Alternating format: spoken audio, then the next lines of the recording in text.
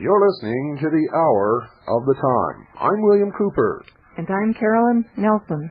And we are going right now, ladies and gentlemen, to New York. And we're going to be a little fly on the wall and listen to Mr. Rockefeller and Mr. H. Ross Perot as they discuss the American worker. Well, there you are, folks. That's what you'd hear if you were a fly on the wall. Guaranteed. Was a time in this country when you could work your whole life and get nothing but a gold watch if you were lucky. If you were really lucky. So they hung out the carrot of Social Security, and everybody jumped on that bandwagon, thinking that that would be the answer in your old age. Of course, it wasn't. It never is. But it was a contract whereby you lost your state citizenship and became a 14th Amendment citizen of the Federal District of Columbia with no constitutional rights. And that, coupled with the Federal Reserve Act of 1913, was the beginning of the end. If you wonder what the clicking is, I've got a sore throat, so I've got a lozenge in my mouth. Trying not to make too much noise, but I probably will. And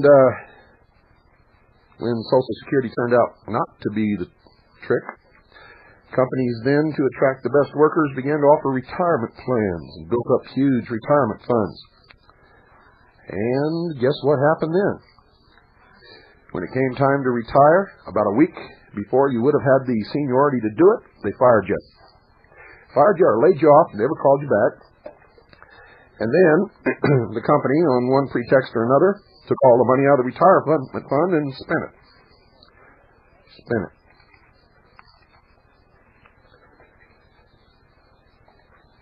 And yet, I still see all these young people coming out of high school, coming out of college, coming out of the military, looking for a corporation to join so that they can dedicate all of their energy and their life to the corporation so they can rise up and become a vice president or a president someday and retire and live high on the hog.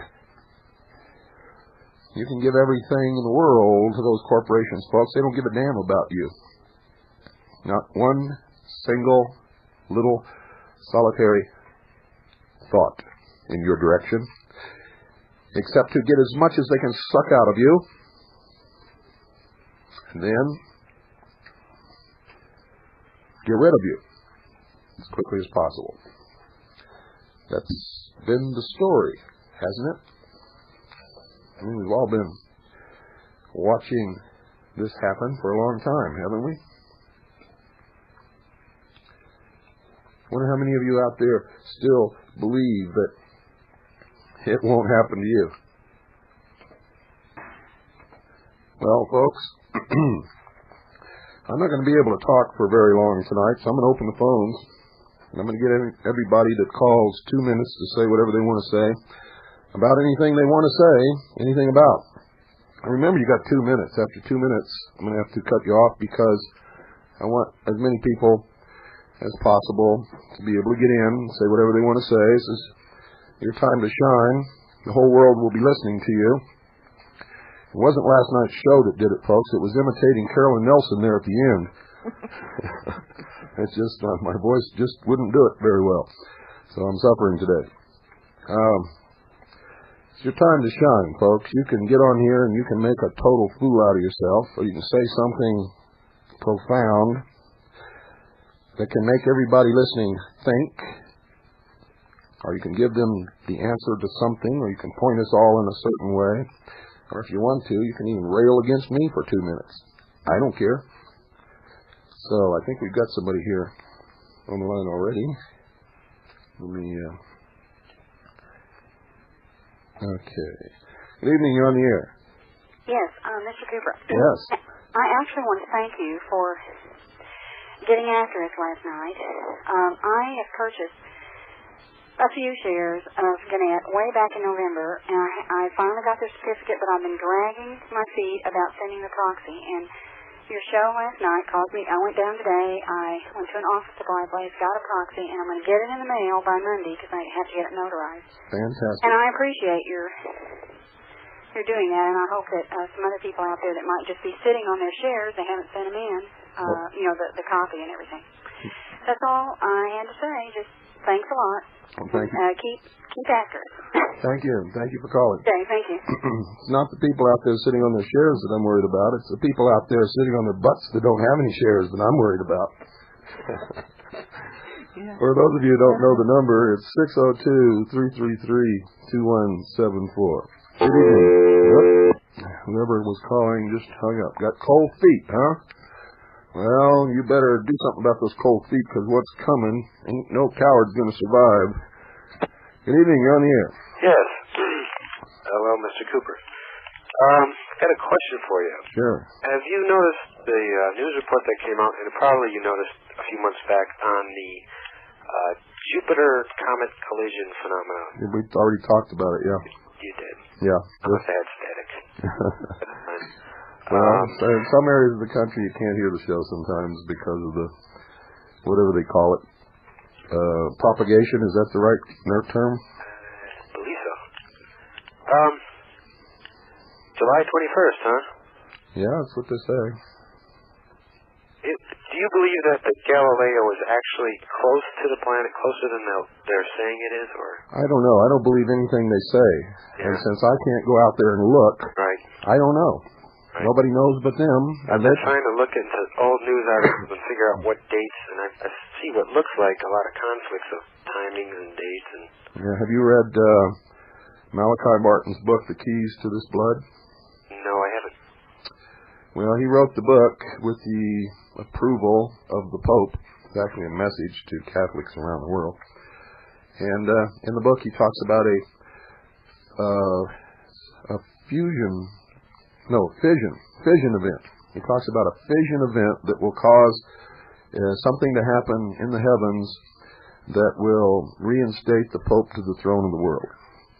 I see. So what do you think that could possibly be? Okay. That's I don't want to take up too much of your time, but I'll look into that. Okay. Thank you. You're welcome. Thanks for calling. Don't forget, most of these big players that Lee Iacocca, William Casey, Oliver North, all of these people are Knights of Malta. Their allegiance is sworn to the Pope, not the United States of America, folks. That goes for old Pat Buchanan, too. Sovereign and military order of the Knights of Malta. Good evening. You're on the air. Good evening. I called my stockbroker today, and he told me the last day I could possibly buy stock for Gannett is February 28th to be recorded and still make the stock vote. Well, that means everybody better get moving, huh? Yes. And not only buy your stock, but you've got to get your church moving. You've got to get your organizations. You got to go down to the old folks meetings and get them going. I bought shares in September, just 10. It's about all I could afford. Wonderful. The events that have transpired since September has kept me busy and hopping and everything else. But I will buy 10 more shares before February 28th. Great. If you could answer, I don't want to take up my full 2 minutes, but if you could answer some other night. Can't get people. A lot of people listen to me. A lot of people think they're going to be raptured out. I had that same experience, 7 or 8 groups, and there's not too much you can do in the beginning. Maybe one day they'll turn around and listen to us. I wish we had something like that to use on the enemy. Yes, I do. Well, that's all I wanted to say. I wanted to tell people they do not have a lot of time. You're absolutely right. None of us have a lot of time, and if we're going to buy the Gannett stock, we better do it now. That's right. And folks, if you're listening, I don't care what you think about me, but nobody's going to be raptured. You're going to be here going through the same hardships that the rest of us are going through. You're going to live to see children picked up by their heels and have their heads bashed out against concrete walls. You're going to watch whole American communities marched off to labor camps. You're going to see this in your lifetime, and it's not going to be from the clouds. Number 602-333-2174. What a perfect way to neutralize a whole population is to convince them they're going to be raptured. I don't think Jesus Christ or God would smile on anybody who doesn't fight his enemies for him anyway. Good evening. You're on the air. Yes, I've been listening to your program now for a week or two, and you and I kind of mix. Just relax. I'm not going to bite you. Okay, I didn't think you would. Sounds like you're really nervous there. My wife is related to Cooper's, and I don't know where it comes from her, but anyway, I've never heard you really stress what a Republican form of government is. So you want to go about that right now? Let me see if I can get this out to your general public, because we're losing it as fast as we can because the people don't know. That's true. They're taught that they're living in a democracy, and slowly it's becoming one, but it started out as a republic. Okay, now, if you look in your dictionary, you cannot find the meaning of a republic. A republic is nothing but a contract. It's a contract government, and if you want to know what's going on, you've got to read the contract. That's right. And back when our contract was first written, Benjamin Franklin said you have a republic if you can keep it. But, you know, the unions say no contract, no work. Mm-hmm. Well, if they don't live up to the contract, our representatives, of course, we should withhold money from them. But since our money was captured in 1913, we don't even seem to know how these people operate. Well, they went in and captured the British Empire in 1693, and by 1775, we had all we could take, and so we wrote the Declaration of Independence, which is actually a complaint against the Bank of England, which was a useless bank. Now, usury in the Bible is not the same as usury today, unless they were pulling the same trick back then, and that is, in fact, if you don't look at a Federal Reserve note, the word reserve is not put on there by mistake. It means the same thing as gold reserve. So we're using paper gold to do the same thing we're doing with regular gold, because gold really is in short supply. Well, you know, your 2 minutes are up, my friend. Thank you very much. You're welcome. Bye-bye.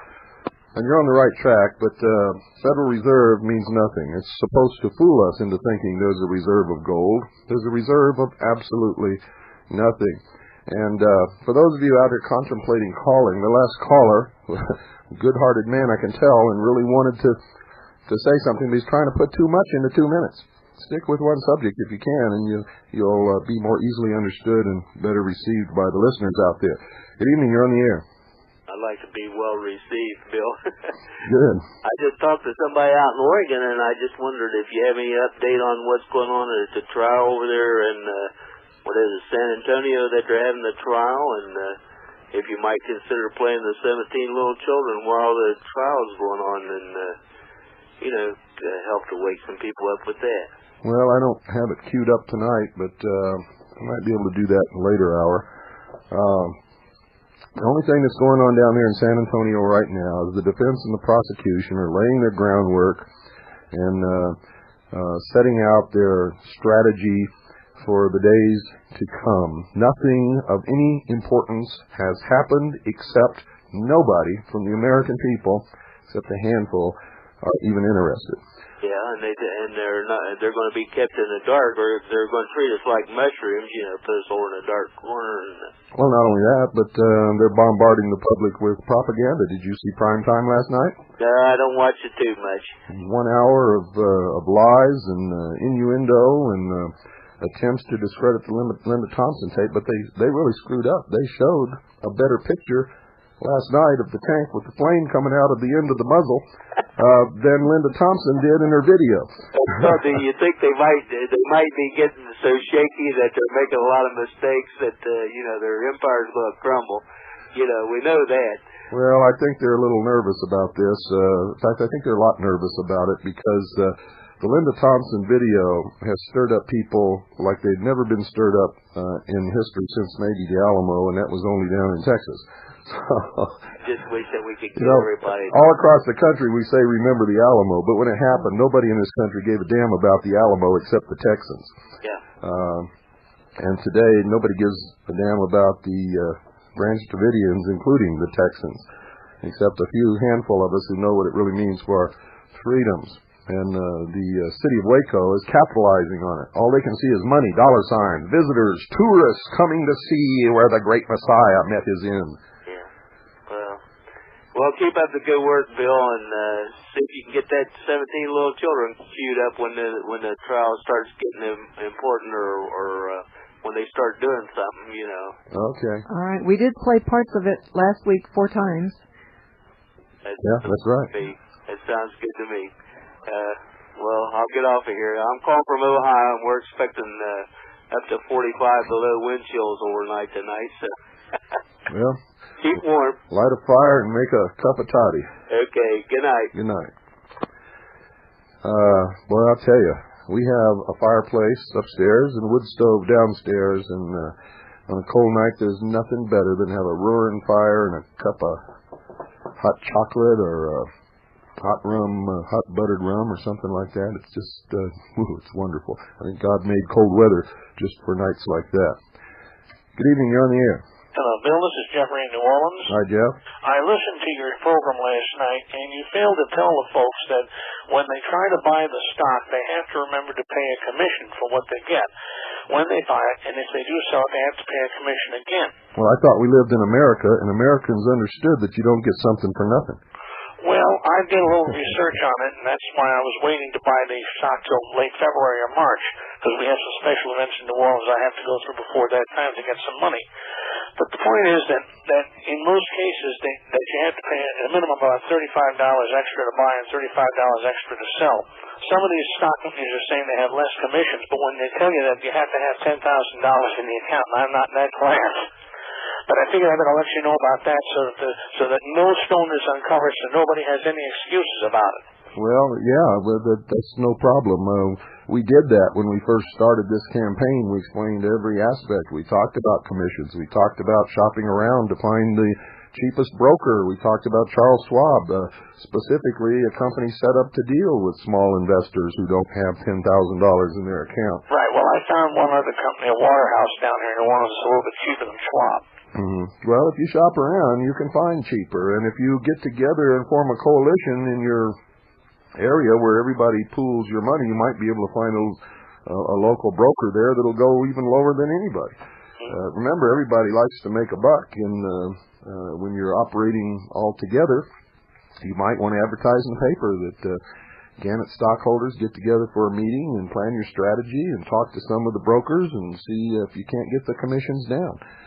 Yeah, I might do that. I'm also going to alert some other organizations as well, like the General Birch Society and the American Family Coalition, and a couple of other people I know about this. Great, wonderful. So we'll keep in touch and see how it goes, and I'll get that stock in February as I promised. Fantastic. Good night. Good night. Yeah, folks, and when you go to a broker that tells you have to have $10,000 in your account or you have to buy 100 shares, just turn around and walk out the door. Don't even give him your time, because there are brokers out there and companies out there who will sell you one stock. And they will charge you a reasonable commission. And remember, they have to make their money. Don't get upset because they're charging you a commission. They're doing the work for you. Good evening. You're on the air. Good evening, Bill. Good evening, Carolyn. My name is Jim, calling from Hartford, Connecticut. Hello, Jim. Hi. A couple of things. First of all, I'm a student here, and I'd just like to say I think I've learned more in listening to you in 2 years than what I've been getting taught here at UConn, University of Connecticut. Also, I'm trying to get the overall picture over everything. You know, I just have to say that listening to Chuck Harder turned me on to shortwave, which then brought me to Tom Valentine, which eventually brought me to you, Bill. Right. And just in fairness, I wanted to say that. But my question is... Well, believe it, you know, I know people don't believe it, and you don't understand it, but I listen to Chuck Harder, and I listen to Tom Valentine. I read the books written by communists and socialists, and sometimes they put on a pretty good show, and they have some pretty good guests, but you always have to understand who they are in the back of your mind so that you can evaluate what's going on. Right. My question is this. I heard you talk about Hoagland a little bit. I heard what you had to say about Zecharia Sitchin, and I just wanted to know, where does some of the mathematics that they got and how it related to these crop circle phenomena, which is something I never heard you mention. All of those crop circles and all of the mathematics that they use are right out of the Pythagorean mysteries. So that is no mystery then? That's no mystery at all. In the crop circles themselves? The crop circles, if you understand the symbology of the mysteries And you go out there, you'll see that some of those crop circles have messages, but they're not from extraterrestrials. And you'll see that some of them have no messages at all. They're just put there to make the public think that something extraordinary from outer space or from some other dimension or from something paranormal or ghostly is going on. Would you say that there is some advanced technology used to create these things? Absolutely. There is no doubt about it that it's a low-power particle beam microwave being deployed probably from a satellite. And the intent is to help usher in the new age. That's exactly right. That's 100% correct. It is 100% technology. There's nothing mysterious about it.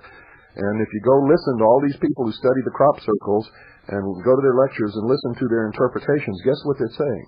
What? Man is destroying the Earth Mother. Man must change. The end of the world is near. It's right out of Colin Andrews' mouth. Only a few will survive. Only those who have the right mindedness will go into the new age. That sounds like verbatim what Colin Andrews says. Well, that is what they say, and I predicted that that's what they would say before any of them ever said it. I predicted it when the first crop circles were discovered.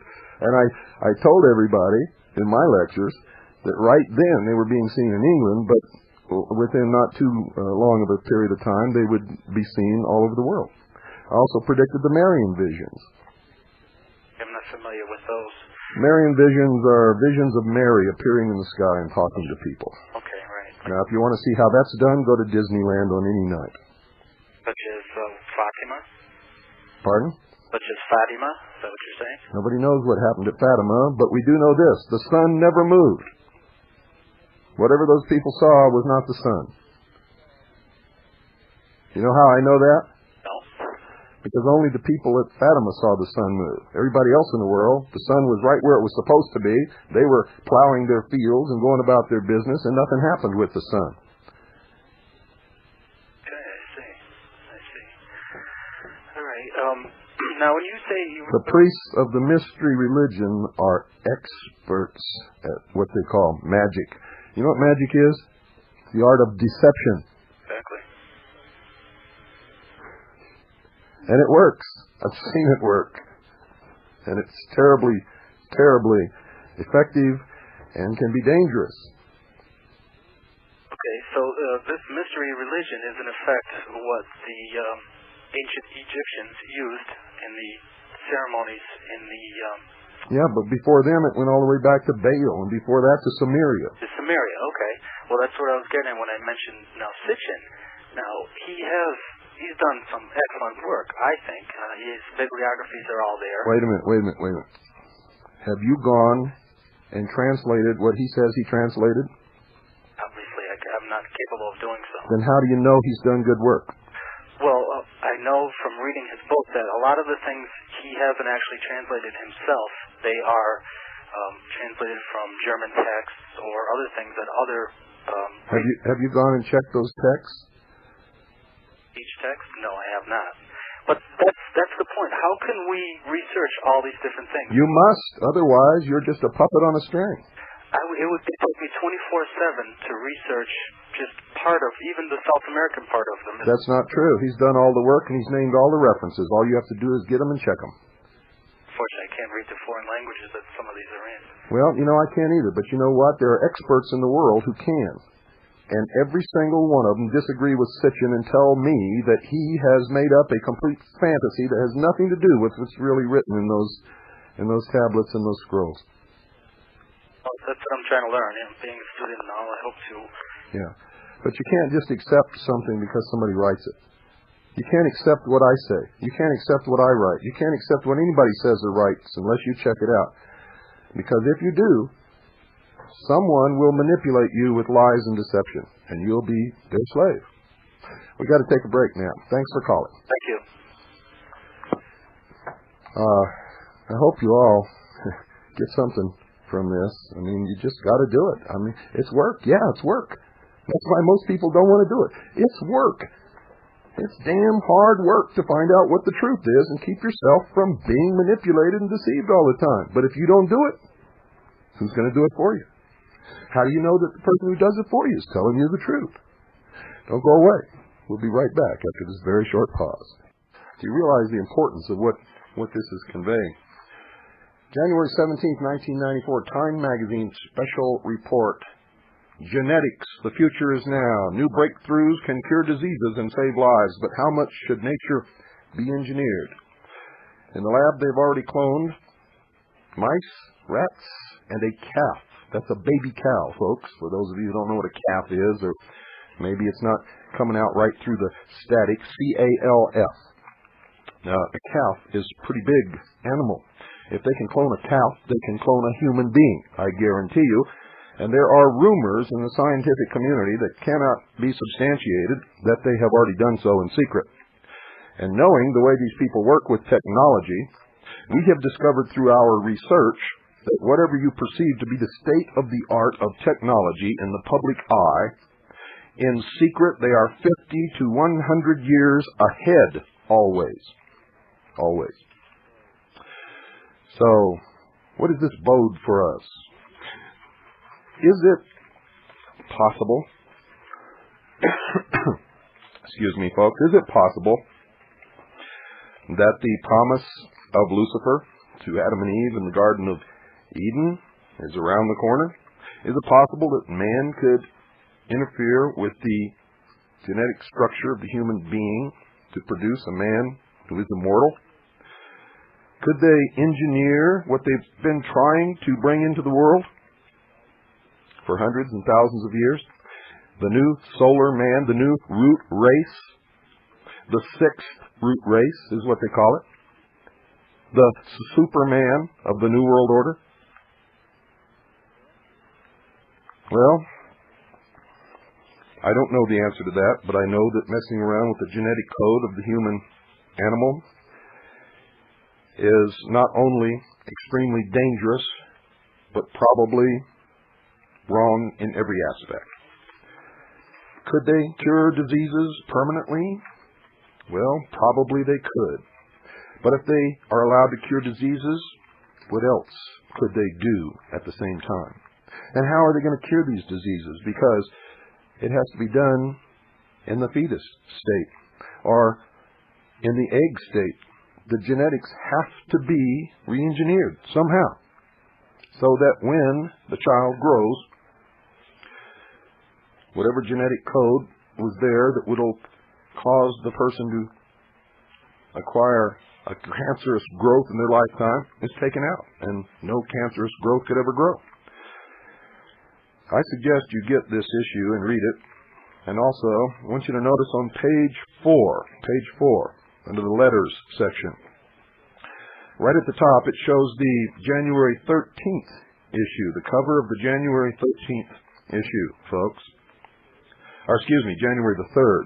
It's the cover of the January the 3rd issue, where they have 4 faces pictured there.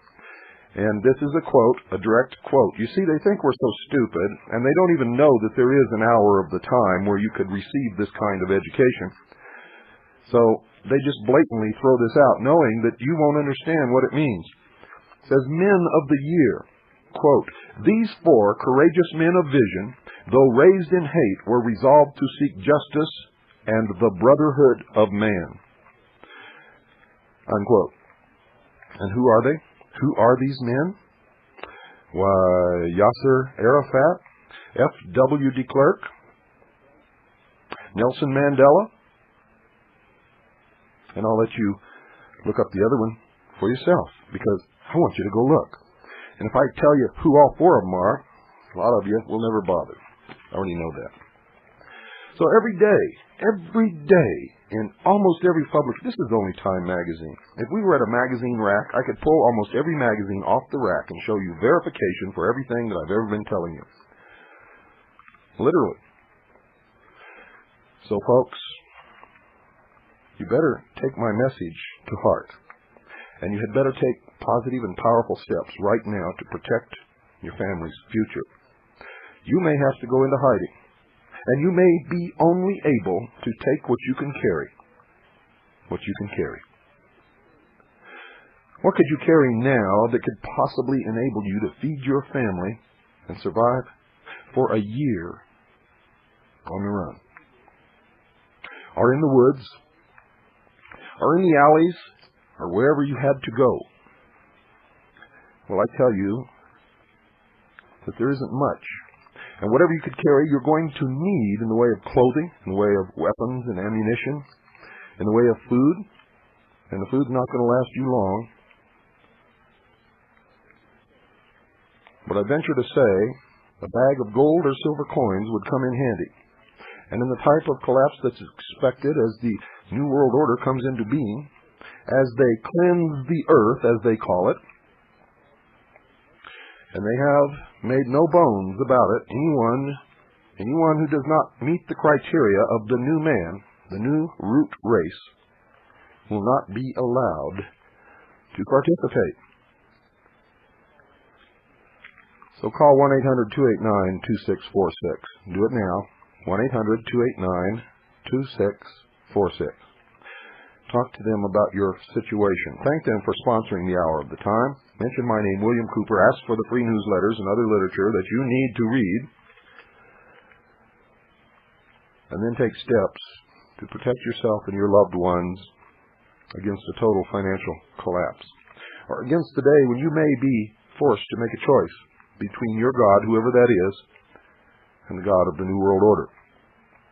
Between accepting an implant or a mark or a tattoo on your right hand or on your forehead, or refusing. Now, this is not a religious show. I'm not saying this to make you believe that the book of Revelations is coming to pass. I'm telling you this because in our research, this is what is planned. This is what is planned. Nothing to do with religion with them. And with some of you, it has nothing to do with religion either, but you're still going to be asked to do these things. So call now 1-800-289-2646. That's 1-800-289-2646. And do it now. Good evening. You're on the air. Good evening, Bill. Hello. I'm calling to give you a report on Police State, Louisiana. Oh, good. I'm wondering, did you hear about the raid that occurred in Amite, Louisiana Thursday a week ago? I don't believe so. All right. Well, they had a 140-man narcotics sweep by the state police, the FBI, the U.S. Treasury, U.S. Customs, Marshals. Is this where they closed off the streets in part of the city and actually went house to house? Right. U.S. Army, ATF, IRS, and a tri-parish, which means county, task force. They used high-tech Black Hawk helicopters. And the net result of all this was a few $100s in cash, a pistol, and $680 worth of drugs. And this was a multi-jurisdictional task force, and the sheriff couldn't even say with certainty to whom the Black Hawk helicopters belonged. I think one of them was a U.S. Customs helicopter because they are equipped with heat-sensing equipment and other high-tech type, things that they have on them. And so they searched anyone who was in the area, and they just terrorized the people. And the sheriff thinks he did a wonderful job. Now, in addition to that, I have a copy of The Guardian. That's the official paper from Fort Polk, January 7, 1994. And Fort Polk is a joint readiness training center. That's right, and there are Russian units there. There are all kinds of units there. Anyway, this particular article is telling about this village that they're building. And they said that it's just a wonderful thing that they're building this village, and they will search for and confiscate weapons. It's a live fire village, and it's being constructed for searching and confiscating weapons and capturing enemies who may be posing as villages. Translate patriots, I guess. That's correct, and it is an exact duplicate of the average American town. Right, and they have Tommy targets, painted wooden silhouettes of men, women, and children, and they will represent the villages, patriots, and so forth. Okay, then we have another little article here that appeared in the Lake Charles American Press of December the 27th. It says warrant not necessary for car search. And it seems that they've been stopping for drug interdiction on I-10. They have a program where they stop cars. And if the police officer thinks that he has probable cause, even if he doesn't, then he will stop and search the occupants. Some of the common reasons for stopping and searching are nervousness of the driver, contradicting stories from the driver and passengers, smell of what seems to be marijuana. Not enough luggage visible for what is claimed to be an extended vacation. Now, there's a defense attorney in Lake Charles whose name is Tom Lorenzi, and he says that what they are actually doing is, he says, these are illegal searches, and they're being made all of the time, and he says America is headed toward a police state. That's absolutely correct. And he said, just like in the roadblock cases, the law is that we are not a police state. We don't have border crossings. The police do not have the right to simply stop a motorist and search him. We haven't got to that point yet, or at least legally we haven't. But the truth is, in my opinion, based on the years I've worked on these cases, this is precisely what is happening. He says when they take all of your personal belongings out of your vehicle, your suitcases, your underwear, and then rummage through them on the side of the road like that, when you're hundreds of miles from home, this is a very scary thing. And he said if he is an interstate traveler, and he said that they'll tell you, oh, you're not under arrest. The only thing is you can leave the scene, but you can't take your property if they don't have a search warrant.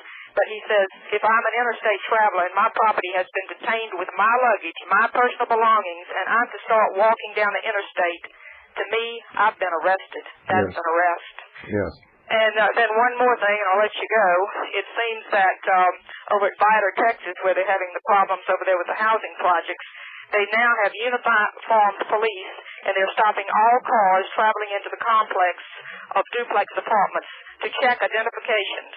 They refuse access to reporters and anyone who didn't have arrangements to see residents inside the fenced compound. Sounds like a lot like a police state to me. Yes, it is, and we did know about the exercise you were talking about. The way you first asked the question, I thought it was just another little raid somewhere. We get those reports all the time. But no, that was a full-blown rehearsal for confiscation of weapons and arresting of patriots, which will come in future. Folks, if you're out there scratching your head and shaking your head back and forth saying this is a bunch of baloney, this woman's crazy, she's not. We have already verified this through several different sources. It is absolutely true what she is saying, and we've been trying to warn you for a long, long time. We don't have much time left, folks, and we had better get together, and we'd better start doing something now. And this is the reason why we must buy stock in Gannett and get going. That's with right. Getting truth out to the people. We must do it soon. They've only arrived at this point where they can sow snowball or snow the American people and get away with it through the media. And if we can get the truth to the American people and turn them around, then we can stop this. Good evening. You're on the air. Hi, William. How you doing? Well, I'm doing okay. I'm not as mad as I was last night. Okay, I got to ask a question. What is the purpose in buying the Gannett Company? How much do you own? Pardon? How much do you own of the Gannett Company? 20 shares. 20 shares. What is the purpose of buying the Gannett Company? Now, wait a minute. What do you think the purpose is? I think I know what you're going to tell me. What? For voting? No, we want to replace the board of directors and change that whole company around so that it tells the American people the truth. Well, do you realize how many outstanding shares are available to Gannett Company and how much is inside owned? I don't care. I can sit around and scratch my butt and think of reasons why I shouldn't get up in the morning. We're going to do this. Well, right now, outstanding is about 144 million shares. Are you a loser or are you a winner? Excuse me, but 12% is owned by the insiders. I don't care. And institutionally owned is probably more than half of that. No, that's not true. And all we need is 15%. 15%? 15%. How much is institutionally owned? I don't have it right here in front of me, but we have it. It's not over 50%. Okay, if you have 15... But wait a minute. I don't understand what you're doing. Why are you trying to think of reasons why it won't work? I'm not thinking of reasons why it won't work. It won't work. No. Let me tell you something. You're full of crap. Now, you go back to bed, little boy, and don't you bother us anymore because us grown-ups are going to do something here. And we're going to do it good. And we only have 6 weeks now. We thought we had 3 months. The only reason it couldn't work is if everybody sat around and thought like you did and said, it won't work, so I'm not going to buy any shares.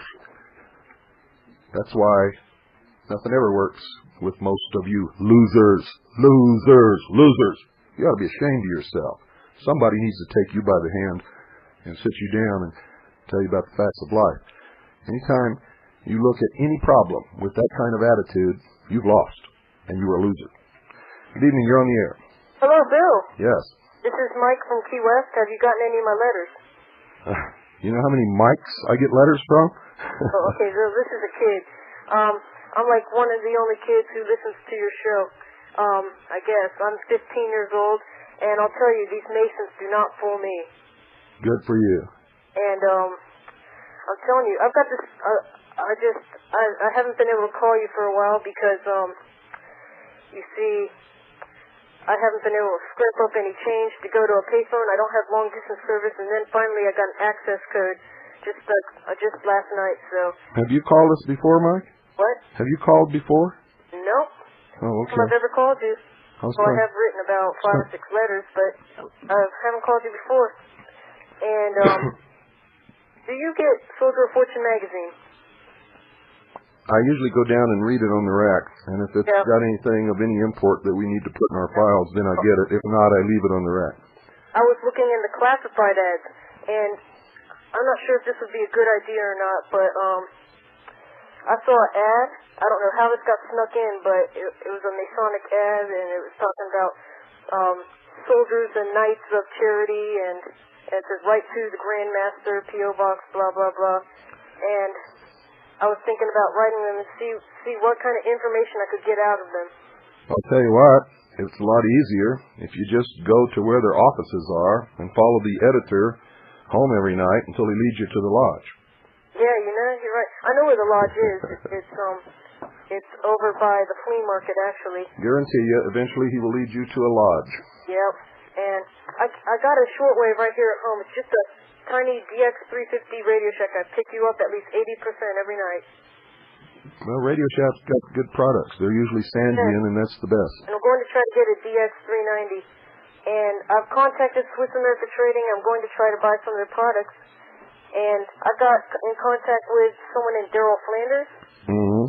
And about the Billy Goodman happening, since it's not on the air anymore, except on satellite. Mm-hmm. So I would talk to him, and I'm going to get a selling job for them, try to get as many people as I can to buy their products, and then I'll get a commission. But down here we have a Boca Chica Naval Air Station. Do you know about that? Well, I know where it is. I know what you're talking about.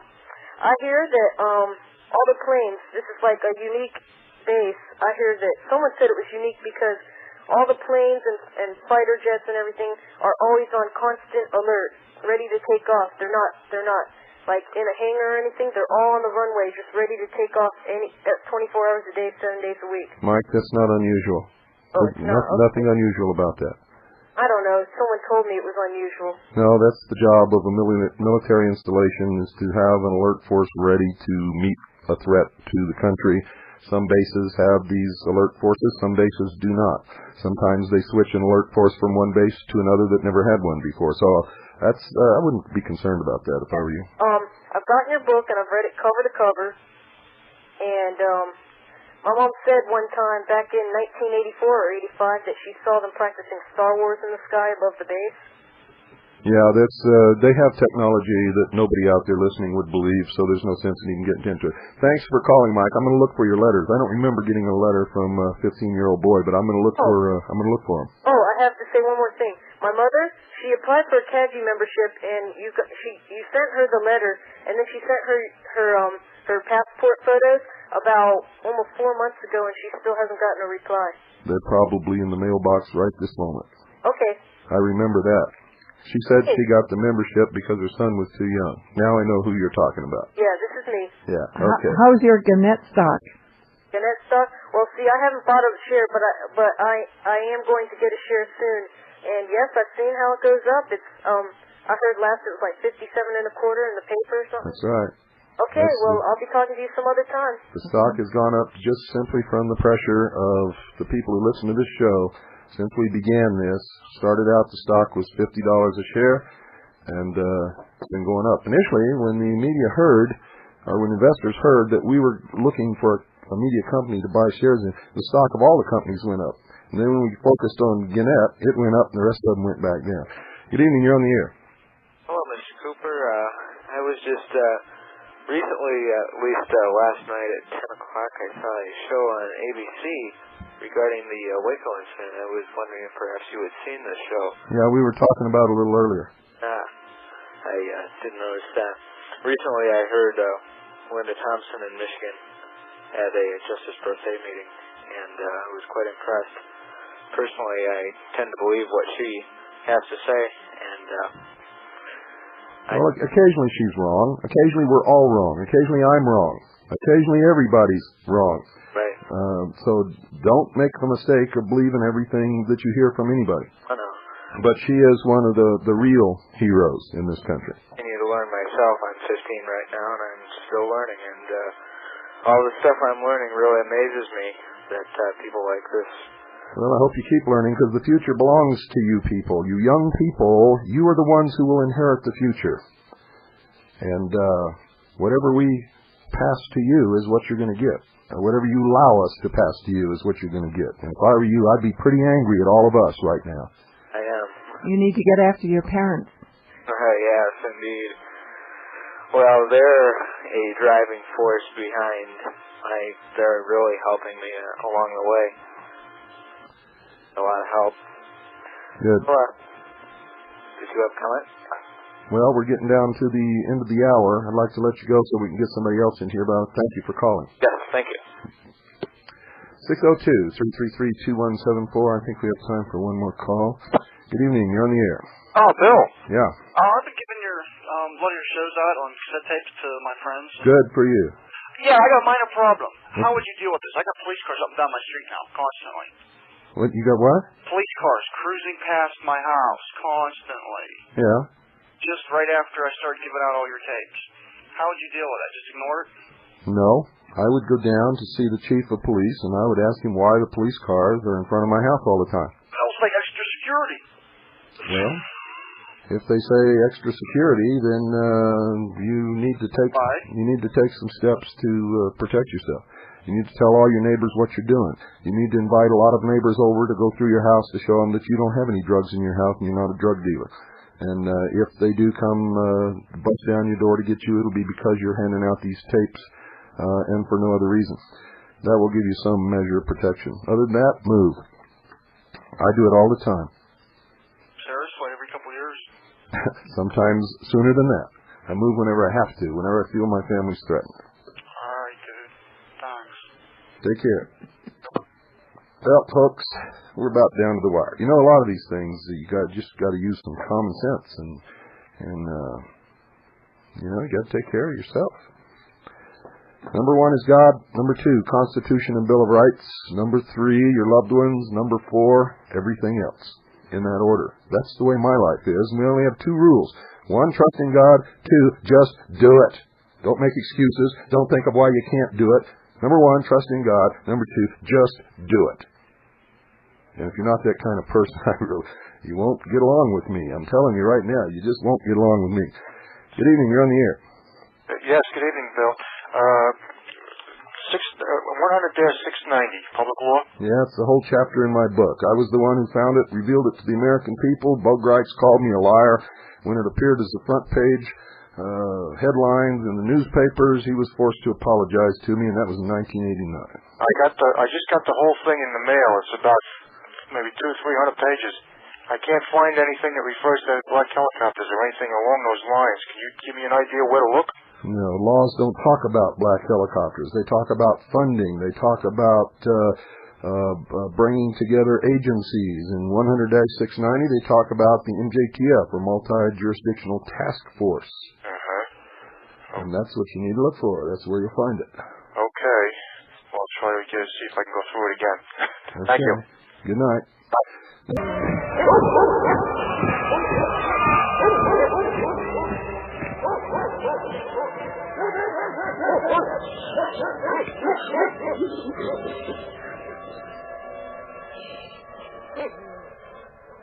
Good evening. Once again, you're listening to The Hour of the Time. I'm William Cooper. And hello from Carolyn Nelson. And right off the bat, I want to wish my daughter Jennifer, wherever she may be, a very happy birthday tomorrow. And stick around, Jennifer, if you can, because I got something for you later at the end of this show. Well, everybody, I've got a sore throat, and I'm going to let you talk tonight. And so don't go away. Be right back after this very short pause. Good evening. Welcome to the Hour of the Time. Hello. Goodbye. Well, folks, the number 602-333-2174. If you want to call and play games, we'll waste an hour. Good evening. You're on the air. Yeah. Good evening, Bill. Hello. Bob from New Jersey. Hi, Bob. Bill, I'm 57. I've been blind for about the past 25 years. Uh-huh. Very few times that I've even missed having my vision. Okay? Because I've adapted to it real well. Once in a while I'll come into my wife, boy, I wish I could see that, but it's very seldom. I got to tell you, Bill, after hearing your description the other evening of the Luxor casino, that is one occasion when I truly wish I had vision so that I could see it. I do go to Vegas about every 2 or 3 years, but I'm afraid that most of what's at the Luxor is visual. Well, unfortunately, you're right. But I want to tell you, my friend, that you probably possess a lot of skills, and you probably adapted in ways that I wish I could duplicate. I'm sure I would get a good deal out of it, but, this is one occasion, and I probably could count in the past 25 years on the fingers of one hand the times I wish I had vision. Your description of that Luxor is one of those occasions. I do intend to go out there and take it in. My wife is sighted, and of course, she can convey to me what I'm missing. But that is, your description was just marvelous. Well, thank you. I tried to convey it as well as I could, but I have to tell you, I really didn't do very well. I thought you did fine, Bill. Great. Thank you, sir. Are you able to see with your mind's eye, so to speak? Oh, definitely. Definitely. I even dreamed visual and still in color. Well, that's wonderful. Oh, yeah. It's not, to me, blindness is a grand comedy. And a sad comedy, perhaps. But the comedy that is not what people think it is. It's not near the total disaster that most people think it is. Well, of course not. Nothing ever is. Right. I had a blind friend once who I used to stand and just marvel at some of the things that he could do. He could tell when there was a wall in front of him about 2 feet away, without fail, every single time. And it just used to drive me crazy. And I'd go home and close my eyes and try to figure out how he did that. And, of course, there's no way, because he's developed that over many years. It's sound vibration, Bill. You pick up the echo. So you're doing it sort of like bats and whales and... Right. But you do it without thinking about it. It's just a natural thing that you develop. Well, I'm envious, my friend. I envy you, the good work you're doing. Thank you, Bill. You're welcome. Thank you for calling. You are my pleasure. Bye-bye. 602-333-2174 is the number. I'd like to hear from you about anything we've talked about this week. Specifically, I'd like to hear from people who bought Gannett Company Incorporated shares. Good evening. You're on the air. How you doing, Mr. Cooper? Good. I got to turn that. We bought a bunch of shares of Gannett today. Wonderful. And they're yours to do what you want. We'll give you the proxy. Great. We don't want the shares, remember. We don't want your money or your stock. And you can do what you want. Don't worry. Wonderful. Patriotic family. I hear this Limbaugh tonight. He's knocking Shalala, which I'm glad about. Oh, me too. Do you know what she did when she was head of that college in her home state? No, I don't. She put out a memo stating that any student or faculty member, whether tenured or not tenured, would be dismissed if they referred to the men who started this country as our founding fathers. Wonderful. Can you believe that? Oh, it just goes. This Clinton, and then I just watched him. He was in Moscow with Ted Koppel there. They're so phony. Well, I got to hand one thing to him. This is the first period of time I've ever seen him. It might be due to his mother's death, but it's the first time that I've ever seen him without that silly, stinking little grin on his face that just makes me so angry every time I see it. I say God bless you, Bill. Keep doing what you're doing. Well, thank you, and God bless you for buying that stock. That's one more move toward turning this country around. Thank you. Good night. Bye-bye. 602-333-2174. Maybe you'd like to tell our listeners, Carolyn, what happened today.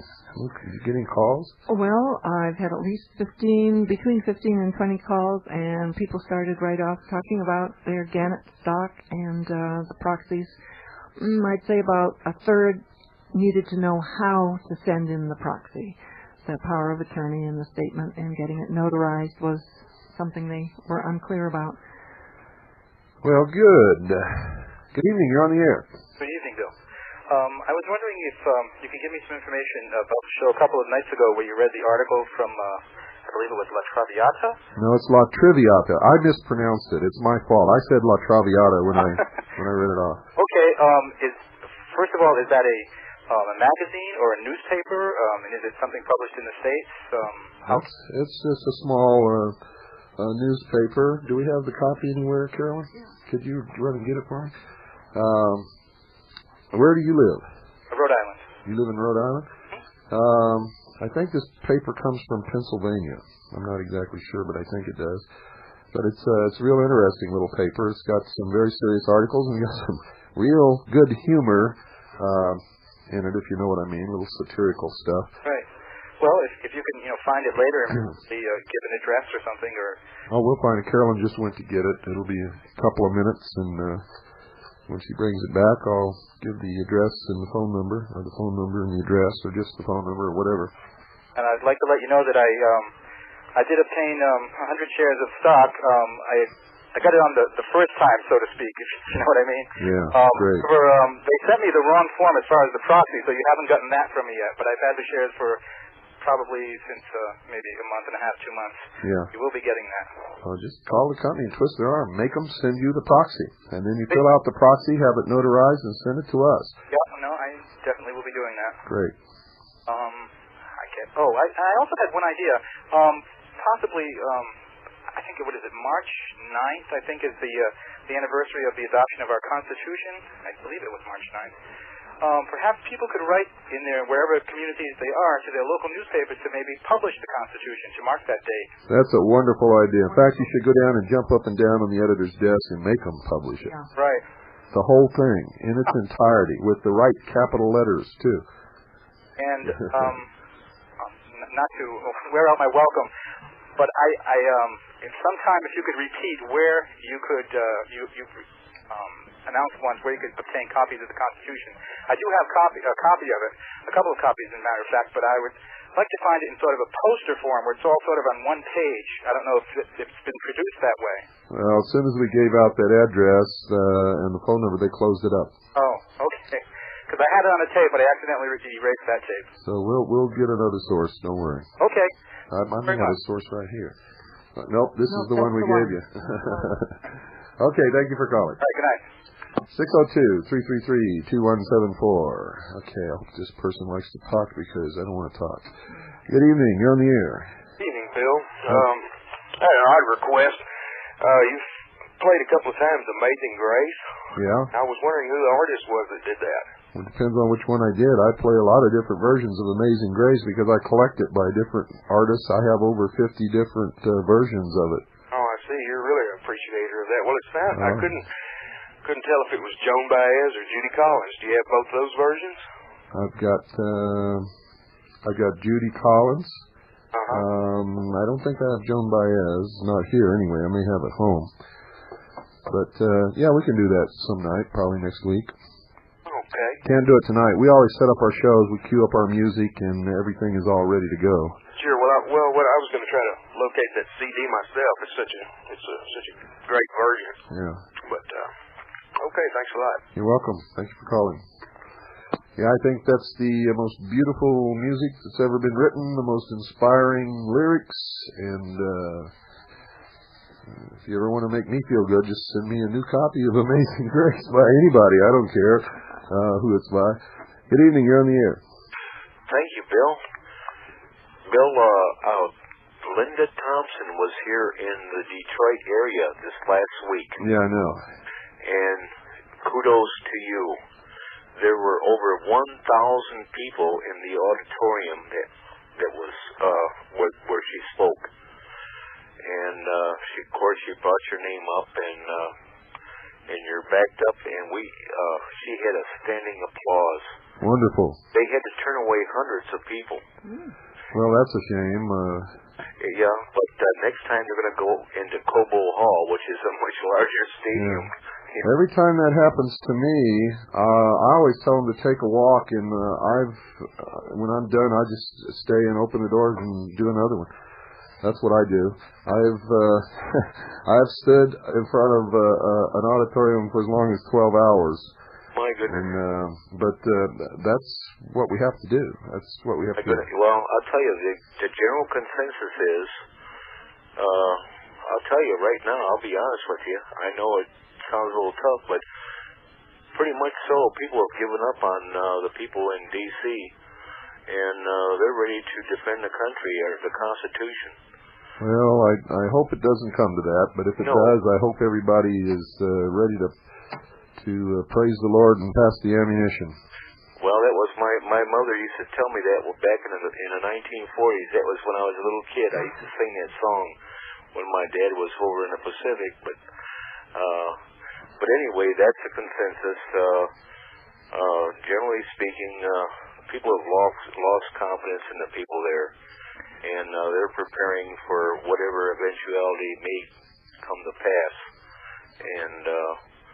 But you certainly have, as a matter of fact, she was on the radio talk program in the morning, WXYT radio, and one fellow called in and identified himself as a Kaji member. He just said Kaji. Wonderful. And he had some interesting things to say. And, well, anyway. Could I add that the one way we are trying to go first without any bloodshed is to take over Gannett, everyone buying stocks and sending the proxy to Bill. So spread that word. I would certainly like to be involved in that. It's enough to get people to think, constitutional. Everybody got received a copy of the Constitution of the United States in a little booklet, and with the Constitution Declaration of Independence at that meeting. And what you're talking is something I have a hard enough time just convincing people to believe in that and that document itself. But when you talk about the other thing, which I think is effective, it confuses a lot of people here. Well, it's the only effective thing there is right now. That's how they took this country away from us, was through the media. And I can go back and document it step by step over the years. I can show you exactly how it occurred. I can show you exactly which newspapers, which television studios, which Hollywood movie studios were involved. And I can show you exactly what they did, the movies they made, the articles that they printed, the shows they put on television, and show you exactly how they have conned the American people and taken away their ability to think for themselves and their will to remain free. Believe me, Bill, there's not a lot of sheeple out here. These people have not said too much. It's been an uphill battle here with... My friend, I used to say that too, but you come and sit in my chair for a while and you'll find out there's more sheeple than you ever dreamed of in your life. And you got to understand something else too. A lot of these people that swear they're going to be standing beside us when it all comes down will run for the hills and do just exactly as they're told, just like everybody else. I kind of go along with you on that, but hopefully it won't. There's talk and there's action. Yeah. And when the action comes, it will weed out the talkers, and you'll find that less than 3% of the people in this country will be willing to die for their freedom. Expect the worst, you'll never be disappointed. Well, yeah, you don't have to expect the worst, but you've got to be realistic. Yeah. You can't live in a fantasy world, and that's where most people are living today.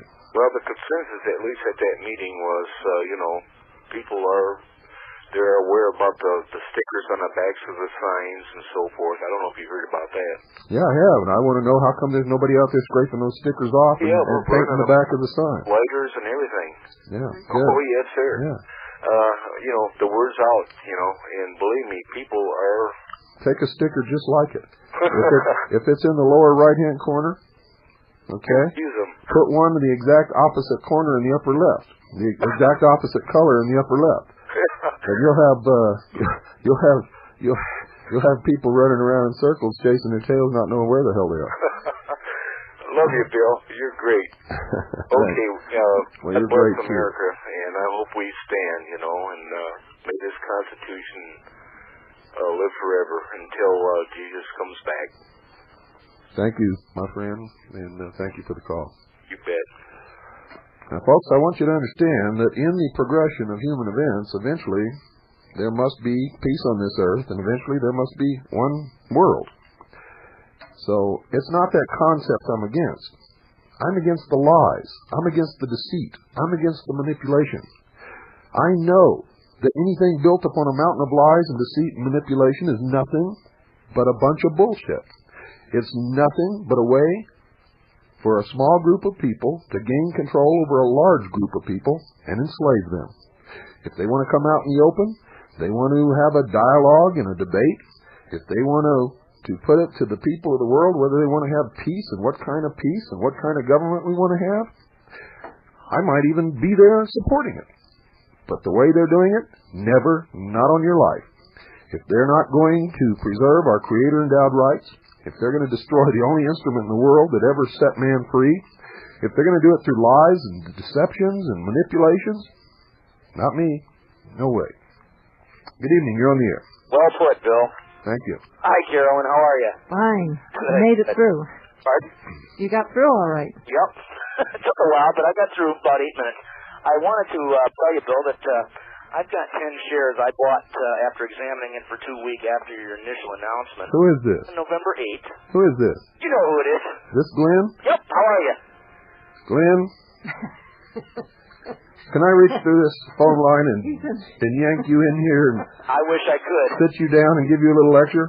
Absolutely. You've sent us so many letters and tapes and instructions and things. We don't know what in the hell you want, so we're sending it all back. Okay. For you to straighten out and just send us a little bitty note saying what's what and who's where. No problem. Otherwise, we don't know what's going on. No problem. Bill, I wanted to tell you I've got 10 shares. You're the only guy in the world I ever saw order one tape and do 10 pages to do it. Sorry about that. I got 10 shares back on November 8th. Uh-huh. And I called today, and this is more for your listeners, just to be sure of it, to verify how easy it is for the listeners. The stockbroker himself will make out the slip, as far as giving proxy power for you to have authority to vote anybody's shares. Right. And I'm going to go in Monday. That's going to be taken care of. It'll be out to you by Tuesday. Wonderful. And I'm going to probably buy 5 to 10 shares again next week and see what I can do to put it in my son's name. Great. That's great. We encourage everybody to save a little bit of money each time they get a paycheck until they get enough to go buy some more and continue that, because even if we don't get enough, forget this February 28th stuff. If we don't have enough to do what we need to do on May the 4th, then we're going to continue this campaign until we do. Right. And we don't have to have a stockholders meeting scheduled. If we have enough stock proxies in our hands, we can go into that company and we can call a stockholders meeting. Right. Absolutely. And by the way, for what it's worth, I will be there May 4th, and absolutely for sure, D.C. is not too far for me. Great. I'll be there too. Wanted to say thanks for the good work. Thank you, Glenn. And God help America, and thank God for people like you and Linda Thompson and Carolyn. Well, thank you. Thank you. Okay, take care. Good night. Good night. Oh, Bill? Yeah. One more thing, briefly, again, just for your listeners, about that Page program. 2. Go ahead, Glenn. For that program last night on Prime Time, this is for the world and for your listeners. I'm sure you know it, but I wanted to get it out. Diane Sawyer, the host of that program, is a member of the Council on Foreign Relations. That's correct. And, of course, you and I can both prove that. The whole thing was a propaganda job. Oh, I'm telling you, I'd have been better off not to see it. Yeah, one thing they did, though, they really slipped up. Well, you're right about that. They showed a better picture of the tank with the flame on it than Linda Thompson ever thought of pulling out of her hat. I taped it, and I know what you mean. That's true. I taped it, too, and we're going to cut that out, and we're going to make it available somehow. I don't know how. It's really not cost effective to put one scene on a videotape and sell it to anybody. So I don't know how we're going to do it, but somehow we're going to make this thing available. Well, other than that, and it was worth it for that, nevertheless, it was just disgusting, and wondering how many people took it at face value. Oh, I know what I'll do. We'll send it down to Phoenix and have it tacked on the end of Linda Thompson's tape on the master. That's what we'll do. That sounds good. But, these people that sit around and watch somebody like Diane Sawyer, come on, wake up, folks. Yeah. It's pitiful. Anyhow, thank God for you folks. Keep up the good work, and there'll be certificates of authorization coming your way next week. Wonderful, Glenn. Thank you. Okay? Mm-hmm. Take care. Good night. Bye-bye. And by the way, Glenn, I was only joking. Good evening. You're on the air. Yeah, Bill, this is Jerry from San Francisco. Oh, hi, Jerry. How you doing? Good. My I want to thank you for your hospitality when we were in San Francisco. You're welcome. Very welcome. I can see my fax never made it to you, so I'm going to read this over the air. Oh, it didn't make it because it was disconnected. Oh, okay. But I'm glad you called, and it's good because since you found it, you should be the one to read it on the air. For all of you out there wondering what we're talking about, Jerry is a CAGI member. He had some good stuff that I wanted to read over the air tonight. He was going to fax it. I wasn't here. The fax machine was turned off. Carolyn didn't know that he was trying to fax it. So he's going to read it. So go ahead. A little nervous here, but let me try to do it. Don't be nervous. Carolyn doesn't bite. This is about Steve Carlton, which is a pitcher that's going to be inducted into the Hall of Fame. And this is an article that appeared in the San Francisco Chronicle, plus in the Contra Costa Times, which is in the Bay Area. And this is the second day in a row. So here we go. For most of his career, newest Hall of Famer Steve Carlton did not speak to reporters. It's a good thing, too. People might not have believed that Lefty had something to say. Much of what the 49-year-old Carlton had to say these days was nothing to do with baseball. He did an interview with the Philadelphia Inquirer recently, and what he had revealed was rather puzzling. Carlton said he no longer follows baseball. What he does interest him, is politics and world history, Jesus Christ and Eastern philosophy. Although he said he never had much interest in formal education. Now, he told the Inquirer he doesn't trust the government. He believes that each of the last 8 presidents has committed treason. He thinks other dangerous influences in the world are Skull and Bones, the secret society at Yale, the International Monetary Fund, the Council on Foreign Relations. Carlton doesn't believe the 16th Amendment, giving government the right to collect income taxes, was never ratified. Ratification was declared by the Secretary of State in 1913. He believes world leaders are engaged in a secret plan to wipe out the middle class by the year 2000. And it ends this way. Let's hope we don't hear from Lefty again until then. And that's basically it. Well, that's good. See, folks, I'm not the only insane person out here. Yeah, well, at least we have somebody in sports speaking up, okay? Well, that's it. Roman, coming from the gladiators, that's rare, isn't it? Yeah, exactly. All right, Bill, I just wanted to make sure I read that off. Thank you, Jerry. And I bought stock, you know that. Yes, I know. It's on its way. Yeah. Jerry, I'm going to shut off the fax machine again. Carolyn, how you doing? Good. You come through again. Hey, God bless you both. And sheeple out there, let's get on the ball. Thank you, Jerry. Bye-bye. God bless you. Folks, sometimes I neglect the CAGI members, and I should give them more praise because they are the backbone of just about everything that we do. Good evening. You're on the air. Yes. I have been listening to your program for some time, and several times I've heard you mention about putting by a 2-year food supply or stores and that sort of thing. And I was wondering if you had a list of information or books where I could learn how to do this properly without spoilage. And then also, it's curious that I happen to know a few friendly Mormons, so to speak, and they say a 1-year supply. I wonder what the discrepancy is. And then also, a few of us need to maintain mobility, shall we say. And how could you do this and carry this with you when you need to move? Frequently.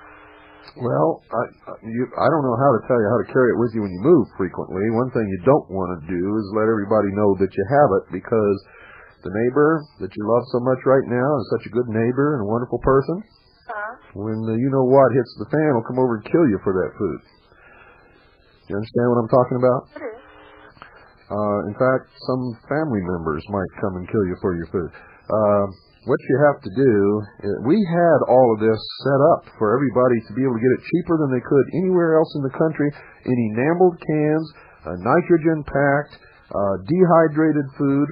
We had the cheapest price in the whole world, in fact, that we could discover for CADU members and listeners to this program alike to be able to buy a 2-year stock of food for 2 people, okay, for less than $1,800. Okay, and if you had 4 people in your family, then it was a 1 year's supply of food. But you go out and check prices with anybody who does this, and you'll find that you can't even come close to that price anywhere. And it gave you the required number of calories and protein and vitamins and minerals and everything every day, and balanced meals, the whole works, everything. And not one single person took advantage of it, so we quit it. It cost us a lot of money to put it together and to do it, but we had to quit it because nobody took advantage of it. So there's no one, doing this, and then there's... Well, there's lots of people doing it. Go down to your local grocery store and get Survival Magazine. If they have survival seminars or expos or, conventions and things in your area, go to those. And you can go down to get hunting magazines and all those kinds of things. You'll see the ads in there. Okay, I guess I haven't been looking at this properly. But it'll cost you a fortune through all those other people. It's a sad thing that nobody took advantage of it. I guess they thought we were trying to make a bunch of money, but we weren't. We actually got a 50% discount off the retail price from the wholesaler. Then why? I'm curious. The Mormons say a 1-year supply. What's how is it you arrive at the 2-year, and how is it they even say a 1 year? And what's the time frame, or how do they... Well, all I can tell you is I want you to go down to your local Christian bookstore or any bookstore and order a book called The God Makers and read it. I've heard you refer to this before and haven't done this. Yeah. God Makers 1 and God Makers 2. And I think Dave Hunt is one of the authors. Yes. So you figure that, you get them halfway through and then gotcha sort of thing is why it's a 1 year. Well, I just go read it. I wouldn't believe anything the Mormon Church ever told me. Period. We got to go. I got to take the break. Okay, thank you. Take care.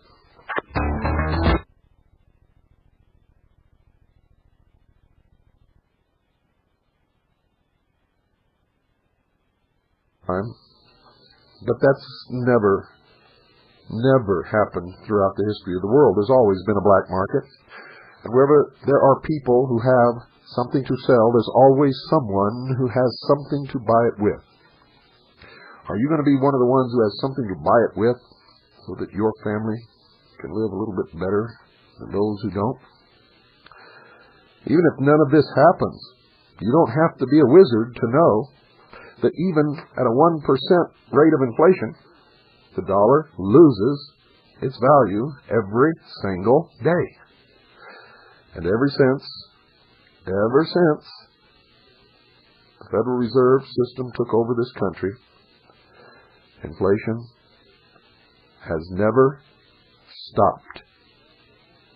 And as long as they have control of the money of this country, inflation will never stop. And you will get poorer and poorer and poorer. Remember when you could go to work and your wife could stay home and raise the kids? Remember that? Or remember that the wife could go to work and you could stay home and raise the kids? I didn't see much of that, but I guess somebody did it.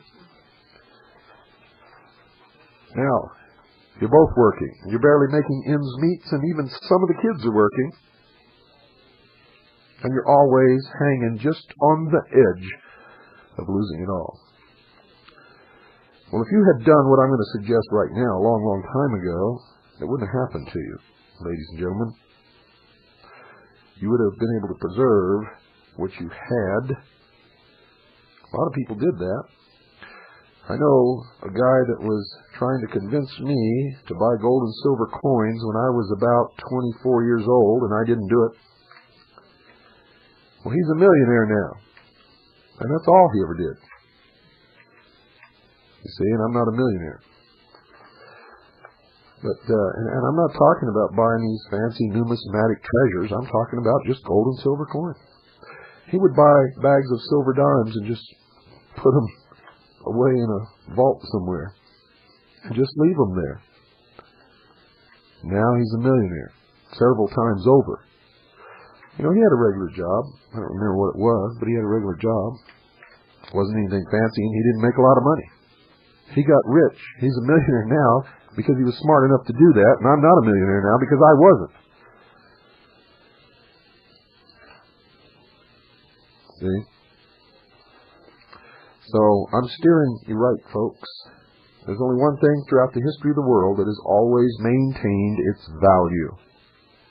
That's gold or silver or any one of many of the other precious metals in their various forms, including platinum. I recommend coin, and I recommend you stay away from those high-priced, fancy numismatic things. But that's up to you. You don't have to follow my advice, and since I'm not a millionaire, maybe you shouldn't. But I do know this. People who have put their assets, either partially or wholly, into precious metals have never lost a penny. Never. Now you say, well, the gold market goes up and down, the silver market goes up and down. I'm not talking about that, folks. I'm talking about buying a loaf of bread. You see, you can take 1 ounce of gold today and buy exactly the same number of loaves of bread that you could in 1910 today with that same ounce of gold.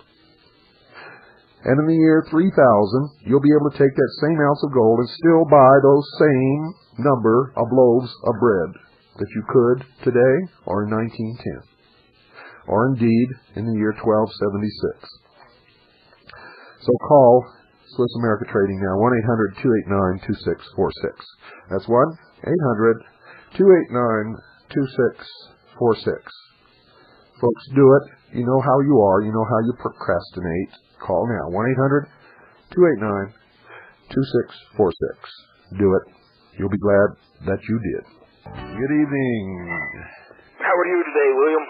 Well, I'm okay. How are you? Not too bad. I was listening to your visually impaired. I'll be better in 100 years. Oh, yeah? Yep. When you first came on the air tonight, you had a visually impaired person on. I hate all that phony baloney bullshit. It was a blind guy. Yeah. Anyway, I'm a blind guy, too, up in Nova Scotia, Canada. Uh-huh. But your program every night here in my basement by my wood stove because it's nice and cold outdoors. Great. Aren't cold nights wonderful for sitting around a wood stove? Sure are. That's what I'm going to do when I get home. Yep. But I was listening to your description of the Illuminati Ellipsis Hotel myself. Uh-huh. And I wished I could see it too. Well, you know, maybe you can't. Maybe you see it better than we do in your mind. Yeah, maybe. But it's way down there in California, and I don't think my chances of getting down there is too great. Well, actually, it's in Las Vegas. Where are you at? I'm in Nova Scotia, Canada. Nova Scotia, yeah, that's way. How do you hear the program up there? Oh, I got a shortwave radio that me and my girlfriend, we found at the garbage one day, and I brought it home and messed with it and got it going. No, I mean, what I meant was, how's the reception? Oh, it gets interfered with a bit with the Catholic station. Catholic station. Yep. You need a digital synthesized radio. That you can lock in place. But if you found yours and fixed it and it works, then that's pretty good too. Yeah, works pretty good.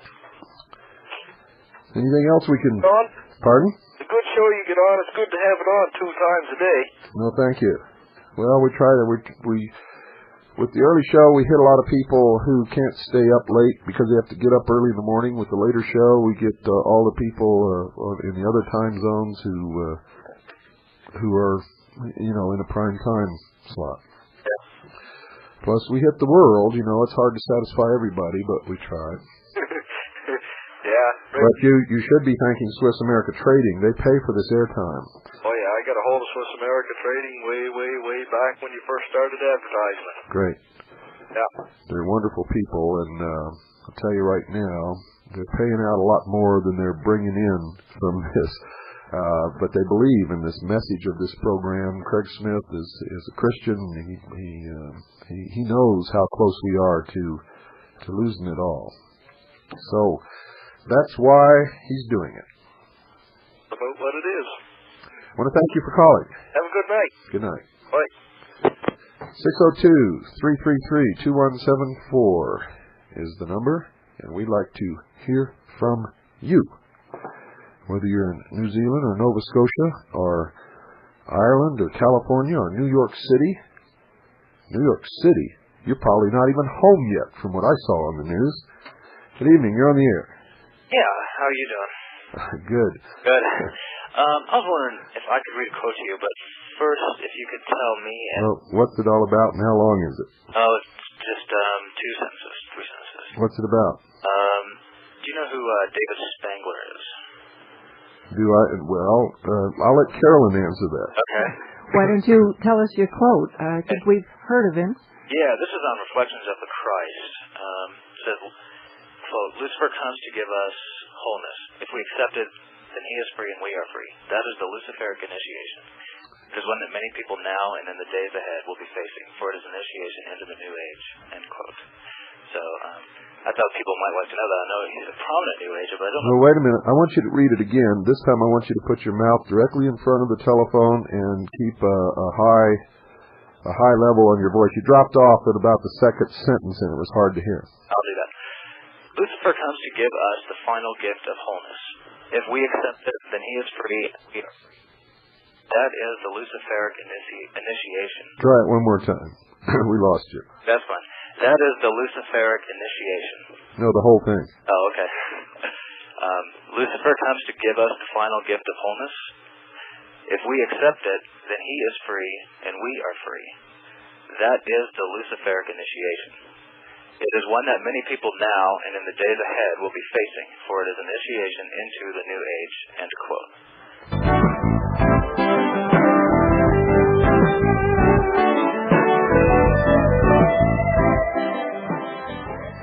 I understand that the Christos is going to escort the rest of us to another dimension to rethink our values.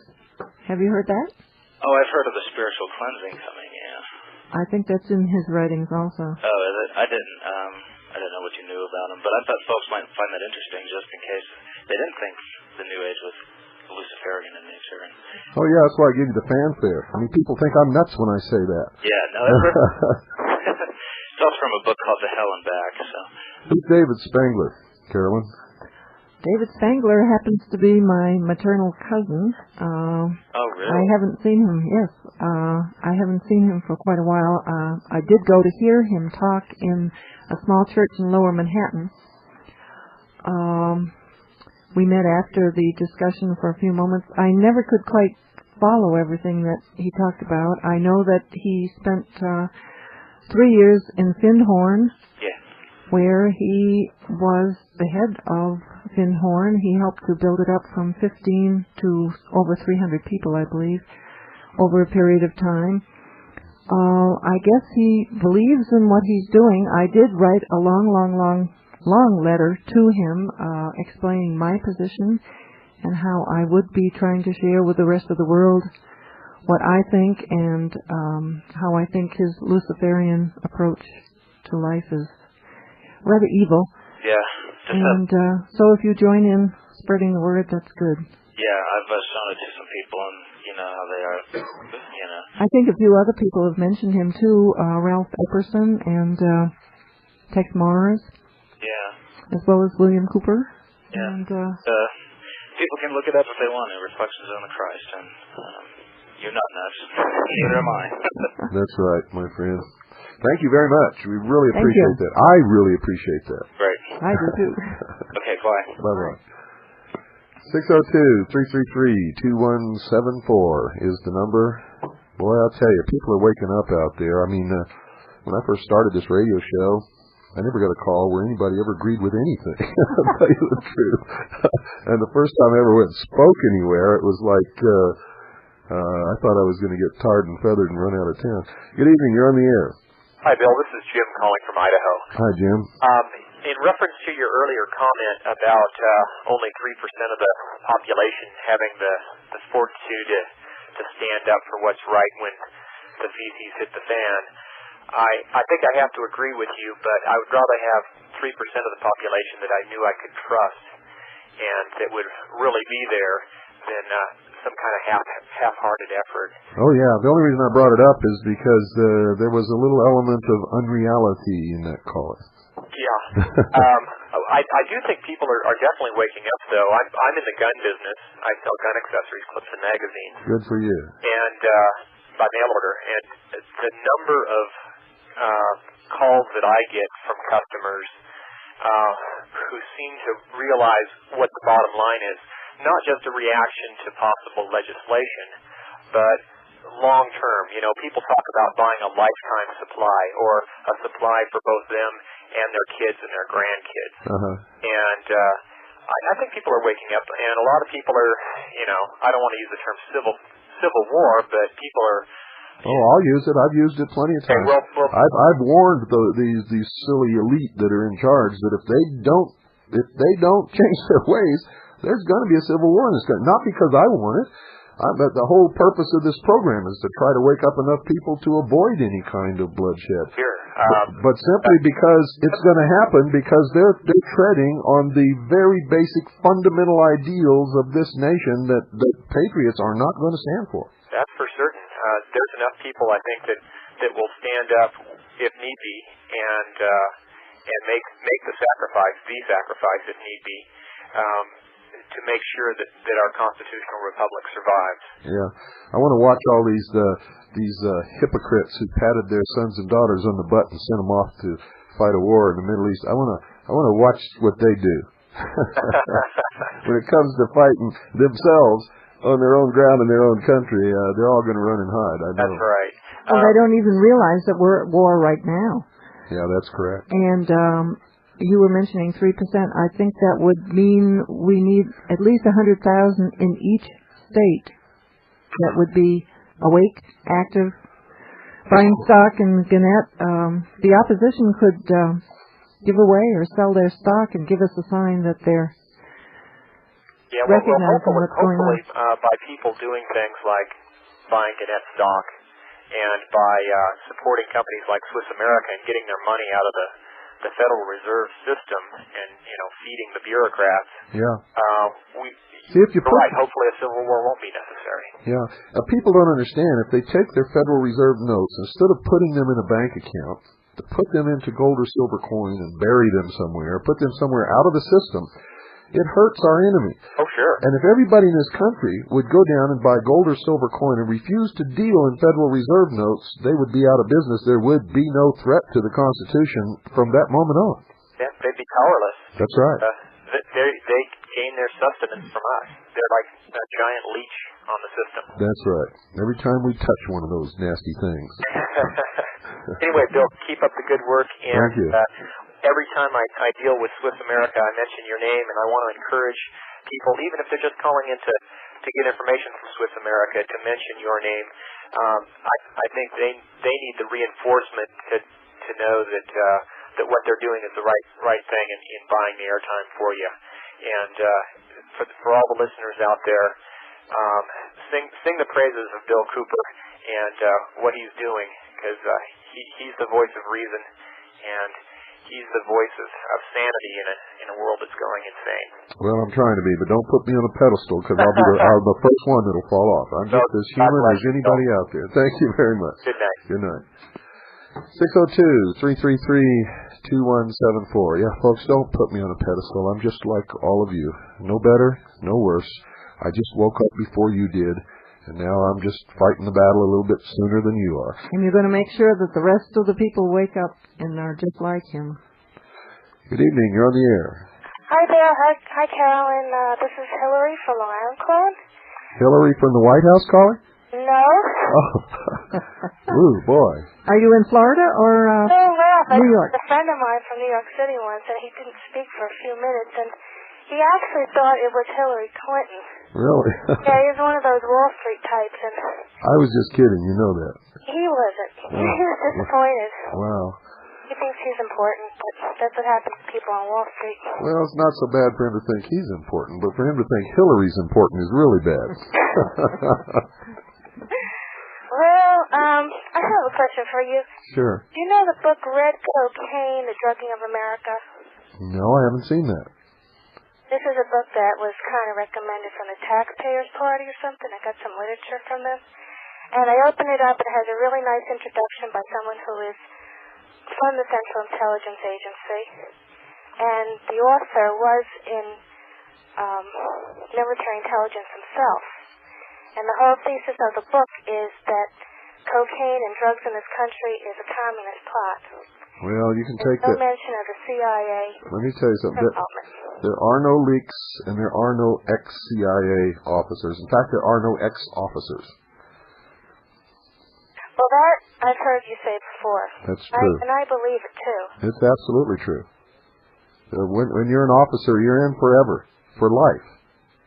And I would also include the kind of colleges people go to and prep schools, too, if they maintain those relationships. Yeah, it's not the Russians or the Soviets who are doing this to us. It's people right here in this country who are doing this to us. And by the way, they're the ones who created the Soviet Union. Even the most cursory elemental research will bring you to the realization that the Soviet Union was created, backed, financed, and brought into reality, and their economy was bolstered all these years. The Cold War was a scam to yank all the money out of our pockets to fund the technology that they needed to control us in the New World Order. And the Rockefellers had a bank inside the Kremlin for the last 50 years, my dear. Okay. So what do you say to people who say a lot of what's happening for conspiracies has to do with the Japanese? The Japanese? Is there a Rockefeller connection to building up the Japanese economy? I'll tell you what you do. You look them right in the eye, right straight in the eye, and say, you are a racist. And I don't want to talk to you anymore. Okay, thanks. Because it's the truth. What? It's the truth. Out of all the people who own property and businesses in the United States, the Japanese are fifth, and I'm talking about foreign countries. You know who's number one? Great Britain. Nope, it's the Dutch. But you know why nobody ever notices that it's the Dutch? Because they look just like everybody else that live here. Great Britain is second. And Great Britain, most of the property that Great Britain owns is under what's called the Rank Corporation, and the Rank Corporation, the major stockholder is Queen Elizabeth. I don't think she's there anymore. Are you still there? Are you still there, Hillary? Nope, she's gone. Oh, she's gone. I was going to say that it's great to see more and more of these husband and wife teams out there fighting the battle with us. This is Hillary and Bruce. Oh, yeah, wonderful. Good evening, you're on the air. You're the last caller, by the way. Oh, Bill, it's Jim in Fort Worth. How are you? Good. Listen, I've got a question. About a week ago, excuse me, on one of our local TV stations, I saw a thing they've run, and I have not seen or heard anything since, about the National Archives are moving all documents. They said it was going to be the largest move in history. It was going to take 3 years. They were going to move. I hate to do it, but I got to cut you off. I got the gist of it. Call us back on Monday. Okay, thanks. And tell us about this. Okay? Good night. Good night. Good night, folks. God bless you all. And Jennifer, happy birthday, my dear. I hope you have a wonderful one.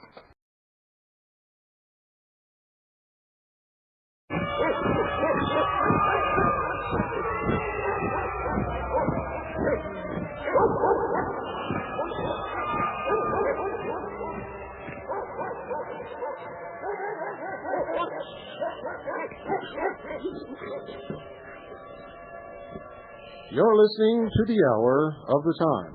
I'm William Cooper. I want to read to you a short letter, ladies and gentlemen. No, let's, I think I hear the fact. Gene, are you on there? That's me. Okay. Folks, let's go to Phoenix for the Metal Report with Gene Miller. Good evening, Gene. Good evening, Bill. How you doing? Good. Hey, just hang on. Just start talking, Gene. I'm going to go back and disconnect this fax. Fax is going on there, yeah. Okay, go ahead. All right, the gold today had a high of 388, a low of 386. Closed at 388.30, up $1.30. Silver had a high of 588, a low of 569 to close at 585, up 13 cents. Platinum had a high of 448.90 and a low of 441.10 to close at $444.40, up $1.30 also. The Dow had a high of 4327.10, a low of 4301.50 to close at 4316, down $5.20. In the numismatic market, we're still seeing a great deal of activity taking place in there. Seems to be a lot of people. Coins are up anywhere from on the low end 8.5%, on the high end up near 30%. I have to apologize for all the commotion here. I got a phone ringing here on my end. Well, at least that's waking everybody up. Huh, Bill? Everybody's awake now. Yeah, I got somebody answering the other line. One thing I wanted to offer here, and I hope that don't make this too confusing, but I have to stress this is just something that I'm doing on my own, so this is something for the people that are my clients. So if you're a client, if you're listening tonight, you're a client of mine, Gene Miller, you've done business with me, this is something that I am personally offering, the company's not offering, the other brokers aren't offering, so don't call them and ask them for it. This is something that I'm doing myself. But I've got several hundred clients out there, and they're enjoying the benefits of owning gold and whatnot. And so I want to put you to work. So if you're listening, here's the offer. And you can give me a call tomorrow, and I'll give you the details. But basically, what it entails is anybody you go out and get as a reference, and I'll provide the material for you, the literature, the newsletters, the brochures, all that stuff for you to give to friends, relatives, whoever. But anybody you end up referring that does business with me, I'm going to split the commission with you. So it's an opportunity for you to make some money. You can take it in silver, you can take it in gold, you can take it in worthless Federal Reserve notes. I don't care. I would think you'd want gold or silver, whatever way you want to do it. But if you're a client of mine, and I have to stress that, if you're a client of mine, give me a call tomorrow if you're interested. Some of the people in California and Texas already know about it. But I'll give you the details if you give me a holler tomorrow. But anyhow, those of you that haven't called, call and get our newsletter. Call and get our new brochure on gold coins. There's a lot of activity taking place in the silver market, so you might want to check that out. A lot of people buying just silver itself. Market is seeming to pick up some pretty decent momentum, so you want to get on the bandwagon there. But give us a call, 1-800-289-2646, 1-800-BUY-COIN. Thank you, Gene. You're welcome. We'll see you next Monday night. All right. Good night. Good night. Okay, now I want to read this letter, folks. By the way, that's really something when the salesman offers to split his commission with you. So I'd jump on that if I were you. Let me read this letter to you. Dear Bill, this evening at approximately 5:34 p.m. local Arizona time, and by the way, that was on April the 21st, it's dated. This evening at approximately 5:34 p.m. local Arizona time, the national newscast from Peter Jennings really laid it on extra thick in covering, and I use this term with sarcasm, the bomb blast in Oklahoma City. The piece showed the traditional big lie approach. Within just a few minutes, Jennings tied together the blast, terrorist organizations, the Michigan militia, Linda Thompson, Randy Weaver, Waco, and a supremacist that was executed in Varner, Arkansas. The Anti-Defamation League, which is really the Defamation League, folks, was quoted from their article on the militia as well. All of the pure peddles came across just as we would expect it to. The militia will be demonized in the press, is what I remember you having said time and again with lie upon lie and half-truth upon half-truth. And he's right. I called it 100% right on the nose. He continues, During Jennings' act, an article from today's newspapers was shown on the screen. I have enclosed that article, and I've marked the portion that ABC flashed on the screen as A. The very next sentence in the article, which I have marked B, was not shown at all. Curiously, I had just read the whole article not 15 minutes before the Jennings Act came on the idiot box. Now, folks, that article talks about this guy that was executed in Varna, Arkansas, was supposed to have killed a man who was a Jew. And it says it right in that paragraph that they showed on the Peter Jennings Circus Act. Now, Peter Jennings knew this full well. In that newspaper article, the very next paragraph stated that the man definitely was not a Jew. He was an Episcopalian. So you can see how you're being lied to, and you see how Jews are being pitted against everybody else. Blacks are being pitted against whites and Jews and Koreans, and whites are the bad guys, and all of this stuff. This is, Hegel and Karl Marx would just be hugging each other with glee if they could see how well their dialectic and their agents are working. Let me see. The way that the piece flowed on the screen was really smooth and well polished, I would say, and that's the letter. These professional liars are indeed extremely good at what they do. How they can sleep at night, even just a very few minutes, is beyond my comprehension.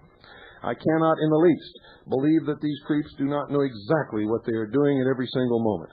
I would myself have the most terrifying nightmares if I were doing what these pieces of rat vomit do so willingly every day.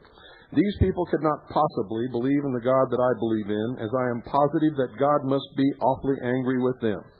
Unfortunately, your assessment of events unfolding is correct. I must say here that I know full well that hate is wrong, but that I cannot help but really, really, really hate these for their lies and actions. Signed, Jerry. And that's just about the way everybody feels, folks. This is backfiring for them. The militia has never, ever in its history had so many recruits coming in, so many calls for information, so many people wanting to join.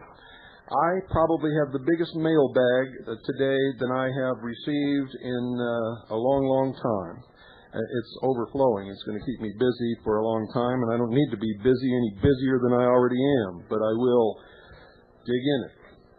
Don't go away. I'll be right back. Got a lot of important stuff to talk about tonight. All of a sudden, in the middle of the night, there's a loud knock on your door. Hey, honey, something's not right. Throw out your arms. Let the snowball pass through. We're here from the government. We're here to help you. And I'm from the IRS with a power to tax. If you've got a complaint, send us a fax. Get out of this house. Serve your taxes. Give me your gold. You better obey if you want to go home. That's the best thing I can do with your toes.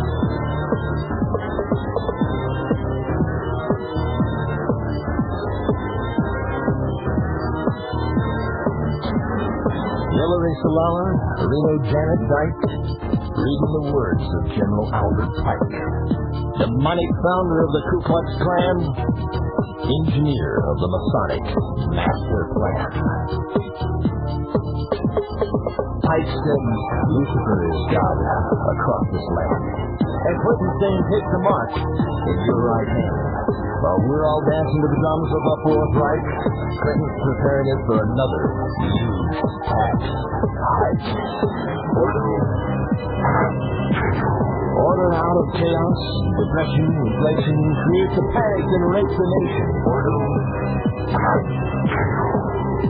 Crisis creation, incite black and white, program agitation. With your right hand. While we're all dancing to the drums of a Fourth Reich, Clinton's preparing it for another huge tax hike. Order out of chaos. That's right, folks. Order out of chaos. Did you know that in the Los Angeles Times today, Jesse Jackson called me a white supremacist? Jesse Jackson. You know, that lying scumbag who makes a living pitting the races against each other? Jesse Jackson, the man who called New York City Hymietown, called me a white supremacist. No, I think he's a black supremacist. I think he's a racist from the word go, and I think he's a communist, too. He makes his living pitting blacks against Jews, blacks against whites, blacks against Koreans. I'm here trying to bring us all together under a common bond called liberty. My wife is Chinese. I'm part American Indian. My daughter is Chinese, American Indian, English, Scotch, and Irish. I guess she's just about white supremacist out of her mind.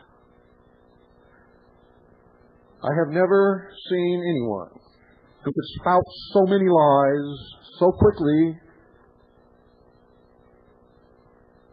and such a proliferation of deception and manipulation, and it's backfiring. Americans all across this country are scratching their head and saying, something's going on here. They're attacking America. And that's exactly what they're doing. The Constitution Party will have its first Los Angeles area meeting Wednesday, May 17th. Doors open at 6 p.m. Be there. Airport Marina Hotel, West Los Angeles, just north of the Los Angeles Airport. Call 310-670-8111 for directions. That's 310-670-8111 for directions. Free admission and parking. Donations are welcome, of course. We intend to field a constitutionally committed candidate for president and vice president for the 96 elections. And I'm going to tell you, if a Democrat or a Republican, it doesn't matter which, and it doesn't matter what their name is, and it doesn't matter how many lies they tell you to get elected. If either one of those two people win, we lose this country. And that's a fact. Now, as I promised you Friday, let's get back into the hooly-gooly here. Gorbachev, the Gorbachev Foundation in the Presidio, the oldest active duty army installation in this country. Gorbachev was there before it was legal for him to occupy any of the buildings under the law. He wrote a book called Mikhail Gorbachev, Perestroika, New Thinking for Our Country and the World. How many of you have read it? Not many, I bet.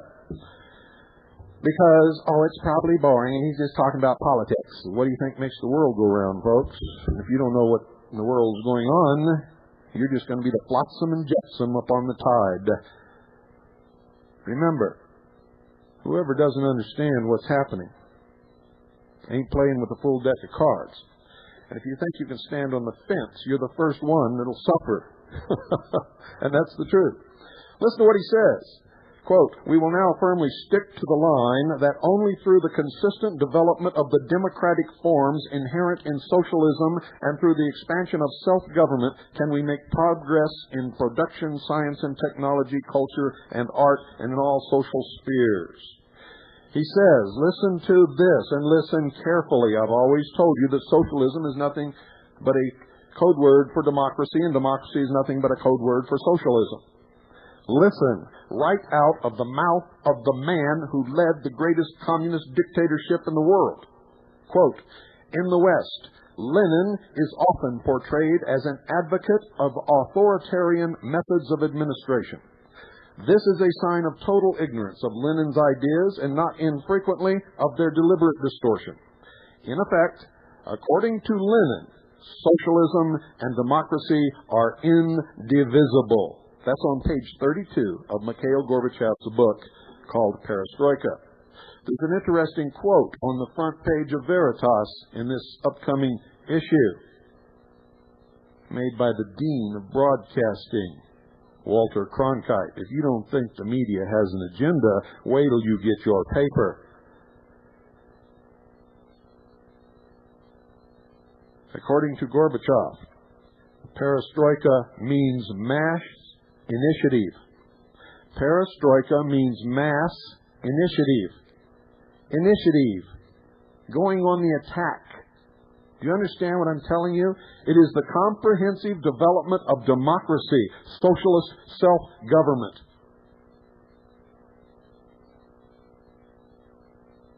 Encouragement of initiative and creative endeavor, improved order and discipline, more glasnost, criticism and self-criticism in all spheres of our society. When are you going to wake up, folks? We are in the midst of one of the greatest propaganda campaigns in the history of the world, aimed at destroying the patriotism of the American people and turning the stupid sheep against the backbone of the country, the people who have always been the first to stand up and defend freedom in the face of all enemies. All fundamentalist religions are under attack. The Christian religion is under attack. The Islamic faith is under attack. Orthodox Judaism is under full-blown attack.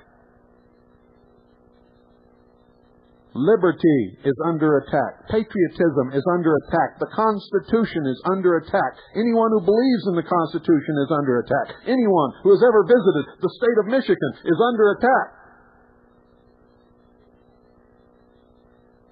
If you filled up your tank with diesel oil today, you're a suspect. Did you know that? If you have ammonium nitrate on your farm, you're a suspect. Did you know that? All of the things that they say they found at the Nichols Farm in Michigan are things that you can find on any farm in this country. Now, I'm not telling you they're innocent, folks. I'm just telling you that they're being convicted on circumstantial evidence that you could convict any farmer on. And they haven't even gone to trial yet. Were you aware, folks, that the man that they're saying was Timothy McVeigh in Kingman, Arizona?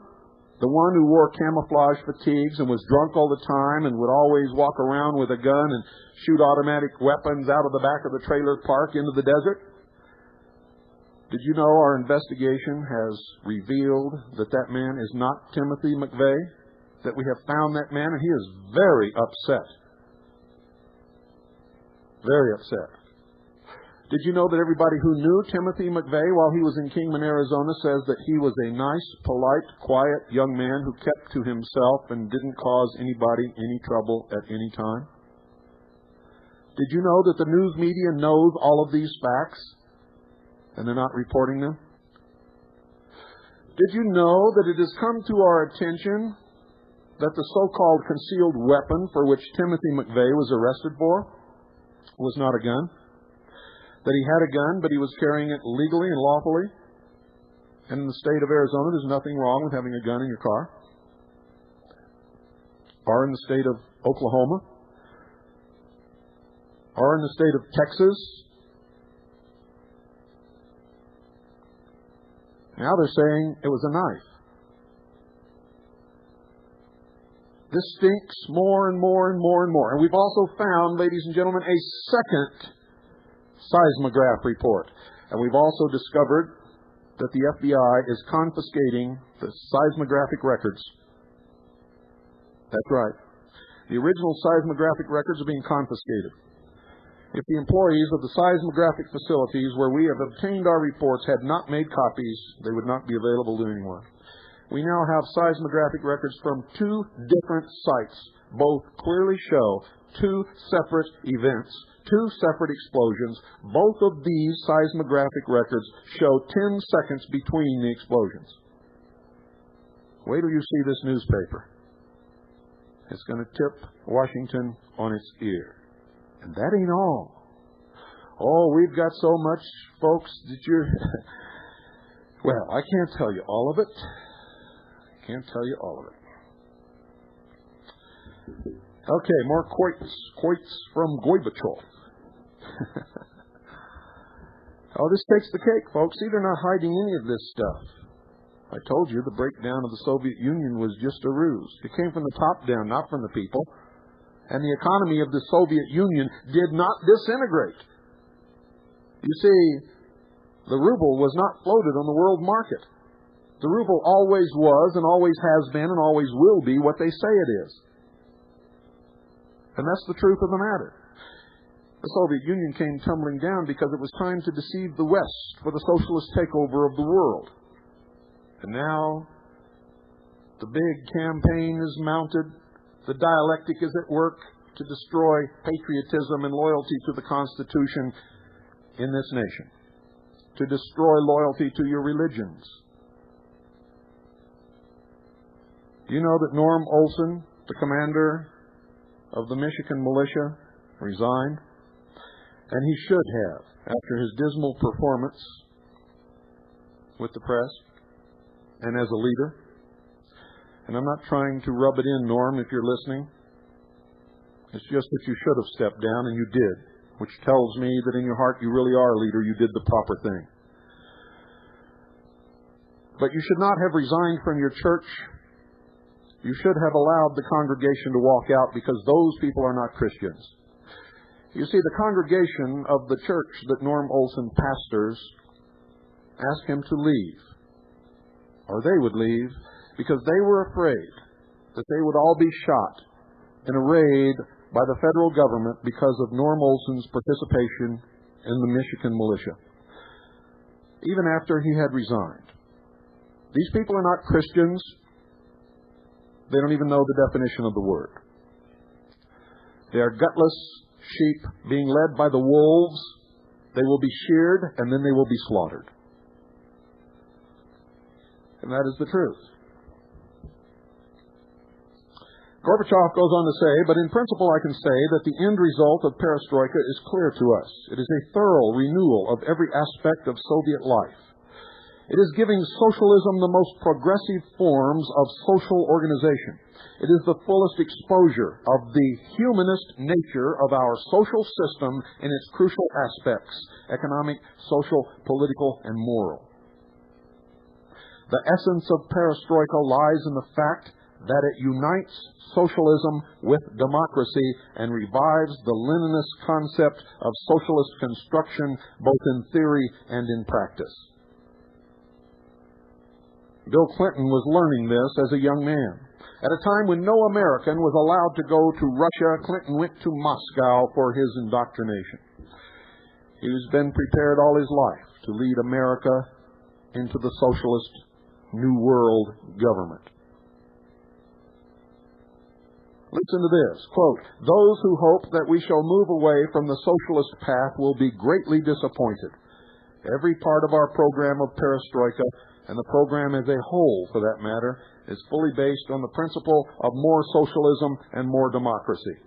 What is democracy? According to Lenin, democracy and socialism are the same. Indivisible, he says. We will proceed toward better socialism rather than away from it. We are saying this honestly without trying to fool our own people or the world.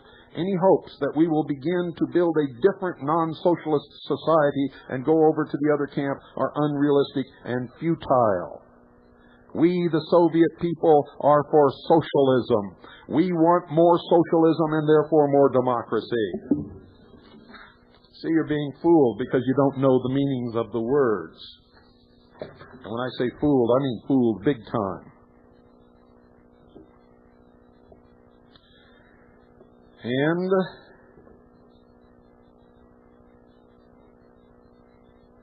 George Bush said this, and you can find it in the weekly compilation of presidential documents, AE 2.109:25/47. Quote, and this is George Bush talking, "I will assure him that there is no greater advocate of perestroika than the President of the United States." End quote. Think I'm crazy? All these stupid parrots, the puke-faced, lying propaganda experts of the communist news networks say that we spread rumors. You don't hear rumors on this broadcast. You never have. What I tell you, I cite. I have challenged you to prove me wrong, and no one ever has. In fact, everyone who has set out to prove me wrong, using the citations that I give, come back as allies. strong allies who then begin to spread the word to other people. We are in the midst of a full-blown takeover of the world by international socialism. The world government will be totalitarian in nature and will be a cross between what Hitler brought about in Nazi Germany and what used to be the old Soviet Union.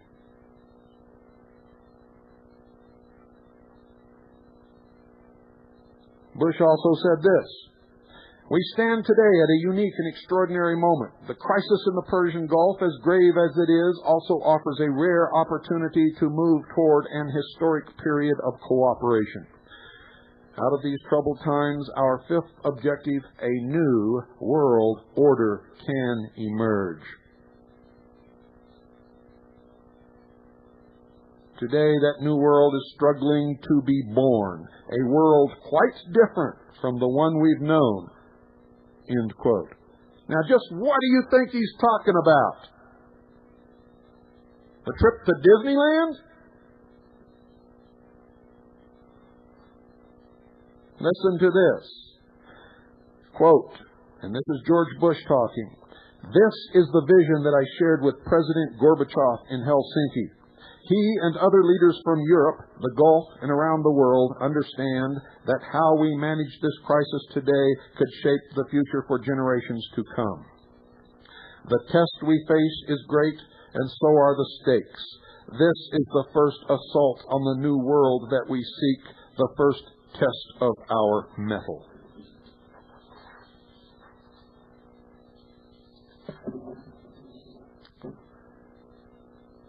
And in the administration of George Bush, 1991, February the 6th, page 145.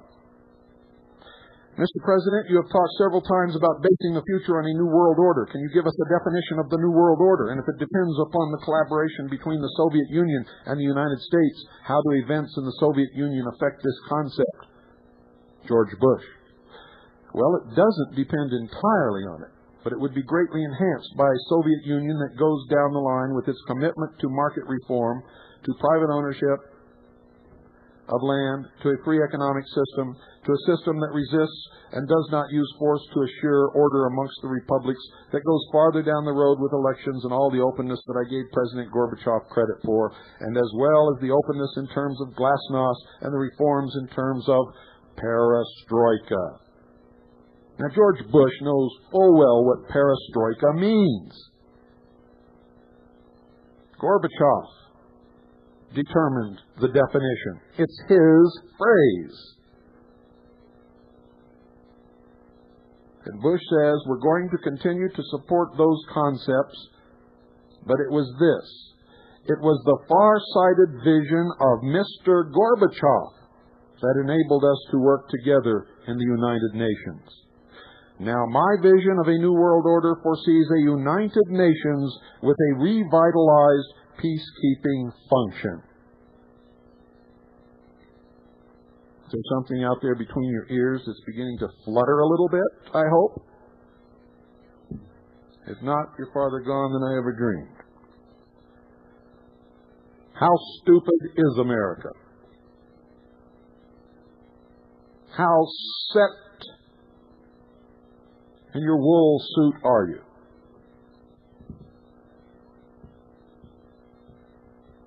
How easy is it to guide you with the propaganda of the communist news networks?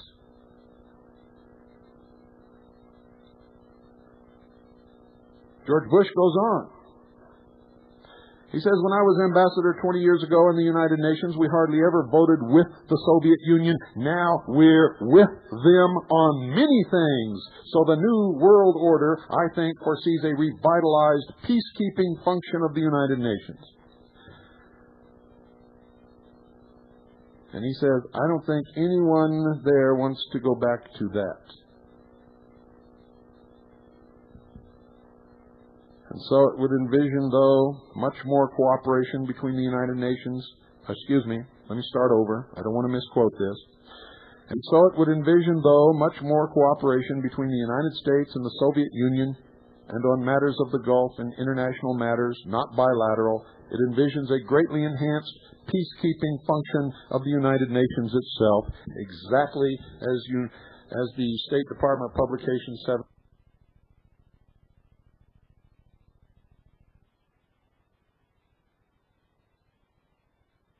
Continued relations with China, and I think it is vital to this new world order. And he said that in the midst of Tiananmen Square.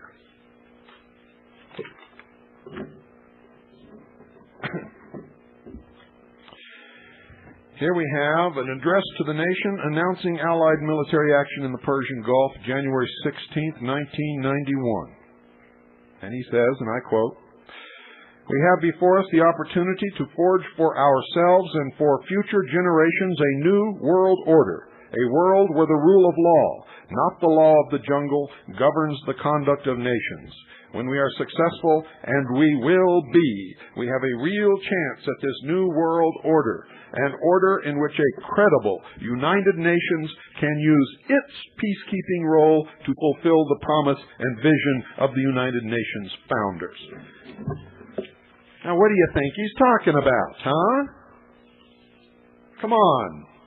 Come on, all you brilliant people of the press. Tell me that. You traitorous, scumbag, puke-face commies. It's exactly what you are. You're helping to destroy this country, and you're doing it as an agenda, as a part of a plan. And anybody with even the half-brain that Rush Limbaugh is sitting on can see it. And it's not a conspiracy. It is fully documented. It is out in the open. There is no doubt about it. Read Veritas. We prove it. We don't talk about it on this show. We don't just write about it or pass down rumors in our newspaper Veritas. We prove it. We prove every word of it. Los Angeles Times, Saturday, February the 1st, 1992. World leaders urge United Nations to safeguard rights everywhere. Summit. Chiefs of state declare it is time to abandon the tradition of non-interference in nations' affairs. Global interdependence, cited by Boutros Ghali.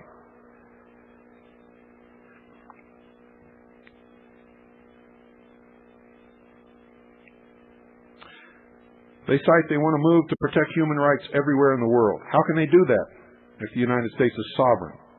How can they do that if they don't have military might over the United States? Come on, start thinking, dummies! Chiefs of state and heads of government, ranging from President Bush and Russian leader Boris N. Yeltsin to Moroccan King Hassan II, declared that the world community can no longer allow advancement of fundamental rights to stop at national borders. And they suggested the United Nations should play a more active role in combating abuses, even if that means involving itself in issues that would once been regarded as off-limits to the world body because they involved a country's internal affairs.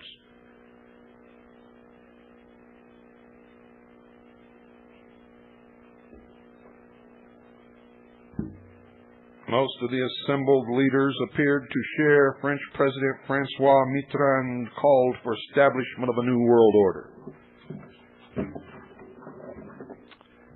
And it goes on and on and on and on and on. United Nations, at a time of great expectations for a new United Nations era of boldness. Totally committed to the United Nations. Significant turning point in the history of the organization. What do you think they're talking about, huh? They're going to have a picnic at the United Nations? Well, if they are, you weren't invited. Bush's voice muted, it says. Allies take summit initiative to establish new world order.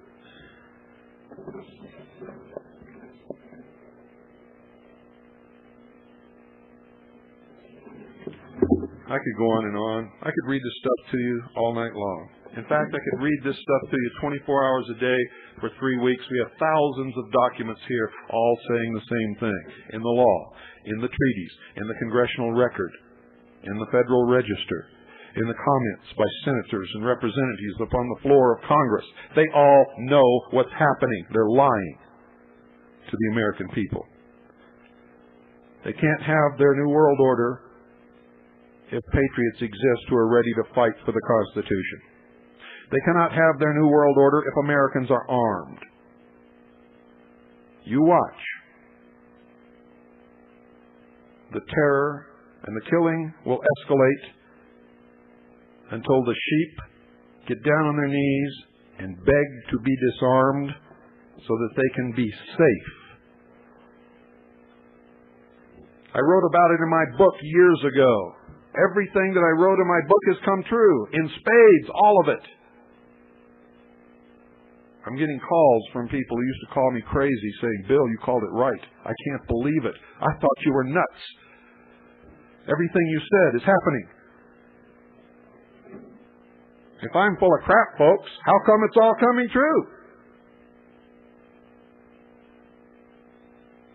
You see, this is a result of years of research, studying these people in their secret societies and in their international organizations and in their coming to power in the countries around the world, in the history of the world. It's easy to predict what they're going to do. It is so easy. I saw in a major newspaper on the front page, ladies and gentlemen, Bill Clinton holding in front of his face one red rose. I told you. And if you don't know what that means, don't scratch your head and don't bother trying to learn, because it takes hours and hours and hours to understand the significance of the symbology of these organizations.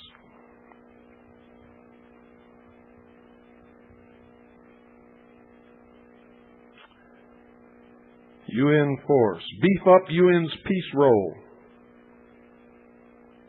Beware of UN force. A future UN army might even be used against the USA or against U.S. interests. These are all in the newspapers, folks. You didn't read them, did you?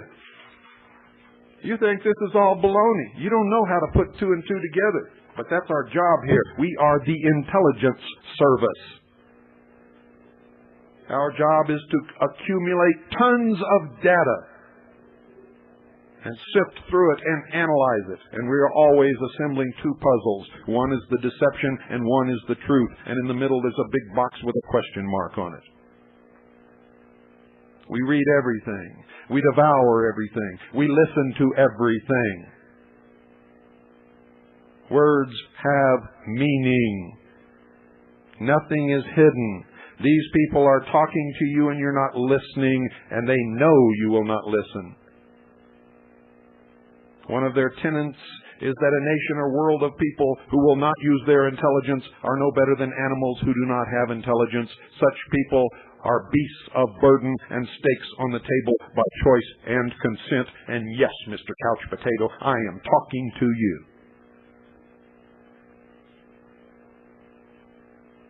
Most people go stumbling through life thinking that the only important problems that they have are keeping a job long enough to get a paycheck so that they can go out and drink Budweiser all night and then get laid sometime before morning.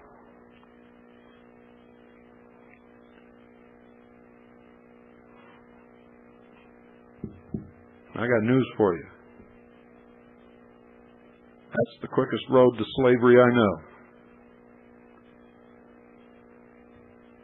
47th General Assembly, increased responsibilities, a wider, more practical role, becoming a functional world parliament.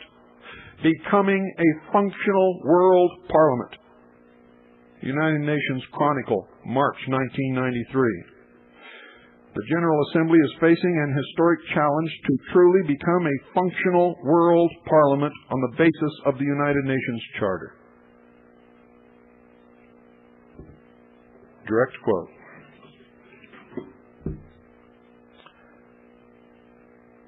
The United Nations must become truly effective and swiftly responsive to the New World Order.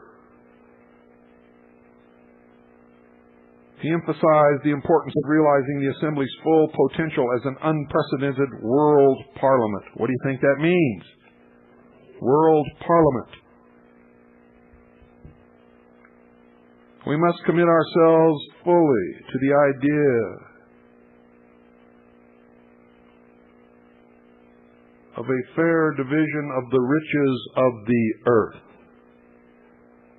Establish a new world economic order. A redistribution of wealth. What do you think these trade agreements are about? What do you think the reason that the dollar is plunging is? You see, because the dollar can't plunge. It's a unit of measurement, like a yardstick. It measures a specific amount of gold and silver coins, which we don't deal in. So how can the dollar fall? How stupid can we be? When are you going to wake up? New World Order. Emerging new order. All through here, the United Nations should have its own dedicated and committed army units on a permanent basis. New world order that will bring an improvement to the quality of life of all humanity. Don't you believe it? The tribes in the Amazon will have a better life, and we will be relegated to third world nation status. And that's what's happening.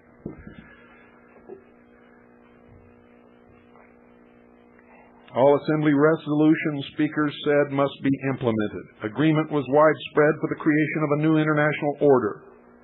5 principles of mutual respect for sovereign and territorial integrity, mutual non-aggression, non-interference in each other's internal affairs, equality and mutual benefit, and peaceful coexistence, a new world order. The UN was the only forum where we can concert our actions to construct new arrangements for global peace and prosperity. What we need to work for is a new international order free from war, poverty, illiteracy, and injustice. You fall for that, ladies and gentlemen, then you deserve everything that you get. Socialism sucks, and so do socialists. They always have, and they always will. Socialism destroys people, it destroys nations, it destroys communities, it destroys self-respect.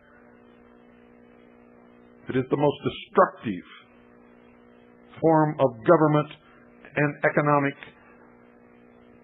society on the face of this earth. And if you don't believe that, just look throughout history and see where socialism has come to power. And look what it has accomplished. And these little twit fools that graduate from our universities today, who are taught about Marxism by these scumbag, treasonous professors, will tell you, oh, that's because it's never been implemented in its perfect form. You little idiots. If you had fathers, you might have learned better.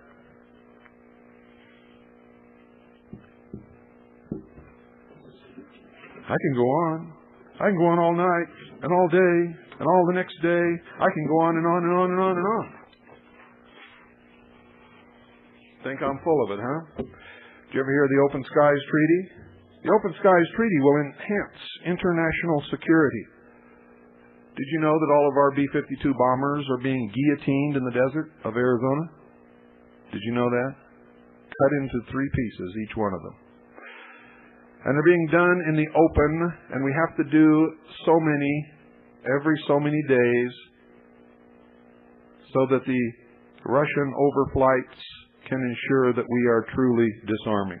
We also have Russian inspectors here in the United States supervising every aspect of the disarmament and the decrease in the military forces of the United States of America.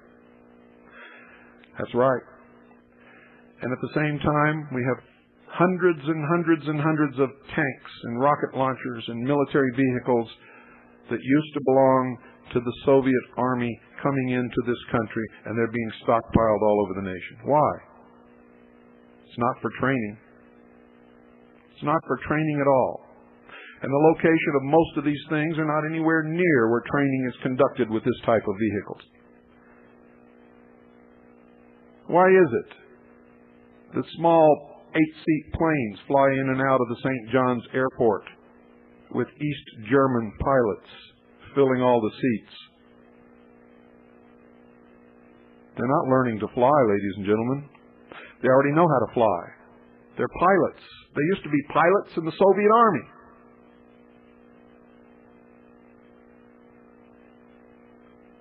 They're learning the terrain where they will fly aircraft and helicopters as the peacekeeping forces of the United Nations when the American people finally discover how they've been betrayed and rise up against the traitors. I don't want that to ever happen.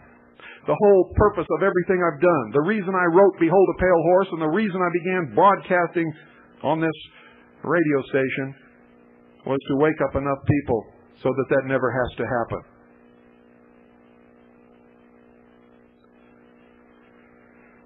If you don't wake up, it's going to happen. The Open Skies Treaty. First, the treaty empowers all signatory states, regardless of size, wealth, or level of technology, to acquire meaningful security information on neighboring countries. This will enhance the confidence of all participants and enable them to play more responsible roles in maintaining regional and international security. In this regard, moreover, by generating information which can be easily shared and discussed among participants, the Open Skies Treaty will avoid the difficulties encountered in working with restricted information. Second, the treaty nails down the key principle of full territorial openness. All the territory of all the participants will be open to observation, including specifically all the territory of states which formerly restricted large portions of their territory on grounds of national security.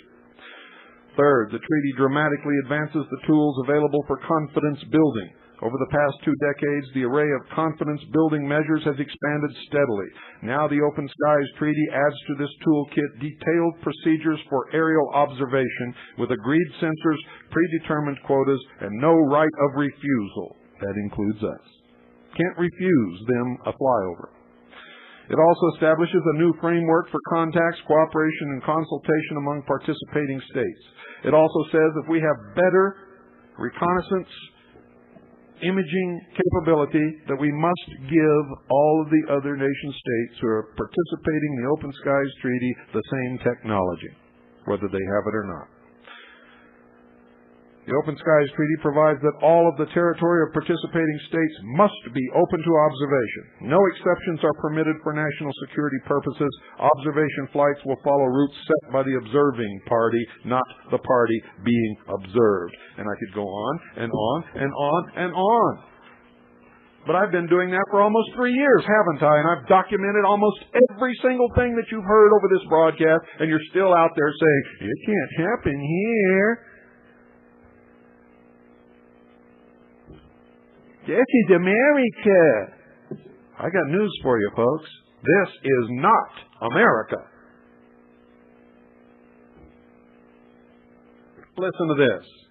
The former head of the Russian KGB takes over a United States military post in San Francisco. The Peace Dividend. Gorbachev Pro-Democracy Foundation opens office at Bay Area's Presidio, Los Angeles Times, April 17th, 1993, page A23. Pro-Democracy Foundation. Remember the definition for democracy?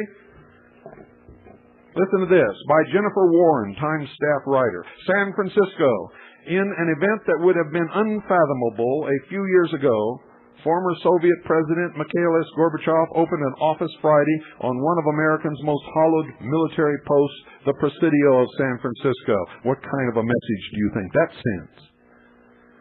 Gorbachev, who resigned from office in 1991 as the Soviet Union crumbled, was given the key to new digs for his Pro-Democracy Foundation by the Presidio's commanding general in a ceremony rich with irony and, get this, symbolism.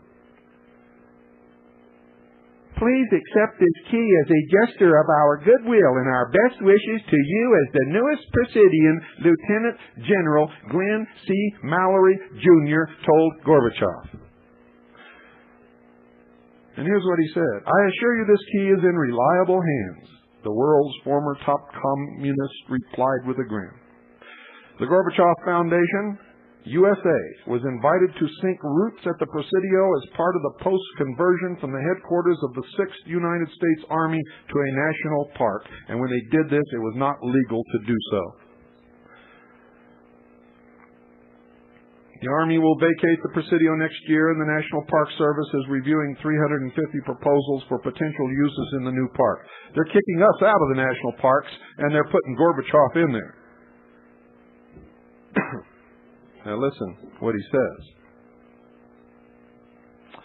The entire Presidio is spectacular, but he got one of the best spots, and that's for sure. Gorbachev launched his Moscow-based foundation. Listen to this. It's a Moscow-based foundation.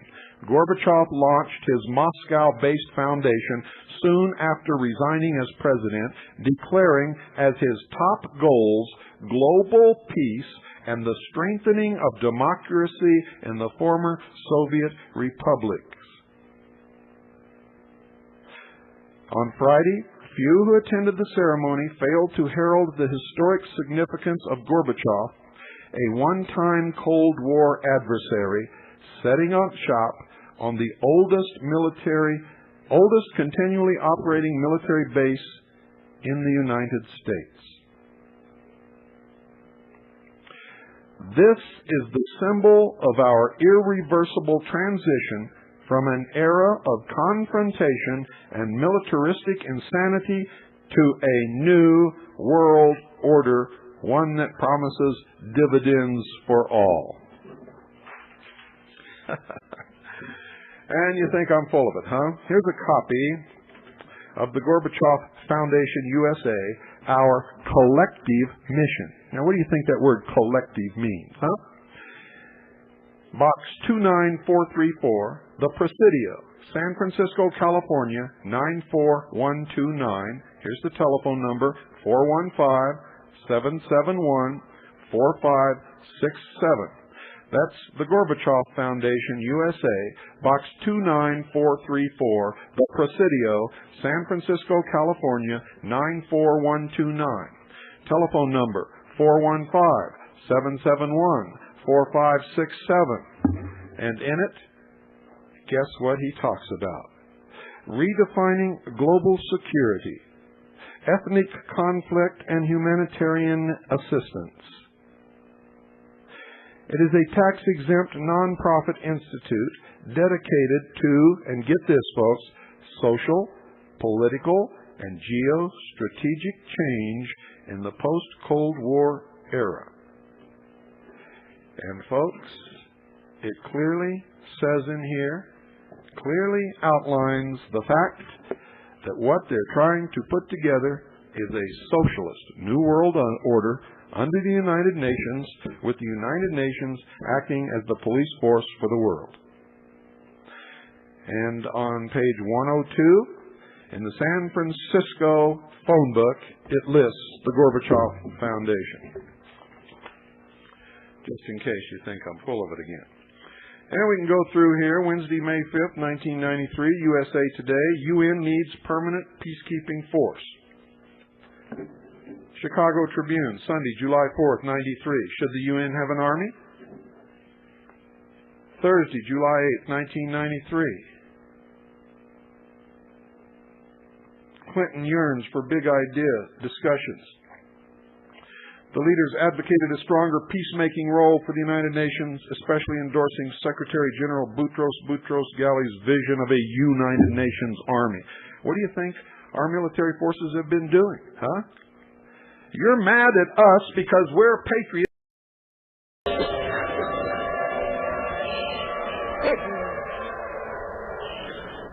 Welcome to the Hour of the Time. I'm your host, William Cooper.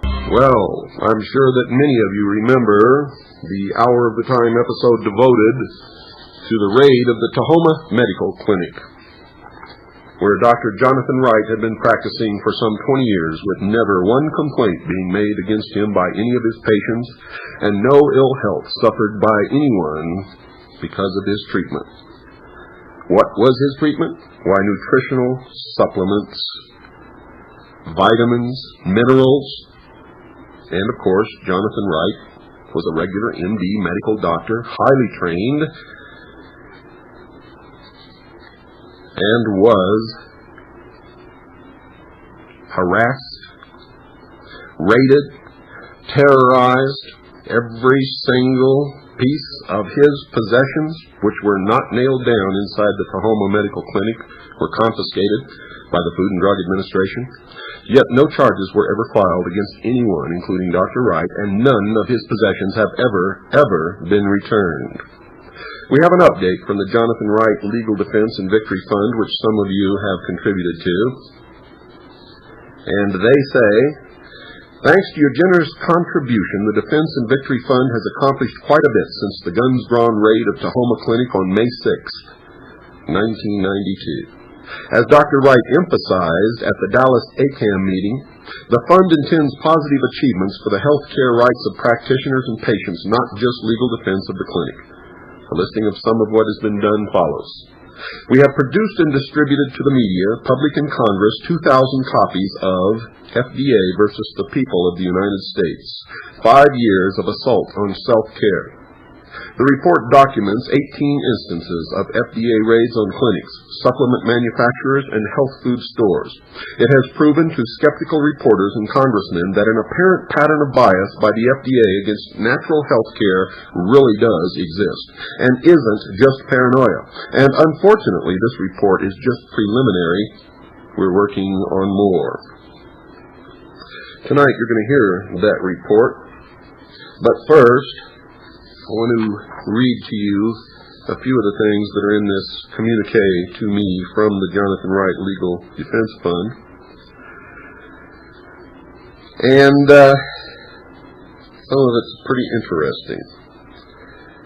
On August 11th, Dr. Wright filed suit against the FDA seeking recovery of property taken and, more importantly, seeking to resolve the issue of whether the FDA can intrude on the practice of a licensed physician or interfere with the right of individuals to seek out whatever health care they wish.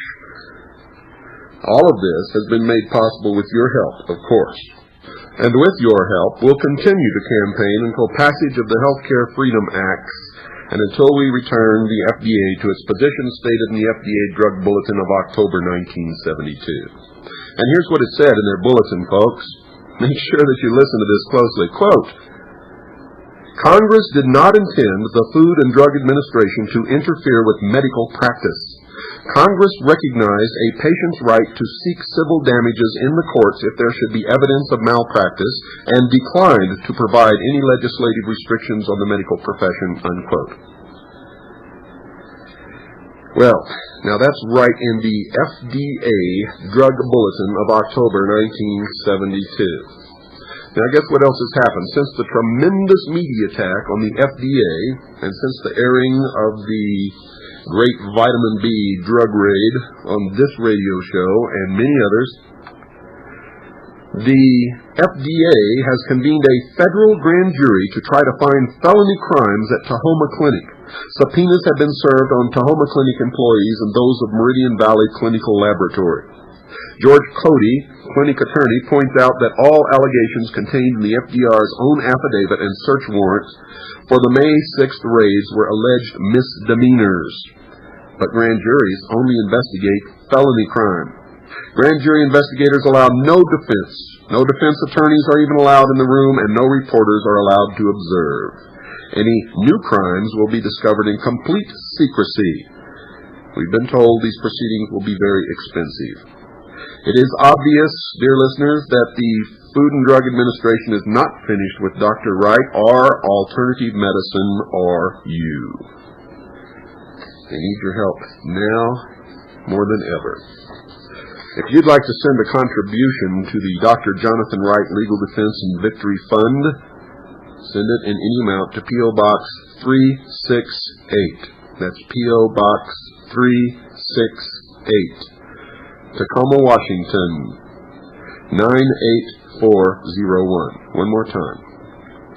Dr. Jonathan Wright, Legal Defense and Victory Fund, Post Office Box 368, Tacoma, Washington, 98401. Now, nobody got killed in this raid, and the charges that are going to come out of this grand jury, if any charges come out of it, won't be as serious, but folks, this is no different than the Randy Weaver episode.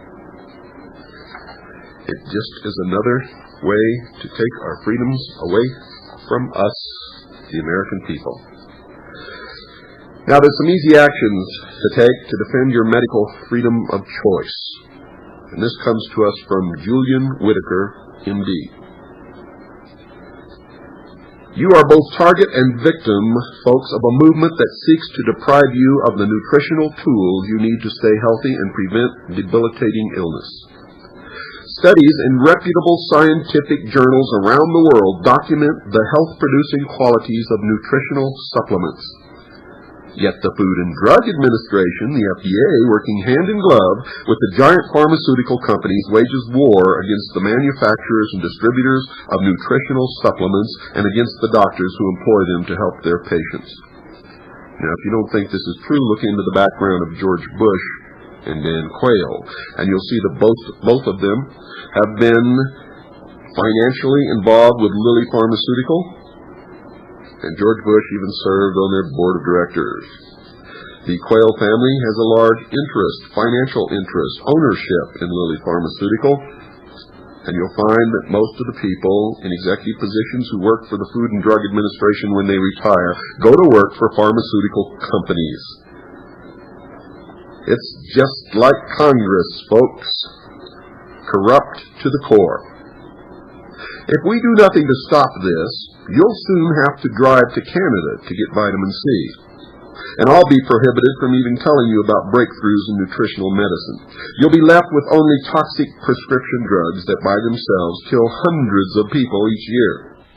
We urge you to take 2 easy steps to help restore your medical choices. They'll take just a couple of minutes of your time, but your payoff can be your own health for now and in the future. You see, the Food and Drug Administration is destroying your chances for optimum health by destroying the nutritional supplement industry, and that includes just simple vitamins and minerals that most of you take almost every day. It is doing this with product seizures, intolerable regulations, and armed raids against nutritional manufacturers, distributors, and nutritionally oriented physicians, and I might add that this is all unconstitutional and against the charter of the FDA and the intent of Congress when they formed the FDA. Just a couple of months ago, the Texas Department of Health, acting to enforce newly minted FDA regulations on nutritional supplement labeling, raided health food stores all over the state and confiscated over 200 products. The list of products confiscated was over 18 pages long and included vitamin C, coenzyme Q10, aloe vera, various herb teas, and other well-known popular products, including Immunoplex 402, the exciting subject of this month's issue of Health and Healing. Over the last 5 years, there have been at least 19 violent armed raids, often with guns drawn, against nutritional supplement manufacturers, distributors, and nutritionally oriented physicians. 14 folks have occurred in the last 2 years. That's almost one raid every 2 months, and those are only the ones that we know about that they were not successful in covering up. The FDA has seized millions of dollars of products and equipment and terrorized those who worked for these companies, all for the purpose of investigating possible wrongdoing. However, in none of the cases has the FDA filed any criminal charges. And in none of the cases has it returned any property. Read your Constitution, and you'll see that that is unconstitutional also. If a company wants its property back, it must sue the FDA in federal court and bear the legal expense of such. Most of the companies just fold. The FDA stomps on the Fourth Amendment of the Bill of Rights, which specifically protects the public from unlawful search and seizure by the state. It also stomps on the Seventh Amendment, which guarantees the right of a speedy trial by jury. It also stomps on other sections of the Constitution which say that no property can be confiscated from American citizens without just compensation, and many other clauses. We never even get to the Seventh Amendment. Since the FDA generally just seizes property without filing criminal charges, there is no trial, speedy or otherwise. You probably have never heard of Highland Laboratories, Traco Laboratories, Thorne Industries, or Omniopathy, small, sophisticated nutritional supplement manufacturers that for the most part supply physicians. All of them were hit with violent, armed, and in some cases guns-drawn search and seizure raids, yet no criminal charges have ever been filed. Another way the FDA seeks to deprive you of health choices is by harassing nutritionally oriented doctors. The FDA hates doctors who use nutrients to help their patients, and here's an example. Yaiwen Tang, MD, in Reno, Nevada, uses nutritional supplements in his practice. Patients have come to his clinic from all over the world. On September 6, 1990, the FDA raided his medical offices, seizing over $50,000 worth of medical equipment and nutritional supplements. The FDA filed no criminal charges, and Dr. Tang sued to have his property returned. The FDA's response to this suit was another raid, just like Jonathan Wright. They let him alone until he sued, and then they raided him again with terrorist tactics and SWAT teams and guns. This time, when they raided Dr. Tang, this time they confiscated over $60,000 worth of equipment, nutrients, and homeopathic remedies, as well as about $10,000 in checks. Office manager Monica Malberg was stripped and searched to her bare skin, and Dr. Cora Cole stripped and searched to her undergarments. Dr. Cole is a homeopathic physician licensed by the state of Nevada. They did not find anything, and I do not know what they were looking for, but the humiliation of these two women sent an obvious message, and that was the real intent of the strip searches. No criminal charges have been filed since the second raid, and the suits to get the property back are still meandering through the court system. When in fact, folks, they shouldn't even be in the court system. It's obviously illegal and unconstitutional, and the district attorney or the Justice Department should be pursuing the FDA as criminals and should force them to return the property. Why should these people have to bring suit against a government agency who is obviously violating the law and the Constitution? Well, folks, it's to force these people out of business and for no other reason. The FDA is accomplishing its mission. Would you work in an industry where your biggest fear is not a slumping economy, but that FDA agents can seize your products without cause or explanation, or filing criminal charges, or even acknowledging your existence? Would you work for a doctor who uses vitamins in his practice knowing that you might get strip searched by government agents? There was no outcry against these raids because the public was unaware of them, and many people still believe that the government is working in their best interest, and most can't believe that an American agency, the FDA, has become a violent Gestapo. But then they raided Dr. Jonathan Wright, and things changed. This guns-drawn raid may be the undoing of the FDA, for it has galvanized nutritional physicians, the nutritional industry, and the 60 million Americans who routinely take nutritional supplements. Dr. Wright, folks, is a graduate of Harvard College and the University of Michigan Medical School. He has been in the same location for over 20 years without a single patient's complaint or evidence of any patient injury. He is an internationally respected expert on nutritional medicine, and along with Alan Gaby, MD, from Baltimore, Maryland, puts on educational seminars for physicians across the country. For the full story of the raid, you can order our tape from the Great Vitamin B Raid. And for non-CAGI members, that's $15 plus $2.50 postage and handling. For CAGI members, of course, it's $5 plus $2.50 postage and handling. It will open your eyes, folks. It will open your eyes. On a Larry King Live broadcast, FDA's Mary Pendergast, senior advisor to FDA Commissioner David Kessler, defended the guns-drawn raid of Dr. Wright's medical offices. She stated that he was also selling, this is a quote, folks, quote, he was also selling and dispensing to his patients moldy injectable drugs which could also kill you. When we tried to find out what was going on at Dr. Wright's clinic and in this clandestine manufacturing facility, Dr. Wright would not let us in. So when we followed up on those moldy injectables, we learned that they were being made in a room in part of Dr. Wright's clinic, unquote. And folks, that was a blatant lie. I'm saying this on the air. That was a blatant lie. Mary Pendergast, you lied. And if you didn't lie, sue me. You lied. And you knew that you lied. As Dr. Wright has pointed out, and as the media who were on the scene found out, the FDA never tried to contact him or his lawyer with any questions before his offices were raided. This has been proven.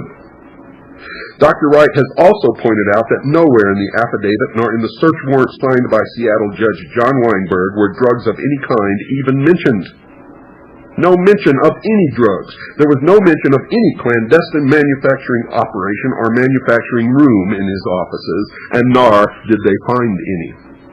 In addition, the moldy injectable was not a drug, but an injectable form of magnesium. It was not mentioned in the affidavit either, nor was it obtained during the raid. It was found by FDA agents 6 months before the raid in a trash bin used by Dr. Wright's clinic and a pharmacy, and they don't know whether it came from Dr. Wright's clinic or the pharmacy, but the reason it was in the trash is because it was moldy and it was thrown away, not to be used. The FDA has no idea where it came from, or even when it got moldy. I wonder, folks, what they would find in a hospital trash bin. If they found moldy bread in your garbage, would they accuse you of poisoning your family? What crap! Other statements of Ms. Pendergast in this nationally broadcast show were even more astounding. When asked by a caller how many people are on record of having died from either vitamins or minerals, she said this, quote, I couldn't tell you the total number of people who have died from vitamin and mineral overdoses, but it certainly happens every year. For records we had from poison control agencies in 1988, 16,000 people had overdoses of lead. 6 of them died. Vitamin A kills a dozen or so people every year. Overdoses. At overdoses, it's a toxic drug, a toxic product, unquote. Again, lies. Lead poisoning? Is she off her rocker? She was asked how many people on record have died from either vitamins or minerals, and she's talking about lead poisoning? Have you ever gone to your health food store and been able to buy lead tablets, lead capsules? Have you ever picked up a nutritional supplement who had lead as an ingredient? Is she off her rocker? No, folks, she's intentionally lying again. The lead in our environment and subsequent lead poisoning comes from paint chips and exposure to lead in industry. The only relationship lead poisoning has to the nutritional supplement industry is that substantial doses of B-complex and trace minerals are surprisingly effective in the treatment and prevention of lead poisoning. Prevention of lead poisoning. And that was discussed in the September 1992 issue of Health and Healing. Vitamins don't kill people, folks. Drugs do. As far as deaths from nutritional supplements in general, or vitamin A in particular, are concerned, Dr. Wright cited a report on the toxicity of vitamins and minerals published in the Journal of Emergency Medicine from the Association of American Poison Control Centers for the years 1983 to 1987. All the generally taken nutritional supplements, including vitamin A, were listed separately. During that 5-year period, there were no deaths from any vitamin or mineral supplement. About 60 million people routinely take nutritional supplements, and since they are over-the-counter, 240 million people are at risk. In spite of this truly massive exposure, there were no deaths in 5 years. The fact is, scientific studies have already proven that nutritional supplements are saving lives, not taking them. By thwarting this information, the FDA is killing tens of thousands of people each year. And people like Mary Pendergast, who we trust in positions in our government, intentionally break the law and then intentionally lie to cover up what they're doing. all the time. Imagine the senior advisor to the commissioner of the FDA doesn't know the reported toxicity of the most commonly taken vitamins and minerals, yet that agency is looting nutritional supplement manufacturers and innovative physicians under the guise of protecting the public. If you want to find someone like Ms. Pendergast, where the hell would you look? Well, where do you find people like this? And who's appointing them to positions of power in these agencies in our government? The report cited by Dr. Wright also listed prescription and non-prescription drugs by categories such as analgesics, asthma therapies, and cardiovascular drugs. During the same time period, there were 1,132 deaths from these drugs, with the death rate going up each year. Well, I'll bet you don't like what you're hearing, folks, and I don't like it either. If you'd like to help put a stop to this, if you'd like to help Jonathan Wright and his lawsuit, which is going to go a long way to stop this, send contributions in any amount to Dr. Jonathan Wright Legal Defense and Victory Fund. That's Dr. Jonathan Wright Legal Defense and Victory Fund. Post Office Box 368, Tacoma, Washington 98401. That's the Dr. Jonathan Wright Legal Defense and Victory Fund. Post Office Box 368, Tacoma, Washington 98401. Or you can call and talk to someone there at 206-631-8920. That's 206-631-8920. We're going to take a little break here, folks, so don't go away. Don't change your dial. I will be right back right after this very short pause. This land is our land, and it's about time that we, the citizens of this country, take it back. It's in the hands of some pretty gruesome characters right now. As you're going to hear, as I recount to you the contents of this report, a preliminary report prepared by the Dr. Jonathan Wright Legal Defense and Victory Fund of 5 years of assault on self-care, entitled The FDA versus the People of the United States. 20th century scientific research has spawned an entirely unique phenomenon: modern folk medicine. A tradition born, nurtured, and grown to the verge of maturity within the lifespan of the eldest among us. Although this modern folk medicine is slowly spreading around the globe, it is still largely an American creation. Travelers from around the world are amazed to observe the profusion and abundance of vitamin, mineral, amino acid, and other food supplement items available not only in thousands of health food stores, but also in supermarkets, drugstores, and 24-hour convenience stores. Hundreds of multi-level marketing plans bring us vitamins from our friends and next-door neighbors. Self-care with vitamins and minerals is incredibly woven into American culture and has become a uniquely American folk medicine in less than 80 years. Self-care, folks, itself has become a fundamental American right, spurred on by the aging of the baby boom generation and by the incredibly escalating costs of professionally provided disease care, largely featuring toxic drugs, surgery, radiation, and chemotherapy. An increasing number of us are exploring wellness through self-care, physical fitness, herbal and botanical remedies, stress reduction and meditation, proper diet, and our, quote, American folk medicine, unquote, of vitamin and mineral supplementation are all means of self-care firmly embraced by the people of the United States. Behind the transparent disguise of consumer protection, the armed forces of the Food and Drug Administration are fighting a desperate rearguard action against this overwhelming cultural trend.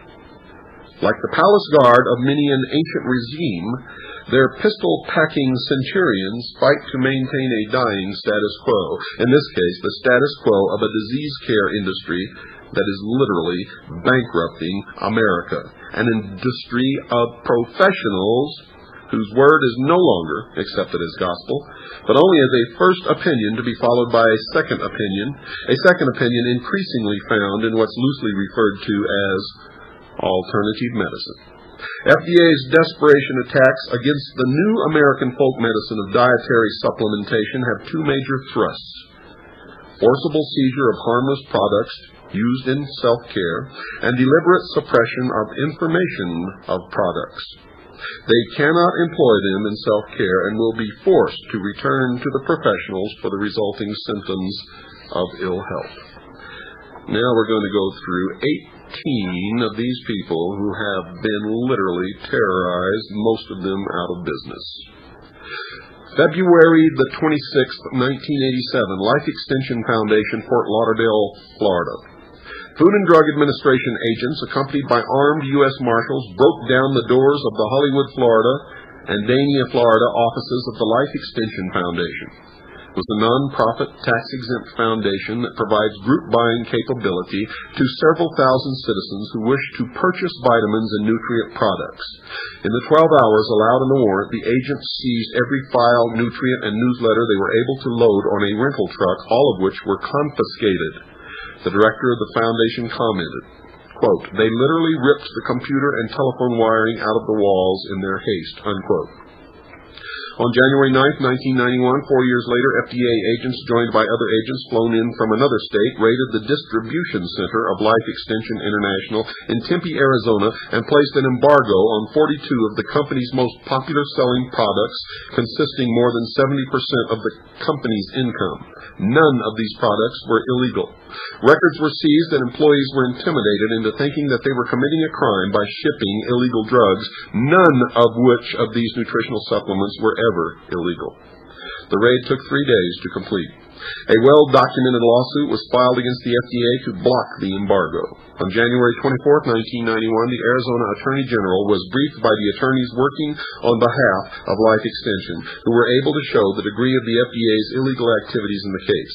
The Attorney General ordered the Board of Pharmacy of Arizona to lift the embargo within hours after the meeting. The members of Life Extension Foundation are now requesting a congressional investigation of the illegal activities of the FDA and this program, The Hour of the Time, and me, William Cooper, urge you to do so also. November 1988, Traco Laboratories, Champaign, Illinois. The FDA, accompanied by U.S. Marshals, seized a large quantity of black currant oil belonging to Traco Labs of Champaign, Illinois.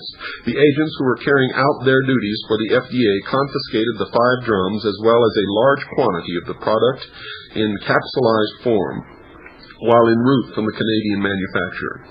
It is unknown how the FDA was able to keep the vehicle under surveillance during shipment and subsequently rush in and seize the product by the roadside. They used to call this hijacking. Agents of the FDA asked the owner of the company, quote, "What do you plan to do with the extract?" unquote. He replied by stating that, quote, "The FDA had recently approved black currant oil," unquote. The agent threatened to prosecute him to the fullest extent of the law if he sold another drop. The FDA then asked that all of the original paperwork on the approval of the extract be returned to them, claiming that it, quote, "contained an unsafe additive," unquote, which was a blatant lie. The extract was not illegal and was approved by the FDA. Yet the extract contained nothing more than that which nature provided. The FDA contended that the public was in extreme danger if the extract was allowed to be sold, another lie. Traco Laboratories sued the FDA and won. In the order issued by the U.S. District Court of Illinois on April 10, 1991, the court denied the FDA's move for a judgment against Traco Labs in that the FDA failed to show that there was a genuine issue for a judgment. The judge reprimanded the FDA for seizing and embargoing the product, commenting that the FDA had misrepresented the FD&C Act's section on food additives. The FDA failed to show that not only was BCO not an unsafe food additive, that it wasn't a food additive at all. The product was to be distributed in capsules as well as in bottles for consumption. Solid Gold Pet Foods, September 1989 in El Cajon, California. And this is a really doozy, boys. I'm telling you, she was selling cat food, and they confiscated it.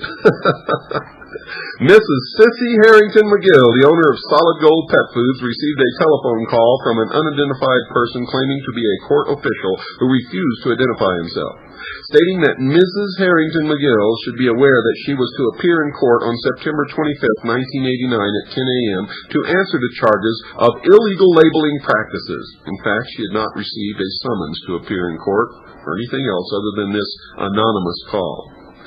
Mrs. Harrington McGill felt that she should at least appear to investigate the matter, in that she had been in an ongoing and exhaustive battle with FDA officials for at least 12 years prior to this time. The FDA continually made her relabel her natural pet food products time and time again, claiming that she, quote, could not claim the food was a healthier diet for animals, unquote, or that it was unlawful to state that, quote, your pet would live a longer and healthier life with natural vitamin-enriched pet food, unquote.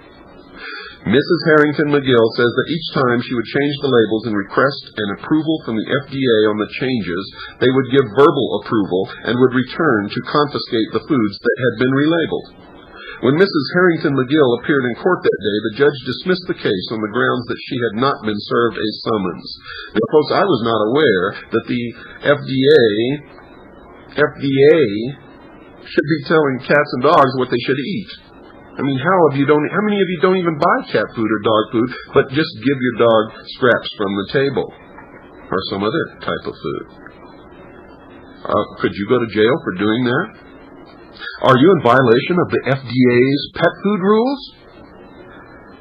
Folks, this gets even more ridiculous. Even more ridiculous.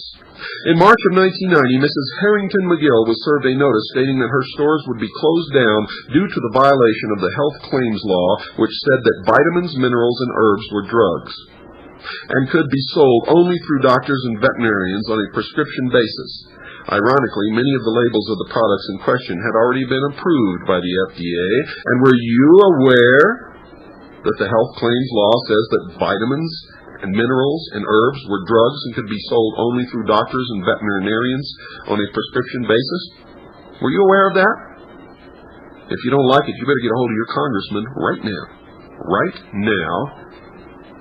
And get this stuff thrown out. It's ridiculous.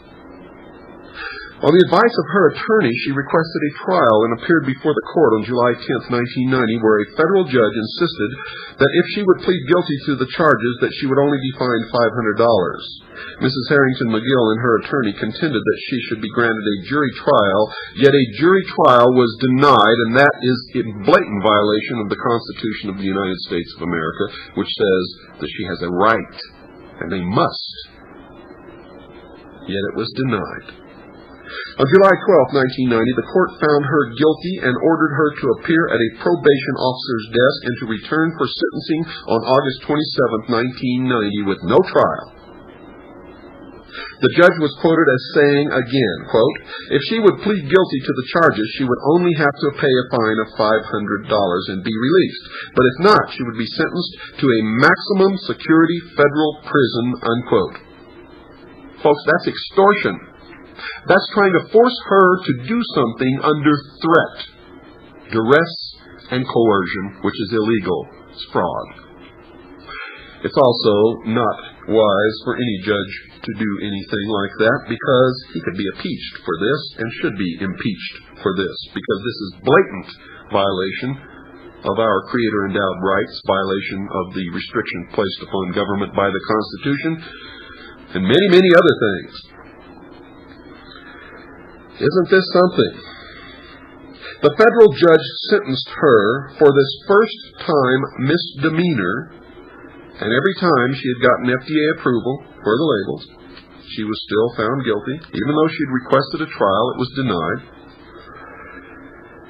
Sentenced her for this first-time misdemeanor to 179 days in a maximum security federal prison, as well as fining the corporation $10,000. Mrs. Harrington McGill contended that the business was a sole proprietorship.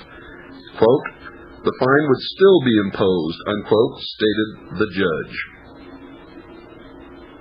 Now, if you look into the affiliations of this judge, I think that you will find some very interesting alignments. The bailiff then put a chain around her waist, cuffed her hands, and imprisoned her. After serving 114 days, President Bush signed a revised version of H.R. 3562, and she was released. The bill stated that, quote, vitamins, minerals, and herbs were foods, and that storekeepers should inform their customers what their products did. The FDA told Mrs. Harrington McGill that they had legal jurisdiction over advertising. A blatant lie again. The FDA lies a lot, folks.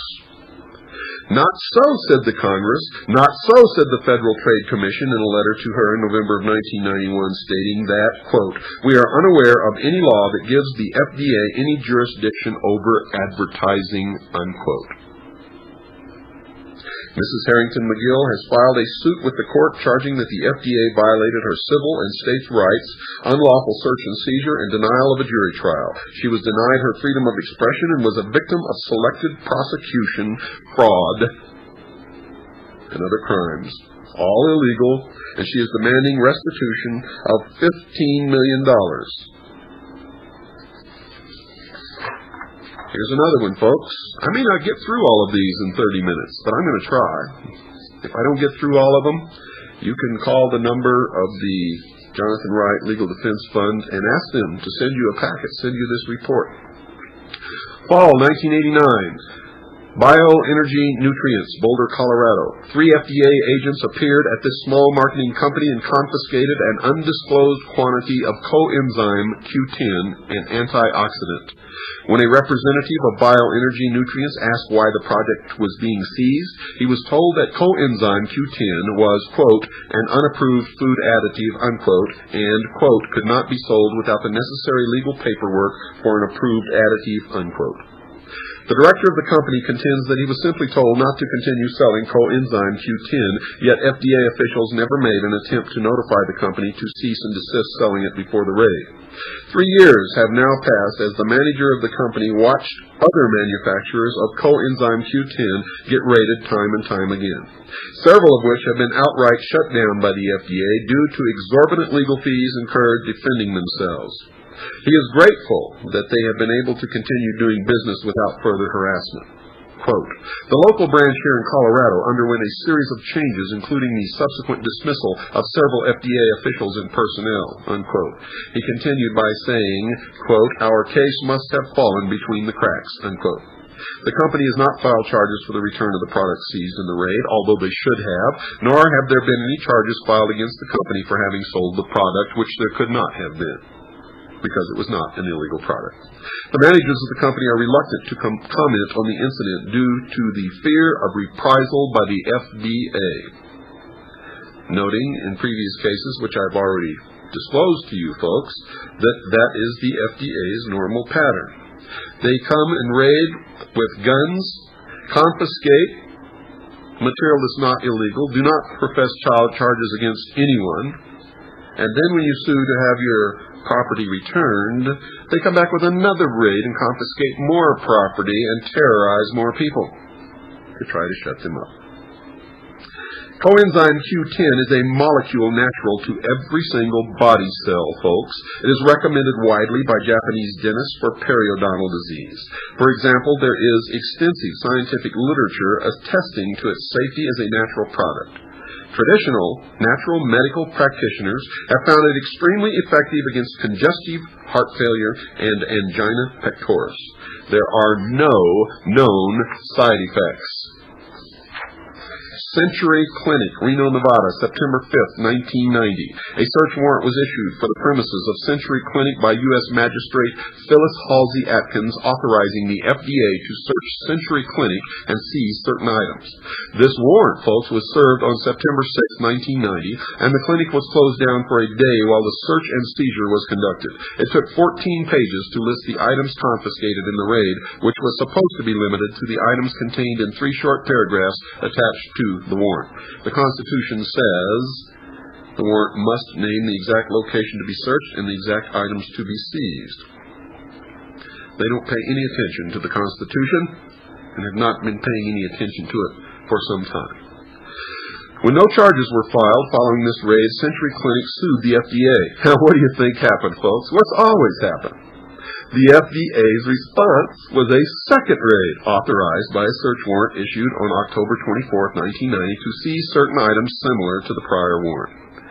This warrant, folks, went so far as to authorize the search of the persons and effects of employees of the clinic and vehicles belonging to Dr. Yuen Tang, Dr. Katrina Tang, Mr. William F. McCormick, and Delora Kenton, who is the head lab technician. During the second raid, it took an additional 14 pages to inventory items seized.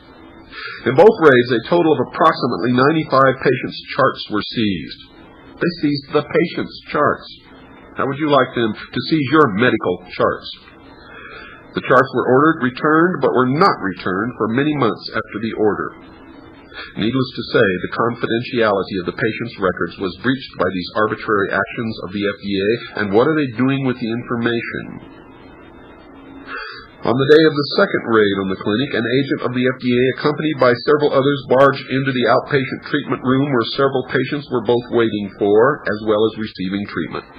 The patients were notified that, quote, the clinic would no longer be giving IVs or other treatments, unquote, and that, quote, they could unhook their IVs and leave, unquote.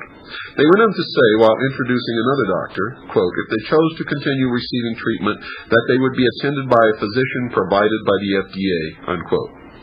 Patients who were discovered not to have begun their treatment were asked to leave. Despicable, isn't it?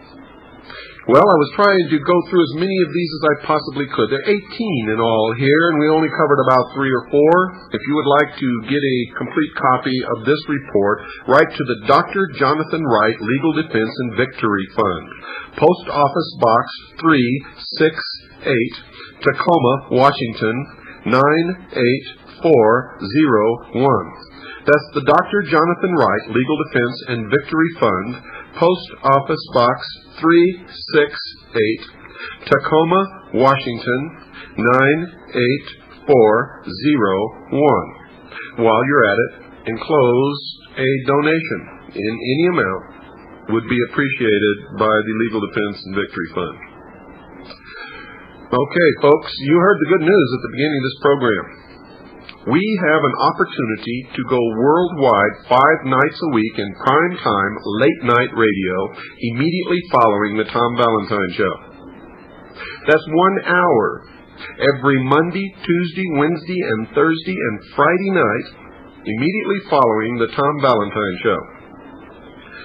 We may never get another chance like this again. And my wife and I are putting up every single penny we have, and we are selling many of our personal possessions, as many as it takes, to tell you the truth, but we're still going to come up short. To make the show viable and make sure that it sticks and becomes self-supporting, we need about 2 months advance payment for airtime. That's a lot of money. It is a lot of money, folks, and we're still going to be short. So we're asking you to help this happen. Help this come about. What will you get in return for your donation? 20 times the amount of information will be given out to the public each month over the 1 night a week that we've been doing. 20 times the amount of suppressed information will go out to the general public. If you think this is a good idea and you'd like to help, make your checks or money orders out to WWCR. Please don't send cash. Please don't make anything out to me. Make it out to WWCR. Any amount will be appreciated. Please give as much as you possibly can to help this become a reality.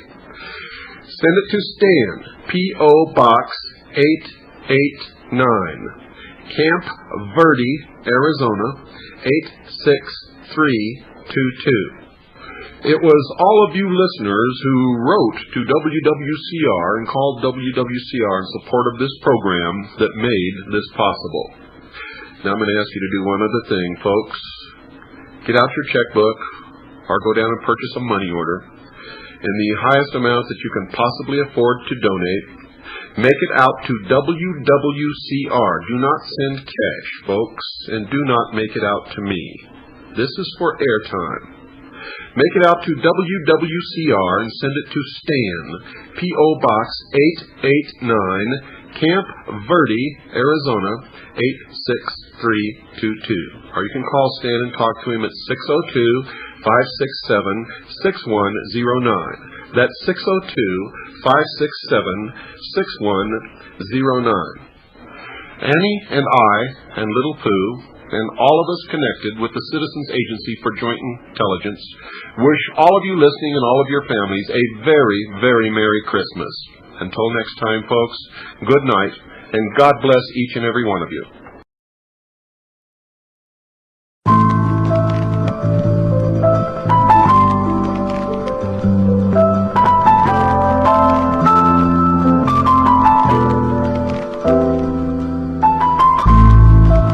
People who never hear about Satanism, extreme violence, and extreme pornography are unlikely to become involved with Satanism, violence, and pornography. And the extent of their temptation and the skeletons that they hide in their closets are similarly reduced in magnitude.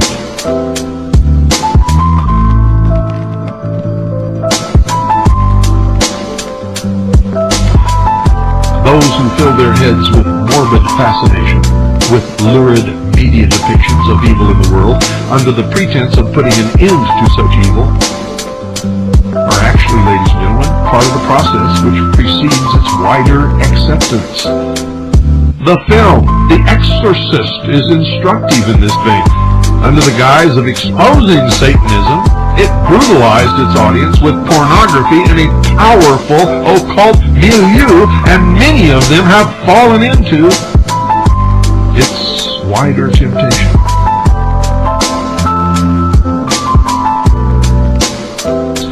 There is the official attack on Satanism, and yet you need not be Sherlock Holmes to detect that the very themes which Orthodox officialdom condemns with its right hand, its left hand, counterculture officialdom disseminates.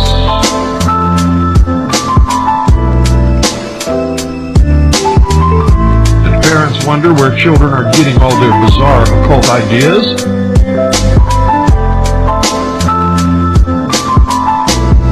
Of the most blatant and perverse form, it's not concealed at all. Yet, ladies and gentlemen, we cooperate with it. We do.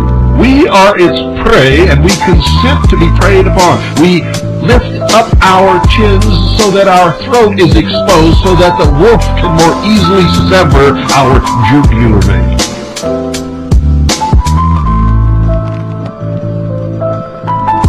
Both sides, light and shadow, have magnetic attraction for us. That is the failing of the human nature.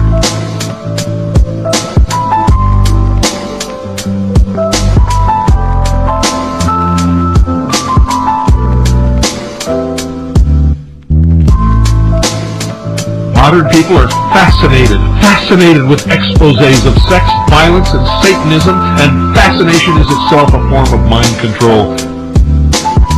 If we recognize that oftentimes obsessive treatments of these themes under the guise of exposing them are the very means of inducing interest and involvement in the occult.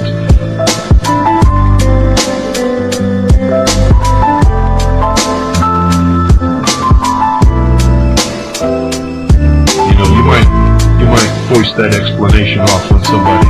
That's stupid, but don't try it with me. Because I know, and so do you. And I won't listen to your lie. You watch it because you see what is forbidden to you in the guise of something that is legitimate to view.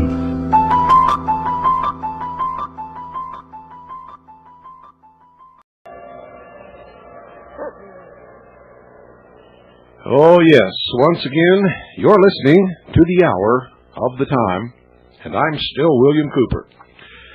You know, lest some of the more impressionable listeners out there get the idea that the Jews really do own all the press and own all of Hollywood, let me set the record straight. What I was doing was making a point by parroting the idiots out there who really believe that crap.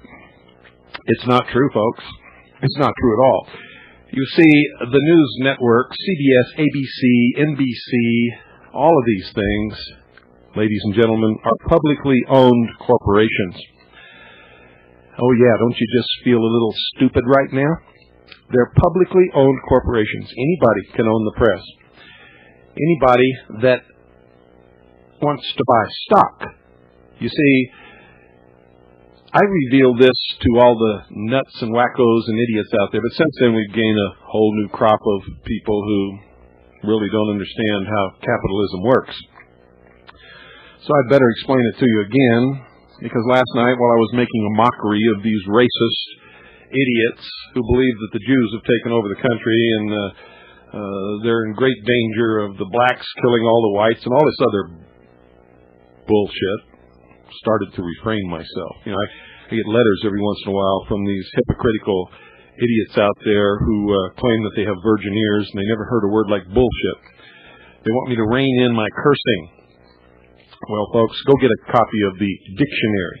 Any dictionary that you want, bullshit is right in there, and there's nothing vulgar or obscene about it. It has a specific meaning, which draws your attention very well to the meaning that I want to put across. But anyway, ladies and gentlemen, the media is owned by publicly held corporations. A couple of years ago, in light of the fact that everybody was complaining that the media never tells the truth, and that they wanted to see the truth in their newspapers and on their television set and everything, I started a campaign to buy a media company. See, if enough of us bought the stock in one company, we could control that company. We could control who got elected to the board of directors, and thus we could control the policy of that media corporation. And our listening audience bought an awful lot of stock. They bought so much stock that the company that we were trying to garner control of, the stock went up almost immediately. And I'm not going to tell you how many shares we bought. We bought a lot.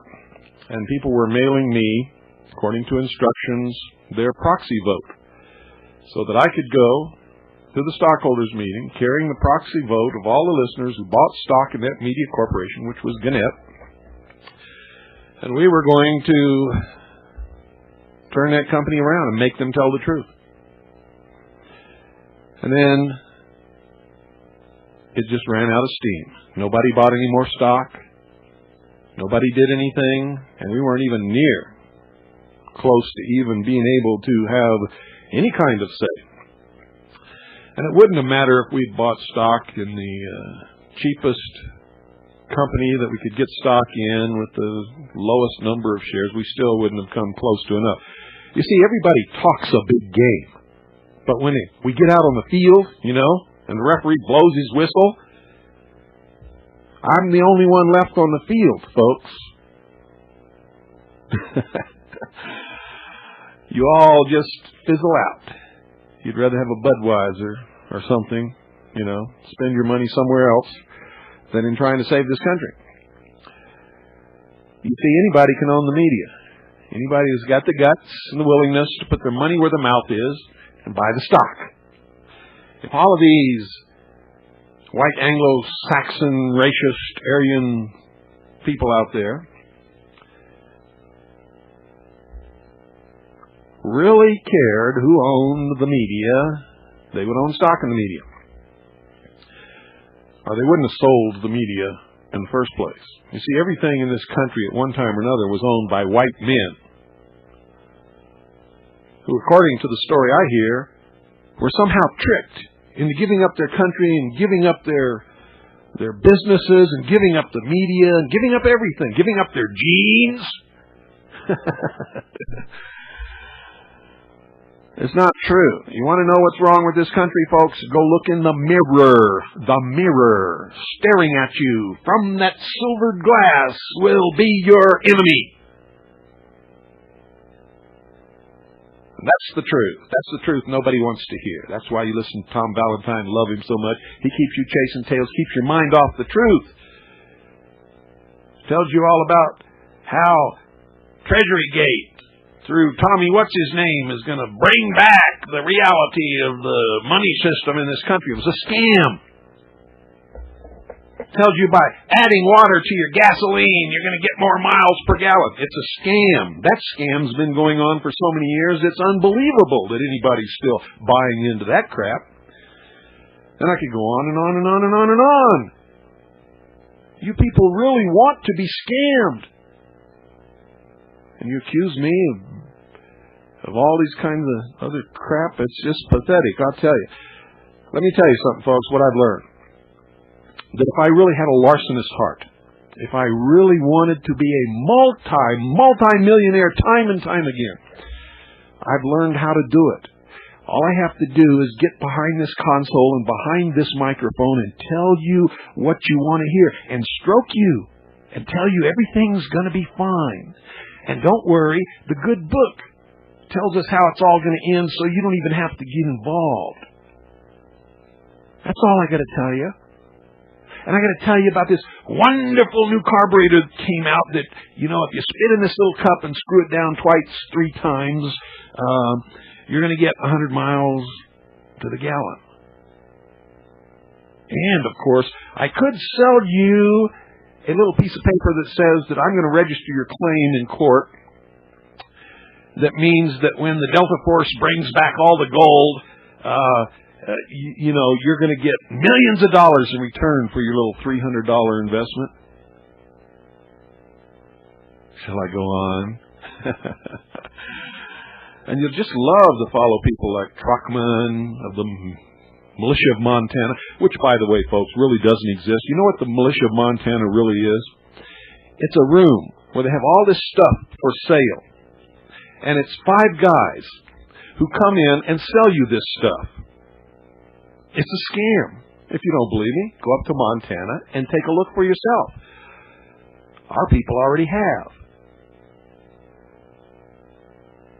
There's a sucker born every minute, said P.T. Barnum. And P.T. Barnum was absolutely right, and tonight I'm going to expose to you, once again, with new information, the biggest sucker con job of them all. Oh, yes. So, why don't we start off, ladies and gentlemen, with a little music about the astronauts who had the right stuff. They were all consummate actors, and some of the greatest liars that have ever walked upon the face of the earth. Don't go away, because I'm going to smack you upside the head again. Oh, folks, when you know what I know, that's all so funny. I mean, it's hilarious. I'm holding in my hand a new book. Remember, I've told you before, ladies and gentlemen, that whether I cannot prove whether or not any of our astronauts ever went to the moon, I can prove beyond any shadow of any doubt that the photographs and videotapes and the video coverage of the so-called Apollo landings on the moon are all fake. All of them. Every single one. There's not one real photograph among the bunch that was ever taken on the moon. I can prove that beyond any shadow of a doubt. No problem. I have a degree in photography. It's easy. These people think we're so stupid they didn't even do it right. And back when they did it, they didn't have the special effects technology and the computer capability that they have now. I mean, if they tried this now, they could have really fooled us. But they couldn't wait. See, they had to do it because they want world government by the millennium, by the year 2000 or shortly thereafter. And the only way that they could genuinely get people to buy the premise that extraterrestrials are visiting this Earth is to make people believe that we actually went to the moon. Now, like I said, I know there's a secret space program with a secret technology. And I believe we've been out there all over the place, to tell you the truth. I don't know where, I don't know when, I don't know exactly how, but I believe that we have. But I know and can prove that all of the photographs taken of the Apollo space program, the moon landings, that were supposedly taken on the moon, and the videotape that was supposedly shot on the moon, and the film that was supposedly shot on the moon was not shot on the moon. And I've told you that many, many times. I have quoted to you from a book called Moongate. I've quoted to you from a book entitled We Never Went to the Moon. I have quoted to you my own findings of my own research and the research of others, and tonight I'm going to begin a narration from NASA Mooned America by Renee.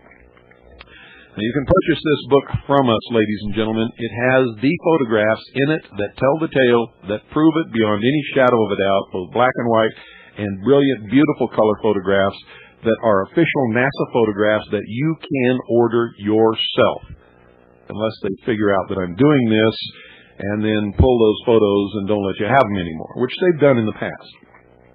So don't be surprised if they do that.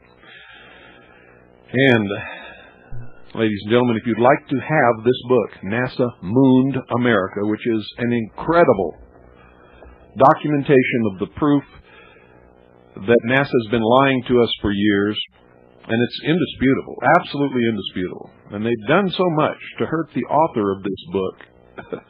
I'm not even going to get into that. It's the same stuff that happens to me and has happened to other people who reveal the truth of what's happening in the world. The book is $30 post-paid, delivered to your door by UPS. This book disappears in the United States mail, so do not send a post office box. We will not send this book to a post office box. You must send us a physical address for delivery of this book because it's going to be shipped by UPS only. I'm going to tell you this again. This book disappears when it's sent through the United States mail. The only way we can guarantee that you'll get it is if you send us a physical address. And if you don't have a physical address, ask one of your friends if you can have it delivered to their address for you. It's $30 post-paid. Check our money order payable to Annie, A-N-N-I-E. Annie. Don't put anything else on there. And send it to the Intelligence Service, Post Office Box 1420, Sholo, spelled exactly like it sounds. Show and low, just like you learned in school. Arizona 85901. Check our money order payable to Annie for $30 postpaid. Address your envelope to the Intelligence Service, Post Office Box 1420, Sholo, Arizona 85901. Now, I'm looking at a photograph, ladies and gentlemen, in the beginning of the book. I mean, this starts right off the bat. It's a photograph of the astronauts practicing in the Zero-G airplane. And this picture, which covered 2 pages in the book Carrying the Fire, a book written by Apollo astronaut Michael Collins, was snapped by a professional NASA photographer as the plane flew an outside loop to temporarily eliminate or cause the illusion of the elimination of gravity. The cabin is padded to protect the occupants from the inevitable fall that the instant the loop is terminated. Now, what I'm looking at here is Collins as he practices spacewalking. He's holding the propulsion rod in his right hand, and on the facing page, ladies and gentlemen, is the Gemini 10 spacewalk. This picture was extracted from the center section of the same book and was allegedly taken during a spacewalk on the Gemini 10 mission exactly 3 years before his Apollo 11 mission to the moon. Now, NASA claims to have landed the first man on the moon during this mission.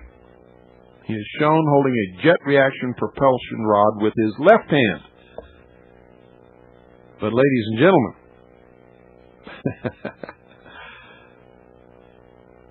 during that mission, Collins claimed that he lost his camera on the spacewalk. And we know it was a contrived excuse by NASA so they could turn a zero-G picture into one of the spacewalk and no one would ask why he wasn't carrying his camera. You see, because the picture of Collins, Michael Collins, on the Gemini 10 mission, the Apollo 11 mission to the moon. Wait a minute, where am I at? The Gemini 10 mission is exactly the same picture as Michael Collins practicing inside the zero-G airplane, the negative has been flipped. You can examine it with a microscope, a magnifying glass, anything that you want. It is exactly the same picture. They took the picture of Michael Collins practicing in the zero-G airplane. They eliminated the background, flipped the negative, and put a dark space background sandwiched with that negative and made the so-called picture of the Gemini 10 mission of Michael Collins doing a spacewalk. It is faked. On page 660 of Ain't Nobody's Business If You Do, written by Peter McWilliams, we find, quote, the film of Russia's first spacewalk was later proven to be a shot in a studio, end quote. And that's true. Now, I just turn the page, and here's something else.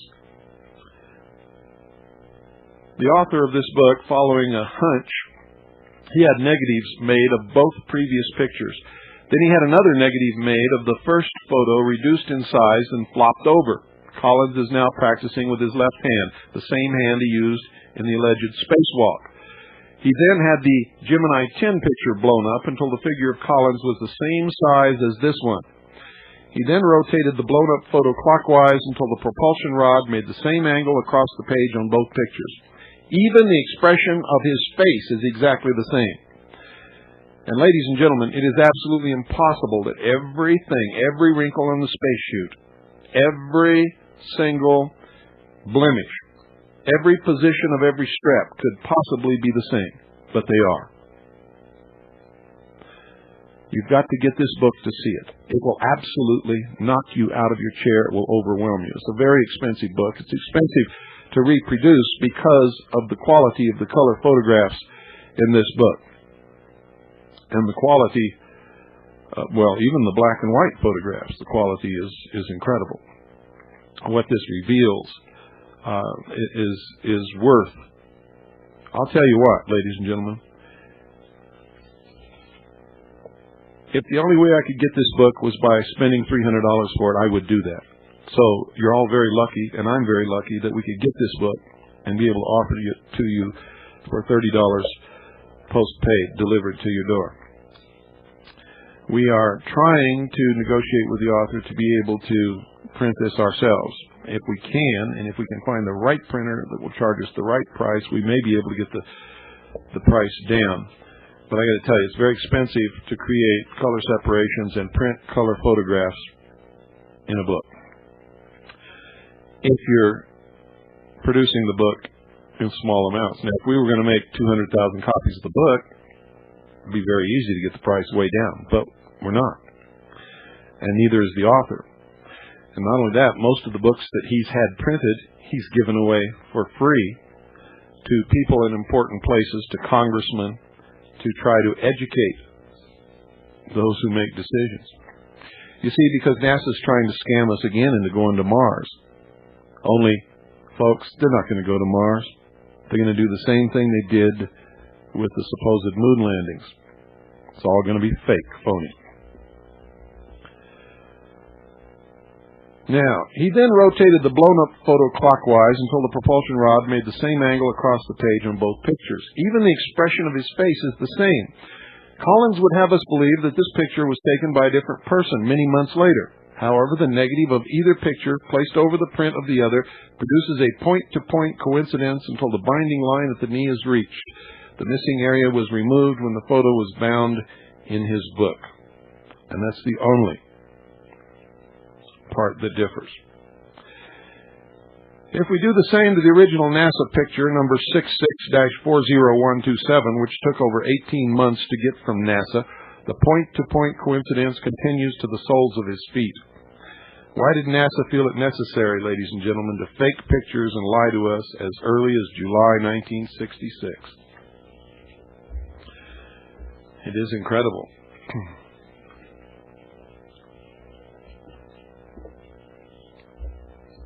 Now I'm going to read you the foreword, and then we're going to get into some serious stuff here. In October of 92, I received a large size, and I'm reading directly from the book. So when I say I, it's the author. In October of 92, I received a large size, full-color, glossy, 180-page government publication called America at the Threshold. It was sent to me because I had responded a few years before to a NASA solicitation for ideas for space. My best guess is that they queried me because I am both a patented inventor and a past member of the high IQ society known as Mensa. While reading the book, I stumbled across my name, printed smack dab in the middle of page A51. It was there because at least one of my ideas had passed the serial scrutiny of a number of special committees of judges. By this time, however, I had become a confirmed skeptic and had ceased to believe in NASA, the CIA, motherhood, and I was getting mighty suspicious of apple pie. I had discovered a book called We Never Went to the Moon, written by Bill Kaysing. This book fine-tuned my previous dissections of the so-called moon landings by pointing out things I had missed. For example, the lunar landers' pads did not sink into the soft dust, but the astronauts' boots did. Also, although thousands of photos were taken on each of the missions, not one ever showed the millions of stars that must be brilliantly visible at all times on the airless moon. I also realized that much of the $40 billion cost for this production had been probably ferreted away, either squandered in the Vietnam police action and in the CIA's secret war in Laos, or siphoned off to fill the back pockets of the producers. NASA's America at the Threshold is cover-to-cover propaganda about Project Outreach, which I was horrified to discover is NASA's grab for our grandchildren's wallets, ostensibly to produce a trillion-dollar Martian hoax that can bankrupt our already debt-plagued country. And that's really what all this baloney is about probes to Mars vanishing, strange pictures photographed by the Russian Martian probe, face on Mars, pyramids on Mars, a Martian city. Remember, ladies and gentlemen, the philosophers of far are Martians. The philosophers of fire are Martians. Remember that? I've been revealing this to you for a long, long time. And it's all baloney. For almost 5 months, my erstwhile, I'm back to the book now. For almost 5 months, my erstwhile publisher constantly questioned NASA. If they hadn't known about this book before, they sure knew then. The 25th, or silver anniversary of the safe return of the crew of the first moon landing, Apollo 11, came and went without the expected NASA hoopla and propaganda. Instead, the usually unapproachable Apollo astronauts began a series of TV and radio show appearances. I directly attribute this to my book and his activities, talking about his publishing. Unfortunately, he did everything but print the book.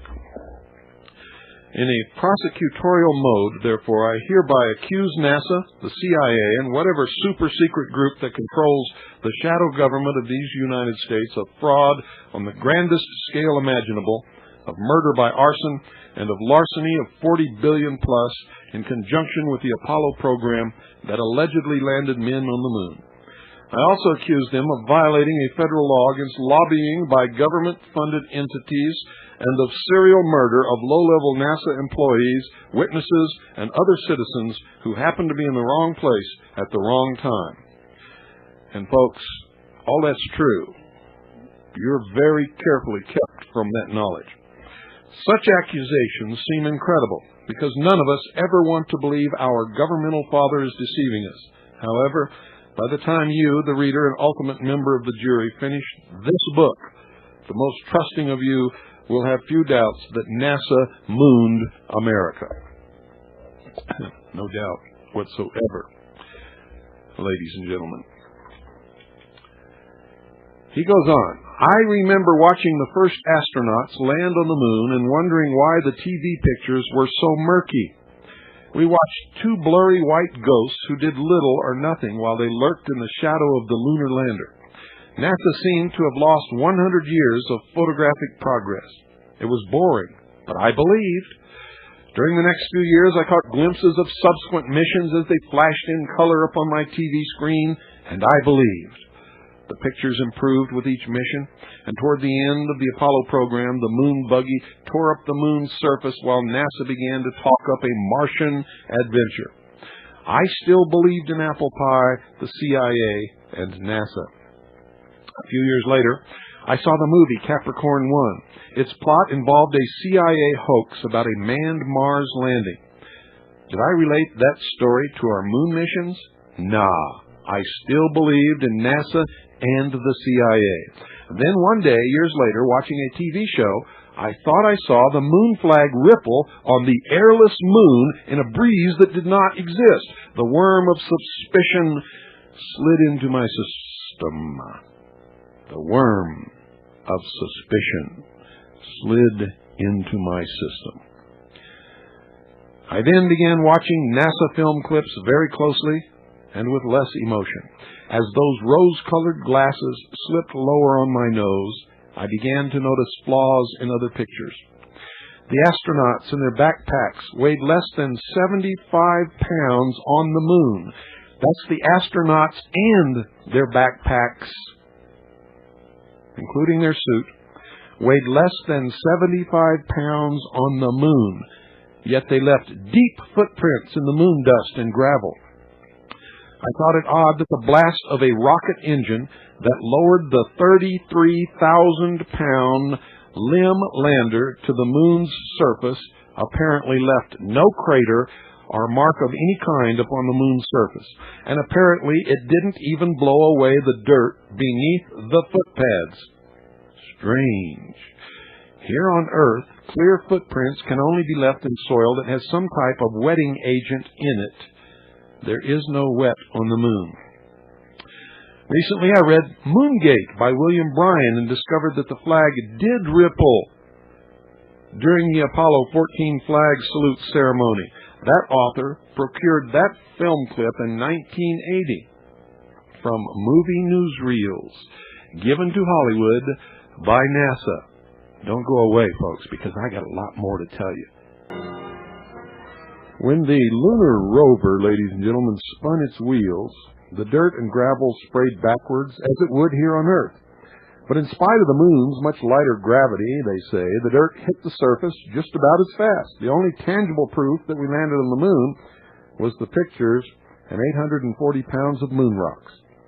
The rocks, without the corroboration of photos, are meaningless because they could have easily been fabricated in NASA labs using high temperatures and pressures. That's really the only difference between rocks found here on the Earth and rocks found on the moon. I began to closely examine every NASA picture that came my way and discovered that almost every picture on TV tape released to the public is flawed in some respect. All the pictures in this book have been previously published. The still pictures were taken with Hasselblads, at that time the world's finest camera. And some would argue that it's the most finest camera even today. As you will shortly see for yourself, no matter the film, whether color or black and white, they do not ring true. I had to ask myself, why would anyone fake pictures of an event that actually happened? And folks, when I seriously began to examine the NASA photographs and discovered what I discovered years ago, I was one of the very first people that began to talk about the fact that the photographs were fake years ago. And now more and more people are catching on and more proof is coming out. I was flabbergasted. I really couldn't understand. If this really happened, why would they fake the photographs? The only thing I could come up with is maybe they didn't want to show what was really going on the moon. In case some terrible accident happened, they didn't want to see the American people to see an astronaut die.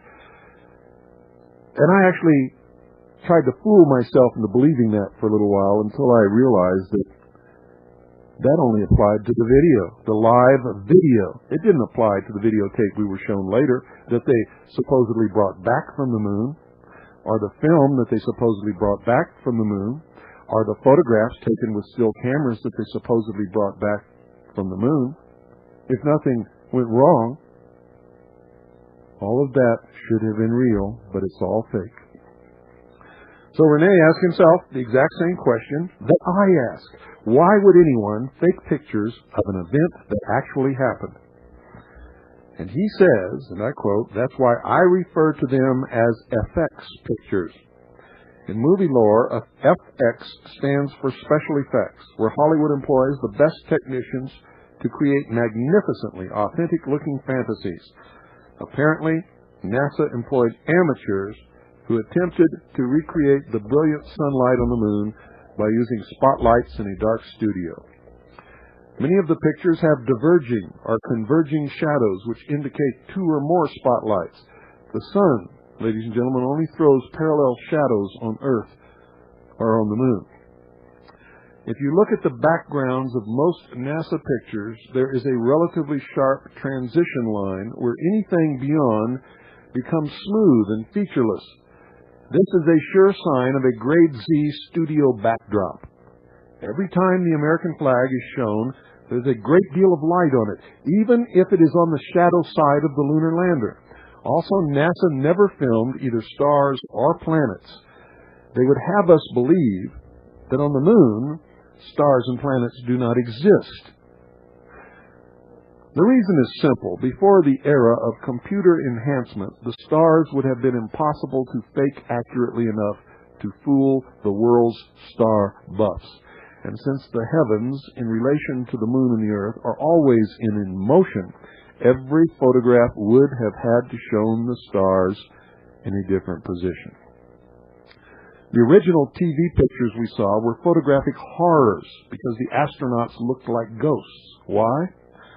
Apparently the government-cleared TV cameraman filmed a magnified TV screen. In fact, as you will subsequently learn, there were no live television transmissions during Apollo 11 and 12. The pictures were intentionally blurred to make us believe that the simulations we saw were real. Almost all the pictures reproduced in this book include the date and the NASA number of the picture whenever possible so that you may order them direct from NASA if you wish to see for yourself. NASA is now preparing to take us to Mars, the same way they took us to the moon. This time a small cadre of computer experts will astound us with photos created by the new digitized computer graphics which did not exist in 1969. Next time we will have no way of determining the truth.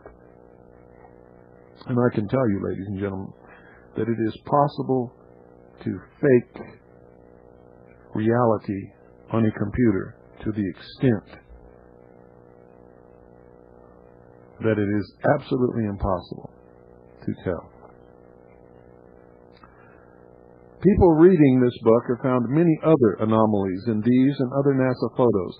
I even have a report that when some of the color pictures are scanned, the background dots in some areas are a different color, indicative of a composite photo using pictures made with different brands of film.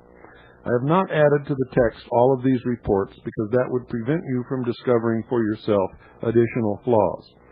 This new epic is called Project Outreach and will feature new space heroes who will struggle to overcome all obstacles in our one-country race for Mars. But it won't be one country, ladies and gentlemen. I'm going to tell you right now, it'll be a combined team of Russian and American astronauts. Think about that. One world united in one world government. And these heroes going forth into the unknown of space to a strange planet to confront the unknown visitors and the relics of a lost civilization. Can't you just see the headlines now? And we must all come together and sacrifice, make whatever sacrifice it takes to confront the reality of a technologically superior enemy from space.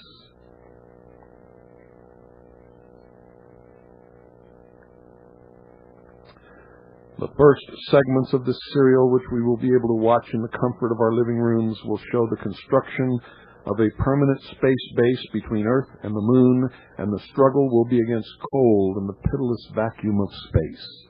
Next, the astronauts will risk life and limb building the first base on the moon. It will end with a successful Mars walk and will be the greatest made-for-TV movie ever. The budget, paid by us taxpayers, will be over $1 trillion, stretched out over a decade. And next to the pyramids will be the greatest welfare project in the history of the world.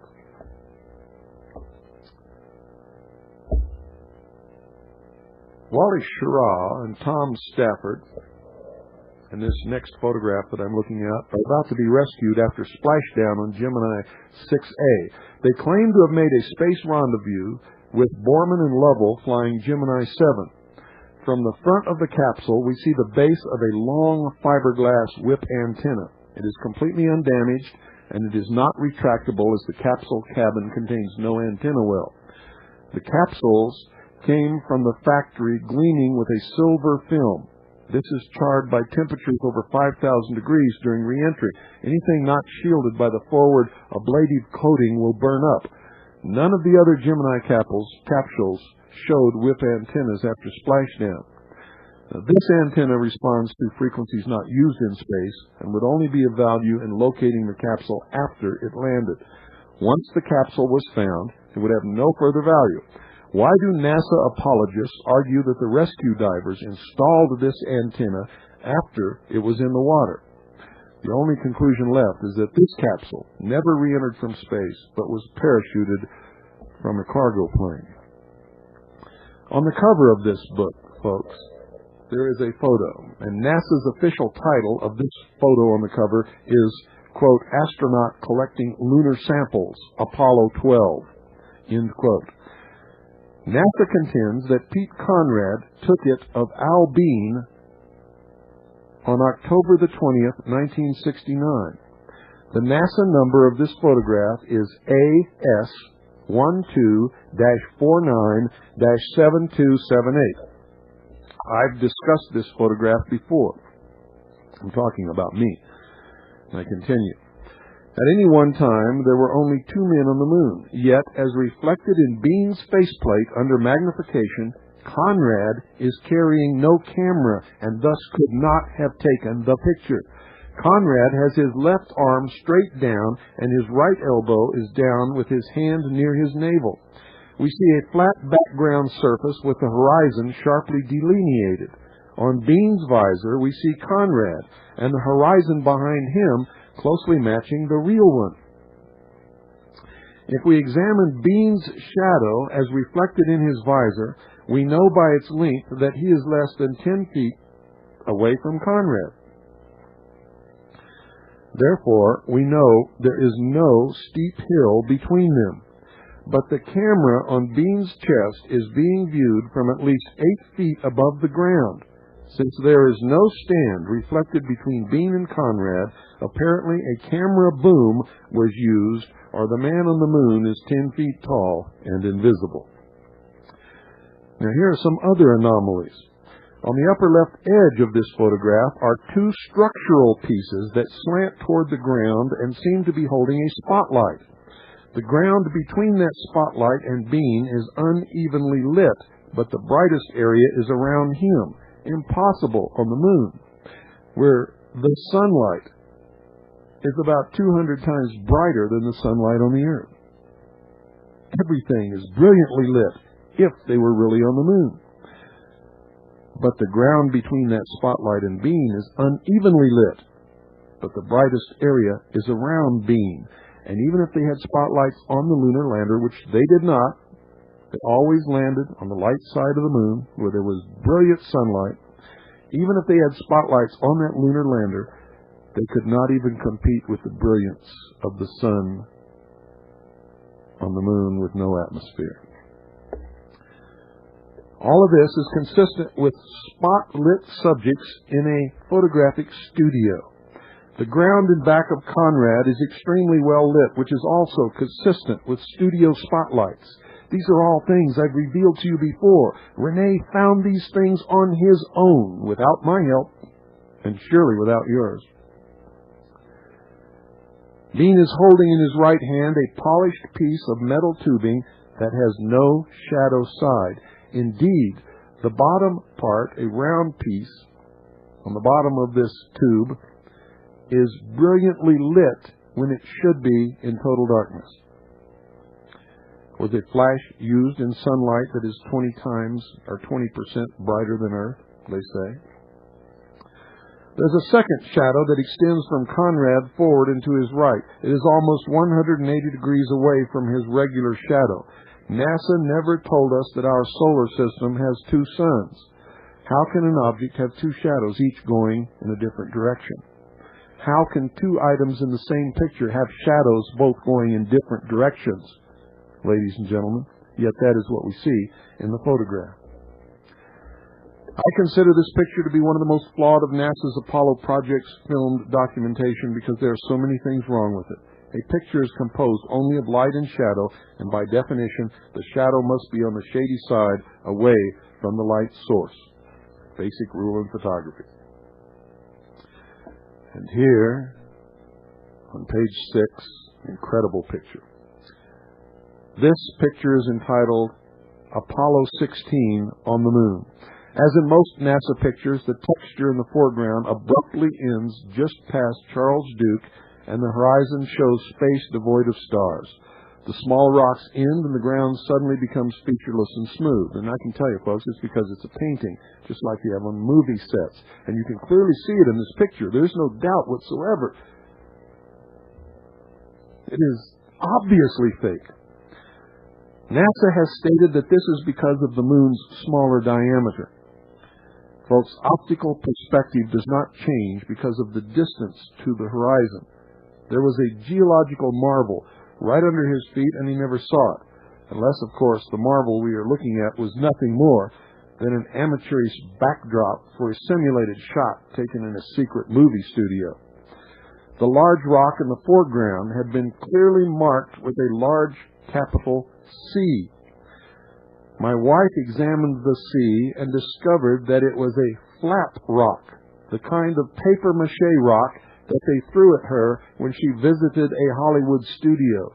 She saw that the bottom right corner had a crease similar to that caused by a folded wet newspaper. Showbiz rocks are created by wetting newspaper and adding paste, papier-mâché. Why did NASA carry fake boulders marked with a C to the moon? Oh, brother. Folks, when you see this stuff, you're going to cry. You're going to literally cry. And you can get these photographs yourself. And you don't even have to get these. Every photograph that NASA made and said was taken on the moon is fake and is easily proven fake. No problem.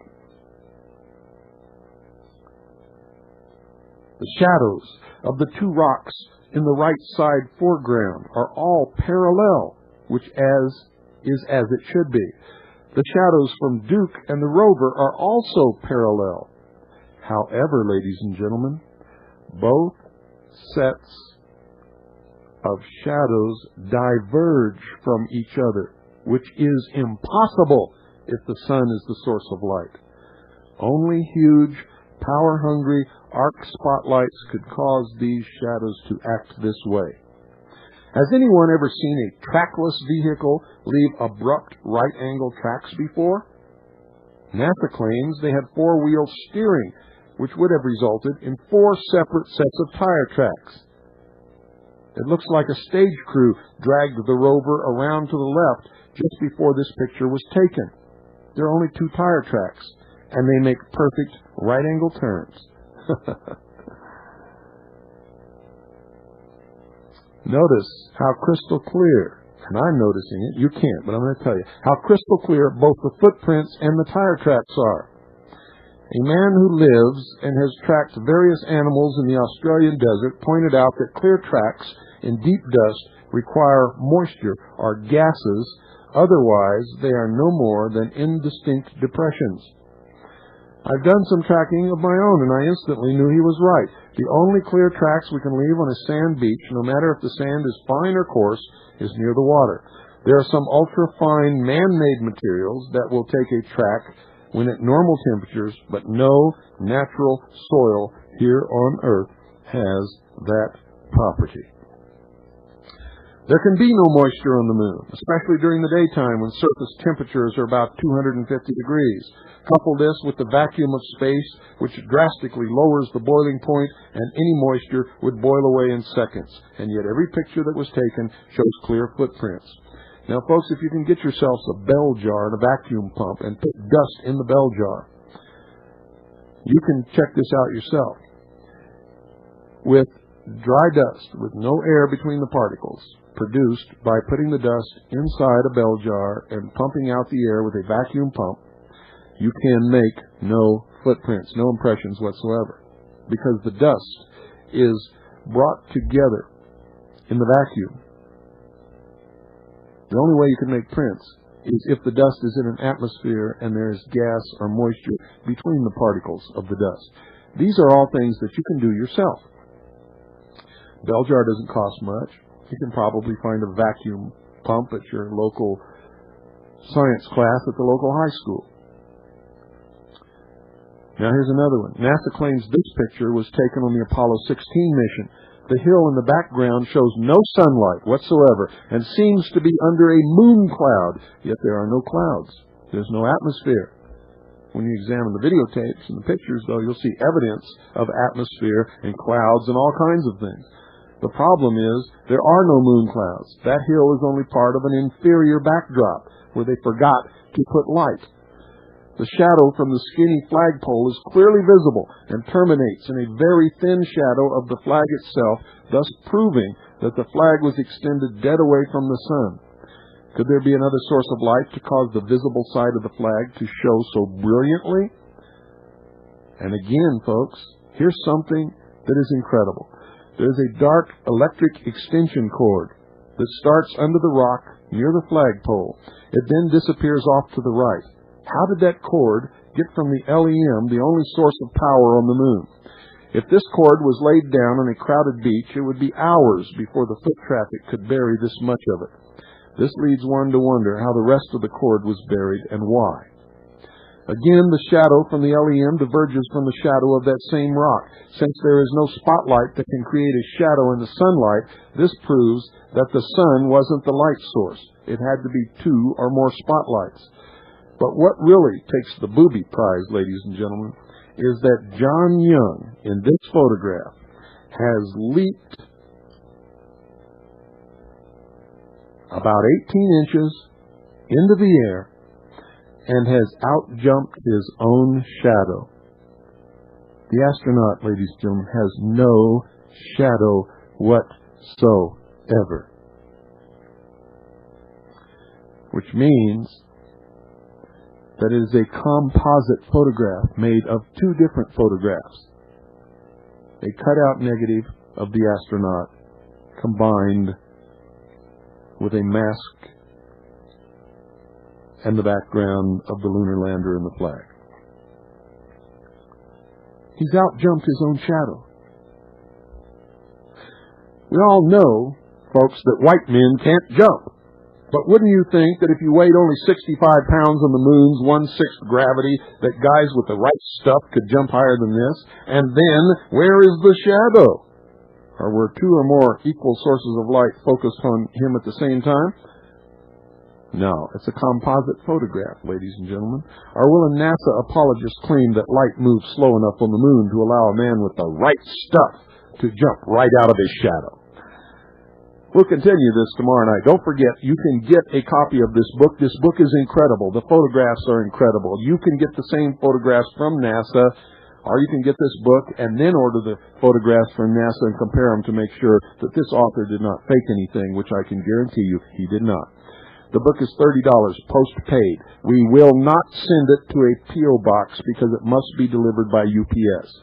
Make check or money order for $30, payable to Annie, A-N-N-I-E, and send it to the Intelligence Service, P.O. Box 1420, Sholo, Arizona, 85901. And folks, I'm so happy to be able to offer you this book. And this book is so expensive to make because of the photographs. We're not making very much money on this book. But every little bit helps us here. And this book, I guarantee you, will knock your socks right off. It will prove to you beyond a shadow of a doubt that I've been telling you the truth for the last, I don't know how many years. It's been a lot. Good night, and God bless you all.